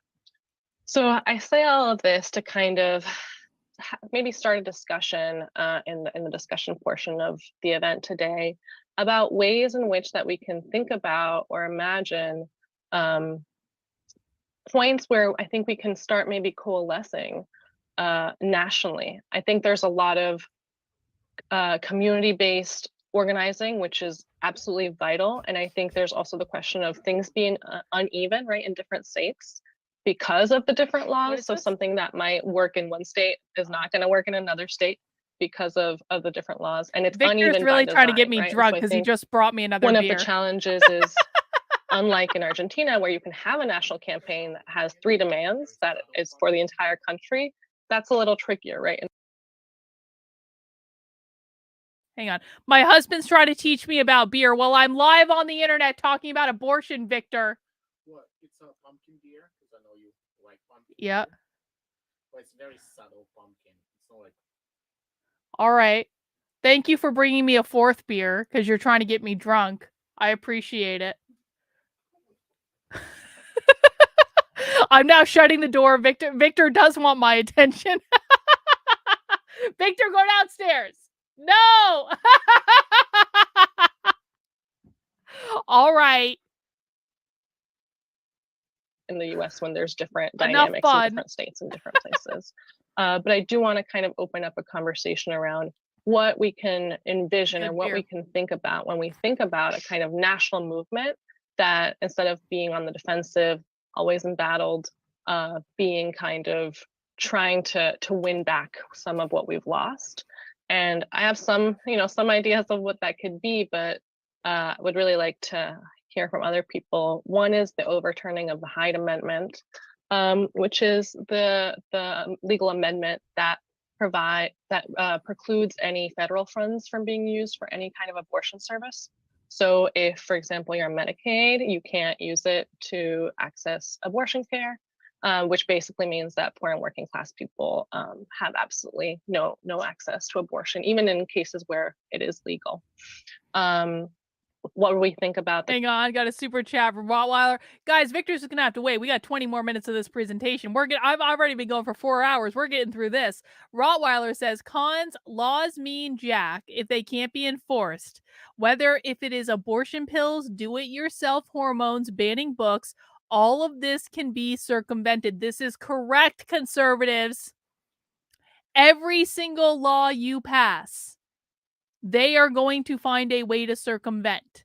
If all you do is pass a law and then you're like, oh, we're safe, pack it up and go home and go have a barbecue, they're already going to be planning on how do we get around this law that they just passed. Because I guarantee you, I'll give you an example, the anti-CRT law in New Hampshire. I've talked about this a million times. There is technically an anti-critical race theory law in New Hampshire. Guess what? It does not ban the teaching of critical race theory. And in New Hampshire, there is literally a school district, SAU 16, that has on the homepage on their fucking website that they are not following the law, and they are blatantly and openly teaching critical race theory to their students. They have it on their website. And I reported them to the state, and the state refused to enforce the law. Even though you can very easily get around the law and teach critical race theory through many loopholes in New Hampshire, when there was a school district that to this day has on their website that they are absolutely teaching critical race theory, 100%. There is no bones about it. The state of New Hampshire, under Republican Governor Chris Sununu, will not enforce the law. That's the way it goes, guys. The only reasons that a lot of conservative like legislatures pass laws is to say they passed a law and then they go home and then they ignore the problem. The laws do not actually solve the problem. These people know that. But conservatives have yet to figure this out. kind of different constitutional campaigns in different states to enshrine legal abortion in the state constitution, questions of access, questions of healthcare. In Argentina, for example, we have public healthcare. And so when you talk about free abortion on demand, that's a much easier kind of thing to imagine when you think that healthcare is a right and should be free for people. In a country like the US where people don't think that, it's not the reality. What does that mean? So yeah, just wanted to throw out some thoughts. Hang on, James Jones, thank you for the super chat. And the odd part is conservatives rightly point out this about gun laws. Yeah, like criminals are going to care about a gun control law. That's exactly right. Conservatives know this theoretically. They just don't think it applies to anything else. Reagan, you're eating a brownie? Is it a special brownie, Reagan, or is it a normal brownie? Because I didn't know you were that type of girl, Reagan, to eat a special brownie. I'm like, you learn something new every day. You learn something new every day. Do they even have proofs abortion leads people out of poverty? No, they don't, because they don't care, because that's not the point. They don't care.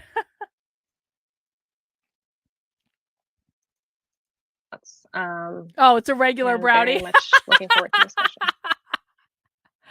Reagan's not eating a special brownie. Thank you so it's just much, a regular Camila. brownie. Next, we will hear from Jenny. Hi, everyone. Jenny. Thanks for inviting me to the panel. She, The her. First two talks are really great, and I'm pleased to be participating.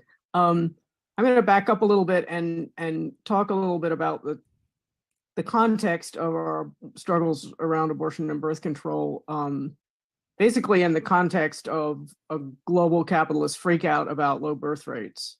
I wrote this book called Birth Strike that was published in 2019, and I had to dig into think tank reports and books. That's interesting that she wrote a book called Birth Strike, because I met other people who wrote the book Birth Strike at the Socialist conference. They did a whole panel. People were talking to each other. I met her co-authors. To really find evidence of they this gave me concern. stickers. There was a lot of evidence there, but this has really accelerated in the last 4 years. I mean, I get the Financial Times, and not a week goes by without 3 or 4 articles about the effects of low birth rates, aging populations, declining populations. and the effects on profitability, public expenditure, and inflation. Europe's population is now shrinking in absolute terms, as Japan's has been for about a decade. And this is really a new situation for capital. Since the inception of the system, there has been this underlying population growth, which has invisibly buoyed it up. And the effect of lower birth rates has been softened by immigration to rich countries, but now the birth rate in many of the sending countries, I'm already too drunk. such as We're India, not which, mixing for weed and example, in booze. 1950 had a birth rate of 5.9 children per woman, is now below replacement at 2 children per woman. And Mexico, for example, very similar drop down to 1.9 now. The Philippines, a similar drop down to 1.9. And this is leading to fears among pro-immigration capitalists that the stream of adult labor into the US will slow to a trickle. And of course, lower birth rates accompany urbanization and lower infant mortality rate. These people believe that the only reason that people have children is to add to the worker population. That's what social reproduction theory is. Both of those are factors. But those processes are generally stable in the United States over the last 20 years, and we're still experiencing a decline in birth rates. After staying weirdly high for the last few decades, probably due to some of the conditions that Kenyatta mentioned, where we really did not have good access to birth control and abortion, even though they were technically legal. Well, now the US birth rate is dropped to European levels around 1.65. We know why people are having fewer children. When we do consciousness raising in my group, National Women's Liberation, it's clearly visible in our own decisions to stop at 1 child, to decide not to have any. And the big factors are long work hours, high housing costs, unreliable health care, expensive or unattainable childcare, defunded schools, parks, and libraries, basically all of the things that push the cost. This will never happen because then all the same rules that apply to them would apply to Christians, which Christians will not allow to happen. The reason that these people will never be federally designated as a religion is because conservative Christians will not allow it to happen. Costs and expenses of child rearing and even childbearing onto women and families, and shrink the available space, time, and support that are make it feasible to have kids. Half the country doesn't have $500 for an emergency. So when we get lectured by liberals about only having children when we can afford them, I don't know who they think is going to be able to afford them, right? So in countries with stronger labor movements, the response to lower birth rates has been to invest in free quality childcare, long paid parental leaves, like a year off for each parent, or 18 months to be split between the parents, plus national health care, longer paid vacations, lots of sick leave. And the answer here has basically been a tax on abortion and birth control. And occasionally in some states, we've won paid family leave provisions. A few cities have like pre-K, which is, I'm in New York City, and they're currently the Eric Adams administration is starving our pre-K system for they hate Eric Adams funds. But once we have that context, we can see that these standard debates about abortion and some of the small bore nonprofit strategies don't really meet the moment. So of course, there's the losing strategy of just support Democrats, which has not been successful. But there's also the strategy of isolating abortion as a single issue and acting as though it can be disconnected from struggles around class power. TH Tom. And in the case of abortion in the early 70s, the ruling class was worried about high birth rates, which meant that we had some space to make this fight, and that has since closed up. One advantage is that now it is clearly about our reproductive work. And so if we see the fight over abortion and birth control as part of the general struggle of working people to rule our own lives, and to that end, the struggle for public provision of all necessities, then we can start to, I think, fold it into some of the other battles that we're having and see the connections. So in other words, our enemy on this question is not men, it's capital. And this is kind of related to the second thing I want to address, which is this question that I get asked a lot, which is, where is the abortion rights movement?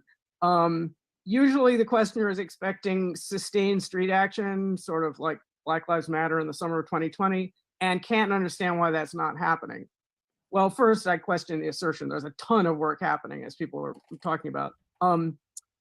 And a lot of the work is around getting people abortions, which is by nature not all that public, right? So that's one thing. But I think Camila made an interesting point that it is mostly, a lot of it is defensive. 15 more minutes, guys. 15 more minutes. We're almost there. It's good to look back and see that, first of all, we didn't win abortion through an abortion rights movement. There was such a movement, and it clunked along between 1955 and 1973, trying to get narrow exceptions to the abortion laws. It didn't get anywhere until the women's liberation movement burst forth, did consciousness raising, discovered that people all over were risking their lives to get illegal abortions, which they had not seen as political until they did the consciousness raising, realized the paltry demands of the abortion rights movement would not have helped them at all, and started to demand full repeal of abortion laws. So we won legal abortion as through a women's liberation movement that had abortion as one of its demands. And we can see in Argentina that it was one of the demands of a big movement that had a lot of different grievances. But we do have this peculiar landscape in the US where everything, no matter how connected, is taken up as an isolated single issue. Partly because in the US, politics is done by a lot of competing nonprofits, descendants of charities designed to cool out protest, and then they additionally have to carve out their area of expertise to compete with others to get funded. And then in theory, we would have most places, all of your issues are combined into a party. We have a party system in which the way to express our interests as a class just doesn't work, right? We have no party that represents even our general majority interests, never mind our class. So we end up with no mechanism to vote on the things that are the most important in our lives. And for a movement, we're left with this fragmented, non-profitized clamoring of 100 issues. So it's no surprise that among the million issues, abortion, having been extracted from its natural place as part of the fight for the control of our lives. You're doing a great job, Robert. Hang in. A movement unto itself. Second, where there is still a shred of effective democratic action available to people, and it's getting narrower, referenda in Michigan, Kentucky, several of those states, people joined in massive numbers to make those referenda successful. The people power is really astonishing. In Michigan, I remember talking to longtime feminist activists before they decided to launch the campaign. They were very trepidatious about the amount of signatures needed and other obstacles, but they quickly overshot their signature goal to get it on the ballot. So I think we can see that the main problem, as with so many things we're facing right now, is a lack of political levers to pull on the part of the majority. We have little or no control over the courts. The Senate is locked up by a minority that can stop anything they want. Protesting doesn't seem to do much. But where there are tiny bits of democracy, people will run into the breach. And for example, something that I'm involved in Florida, the movement is just now launching a petition campaign to get a constitutional amendment. This is not true. Hang on. Let's wait on screen. This is not true. Intersectionality wants to get rid of women entirely. Intersectionality wants to get rid of men entirely. Intersectionality wants to abolish the gender binary. This is just not true. You guys have got to stop. Listen, if there's one plea that I can make to people who are here that are relatively new, you're here for the first time, you have got to stop listening to right-wing talking points about what these people think and why they're doing what they're doing. Because your conservative influencers do not know what the fuck they're talking about. They really, really don't. on the ballot to secure legal abortion. If we're successful, that will be on the 2024 general election ballot. And we think this has potential to be a huge effort that can build grassroots power in Florida with potentially wide-reaching consequences, because we are facing really repressive laws in Florida. We just had a 6-week ban signed. It hasn't gone into effect. It's waiting for the Supreme Court. So those are a few ideas.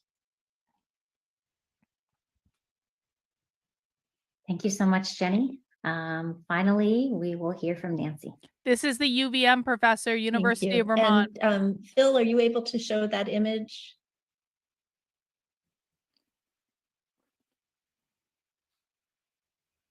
And if not, I can try to do it. Oh, Nancy's been a socialist a long ass time. Thank you. Okay. Thank you all. I'm really honored to be here and excited for the discussion. I want to start with this image by taking us back to summer 2006. Thank you, Danielle. I appreciate that. After the catastrophe of Hurricane Katrina, when the US Department of Homeland Security ran this ad in upscale magazines such as Food and Wine. "Everyone should have a plan," the headline moralistically intones. A tagline adds, "There's no reason not to." When I first encountered this ad, I read it as a pitiful attempt by FEMA, which is housed by Homeland Security, to rehabilitate its reputation after having abandoned predominantly Black and brown Gulf Coast residents in Katrina's wake. The ad, as I saw it, was part of the vast ideological apparatus that has long served the neoliberal evisceration of all social supports by scapegoating people who are poor. Anyone who uses the term neoliberal is a socialist. I'm absolutely convinced of this. That's one of their key identity markers. Working class, queer, elderly, BIPOC, migrant, disabled, rural, anyone living outside this ad's image of the self-reliant nuclear family, which, as historian Stephanie Kuntz amply documents, has largely existed only in American imagination. This ad, however, has... They want to abolish the biological nuclear family because they don't believe that the self-reliant nuclear family exists? That doesn't even make any sense, Nancy. You're a college professor. You should know better than that. Why would you guys be actively seeking to abolish something that you don't believe exists? Continually returned to me over the years as something more than temporary cover for appalling neglect in a single instance of national emergency. Today, I also read "everyone should have a plan" as the unveiled expression of the crisis of care that all forms of capitalism, crisis of care is abolish the family, capital in particular, engender. A crisis for which the capitalist class has no solution save offloading care work onto the family and low-wage workers. This crisis also reaches beyond those this ad implicitly scapegoats. Decades of neoliberal assault on state programs and social provisioning have strained beyond breaking even those who may match some of the features of this American family image. White cisgender, breadwinning dad, and stay-at-home mom with a minivan and someplace to flee.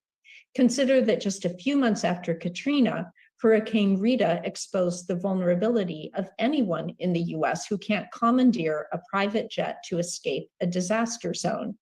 The flight of Houston residents from Rita's path, creating what was then termed the world's largest traffic jam, as 2.5 million do-it-yourselfers jammed highways, many out of gas, resulting in the deaths of more than 100, including 24 dead when a nursing home bus caught fire.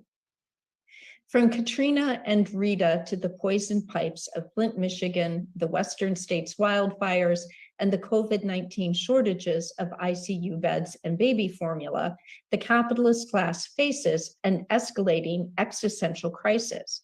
How to ensure current and next generations of fit and ready workers without paying a profit-reducing dime for their reproduction. And for the working class, there is the escalating existential crisis of how to provide for ourselves with housing, transportation, you are a college professor, you're not working class, and elder care. And you can go ahead and stop sharing the image now. This is the crisis of care we need to consider when we identify the drivers of the bans on abortion and on gender-affirming healthcare. As Eric Moroney argues in a recent article for Tempest, we need to understand these attacks as part of the long-running ruling class offensive against social provisioning. Understood through this lens, current attacks on abortion rights and Social LGBTQ provisioning means like the liberation distribution are of not, resources. as Jenny also just stressed, cultural issues detached from capitalist crises at the points of production. These attacks are instead integral to the continuing ruling class program to grow wealth, and to do so by leaving heavily gendered and racialized care work to the family, and by surveilling and criminalizing bodies to ensure that some body or many bodies are carrying out the care work that capitalism does not want to pay for, but utterly depends upon and will go to great lengths to dictate and control. That's social reproduction Capitalism theory. seeks, as it must, to impose social reproduction from above, Ding. its necessary conditions for continuation and expansion, including by presenting as unassailable common sense that everyone should have a plan and there is no reason not to. Our fight then Wow, is that for is common social sense, reproduction Nancy. from below, the rights to healthy, happy, and fully realized lives in systems of social support and environmental stewardship free from the imperatives of profit-making. Powerfully articulating our side, as Kenyatta earlier described, is the Black feminist framework of reproductive justice. Reproductive justice asserts the right to have children, the right not to have children, and the right to raise children and live in communities of safety and support. Reproductive justice spotlights how abortion rights not only intersect with the struggles and demands for trans lives, Black lives, Indigenous lives, and Palestinian lives, but they're inextricable braid. Across sites of struggle, in workplaces, and in communities, for full access to abortion and gender-affirming healthcare, for clean water and safe housing, to halt the I don't think construction of many, Atlantis Kaiwan. I don't think City too many. and Israel's settler colonialist dispossession of Palestinians, we find shared struggles for social reproduction on our terms. I hope that in discussion, we can explore the strategies a reproductive justice framework can illuminate. Here, I will sketch 3 directions. First, we need obviously to build and learn from existing networks of mutual aid to provide support that the state denies, and to defend those whose bodies and lives the state would criminalize. Locally, for my abortion rights coalition, mutual aid has included working with New Hampshire's Reproductive Freedom Fund to make Plan B emergency contraception available without charge and without question in bookstores, coffee houses, and taquerias. Really? In 6 months, I we don't have actually disagree distributed with more that. than I don't 500 disagree Plan with B that. doses just in the towns of Hanover and Lebanon. Importantly, we do this work as much as Seriously? possible in full public light, both to deprivatize everyday needs for sexual and reproductive. I don't have any. If these people want to spend all their time trying to make free birth control available to people, I don't have any problem with this. I think this is a great idea. If they want to make Plan B available to people in coffee shops and bookstores, like I truly and sincerely have no problem with this at all. If they want to make birth control free and like easily available, I think that's a really effing great idea. Like, no one should have any problem with making birth control as widely available and as low cost as possible. Birth control reduces abortions. Birth control like gives people more control over their own lives. Like, I am a very, very, very big fan of this idea. You will hear no argument from me on this. Nancy might be crazy and she's definitely a socialist, but on this one, I'm on board.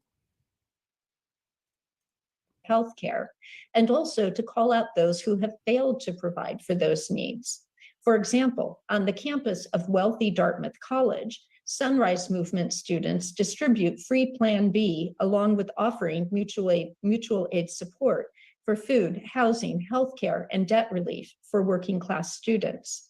In response to news story criticism that if it weren't for the free Plan B distributed through Sunrise, Dartmouth students would have to pay $15 a dose at the Student Health Center. The administration has recently indicated it will now offer Plan B at no charge. Second, beyond mutual aid, we need to identify and insist upon, as was earlier discussed, the intersections of our struggles at the. This is retarded and is something that literally only men's rights groups think. Birth control is fucking awesome. I have nothing bad. No, birth control, Plan B is not abortion. That is not true, conservatives. Stop fucking lying. There is no conception with Plan B. That is the entire point. My God. Conservatives want there to be abortion. I'm sorry. Conservatives, when they're saying shit like this, which is a blatant and bold-faced lie, you guys want more abortion. You do.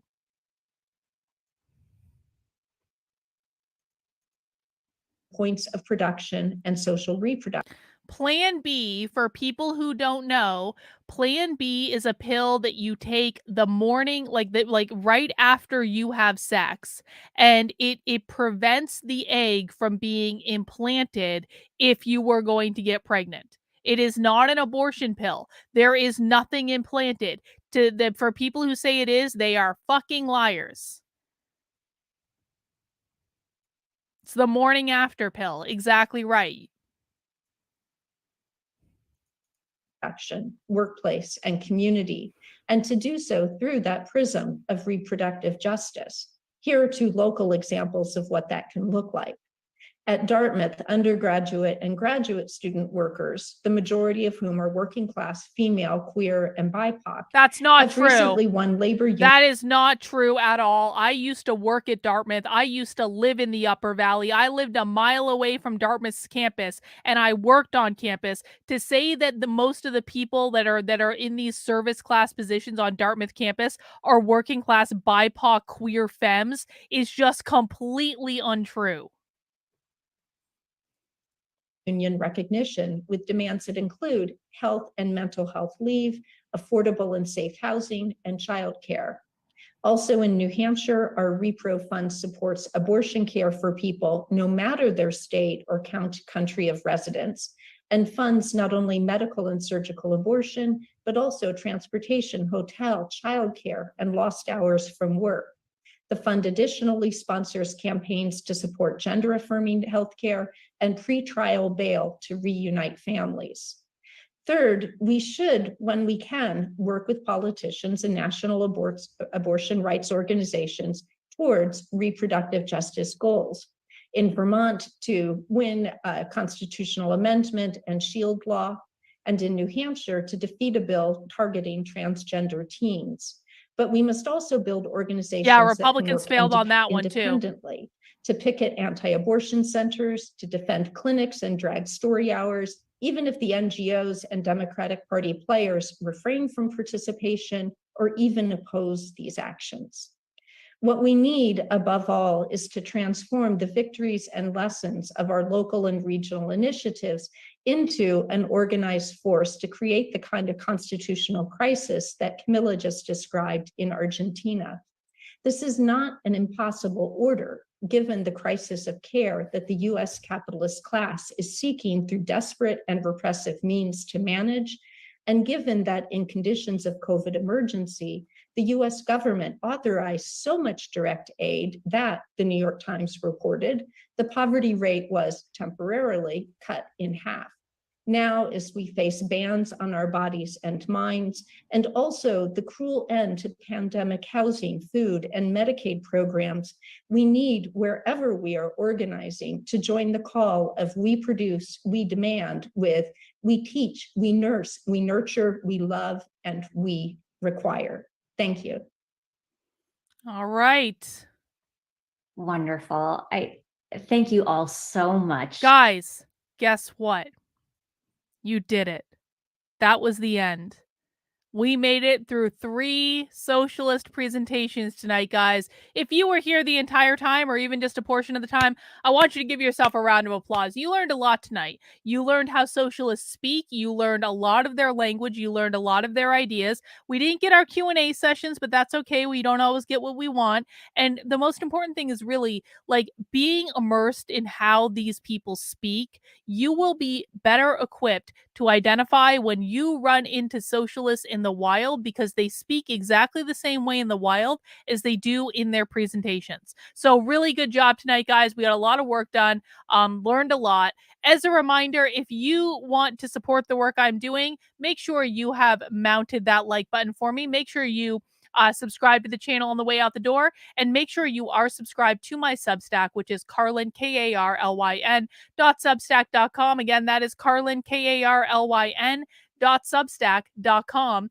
And if you do want to support the work I'm doing, thank you, New World Fungus, for that super chat. I do appreciate it. If you want to support the work I'm doing, you can sign up for $8 a month or $80 a year. That helps keep me in business. You can also support my work on Locals on Patreon by becoming a member of this here YouTube channel. All your super chats support my work. And for those of you who are a supporter on Substack or a channel member or on Locals or on Patreon, I'm going to be inviting you to join us for movie night tomorrow. I don't normally stream on Sundays. I'm not planning on streaming tomorrow right now, though never know what's going to happen really. But on Sunday evenings at 8 p.m., we do a weekly movie night in my supporter Discord. Tomorrow night at 8 p.m., we're watching The Giver. It is a great movie. It's a great dystopian movie, kind of like Abolish the Family-ish, if you ask me. Please join us tomorrow night at 8 p.m. in the supporter Discord. What's going to happen is tomorrow I'm going to send out the link to join the supporter Discord on the different platforms, and I'm going to be sending out a newsletter that's going to look a little bit like this. On the Substack, it's going to be the Unwoke Roundup, but it's going to be for this week, not for last week. And at the very bottom of the Unwoke Roundup, if you scroll all the way down the bottom, past all the stuff I've done for you, all the content I've created for you this week, you're going to get to this little red paid box. If you are a supporter already on my Substack, that red box will not be there, and you will get a link to the supporter Discord. If you're a supporter on Locals, you'll get the link. If you're a supporter on Patreon, you'll get the link. If you are a YouTube channel member, you'll get the link. And you can come and watch The Giver with us tomorrow at 8 p.m. All right, guys, I'm pretty drunk. And my wonderful husband, because he wants to get me more drunk, delivered me a 4th beer while we were on the stream. So I'm going to head out for the night and give my husband the attention that he obviously wants. And thank you guys for joining me. I really do appreciate it. Again, I will be back on Monday at 5 p.m. We'll start the week all over again. Guys, do have a great weekend and take care of yourselves, and we'll see you guys soon. Bye.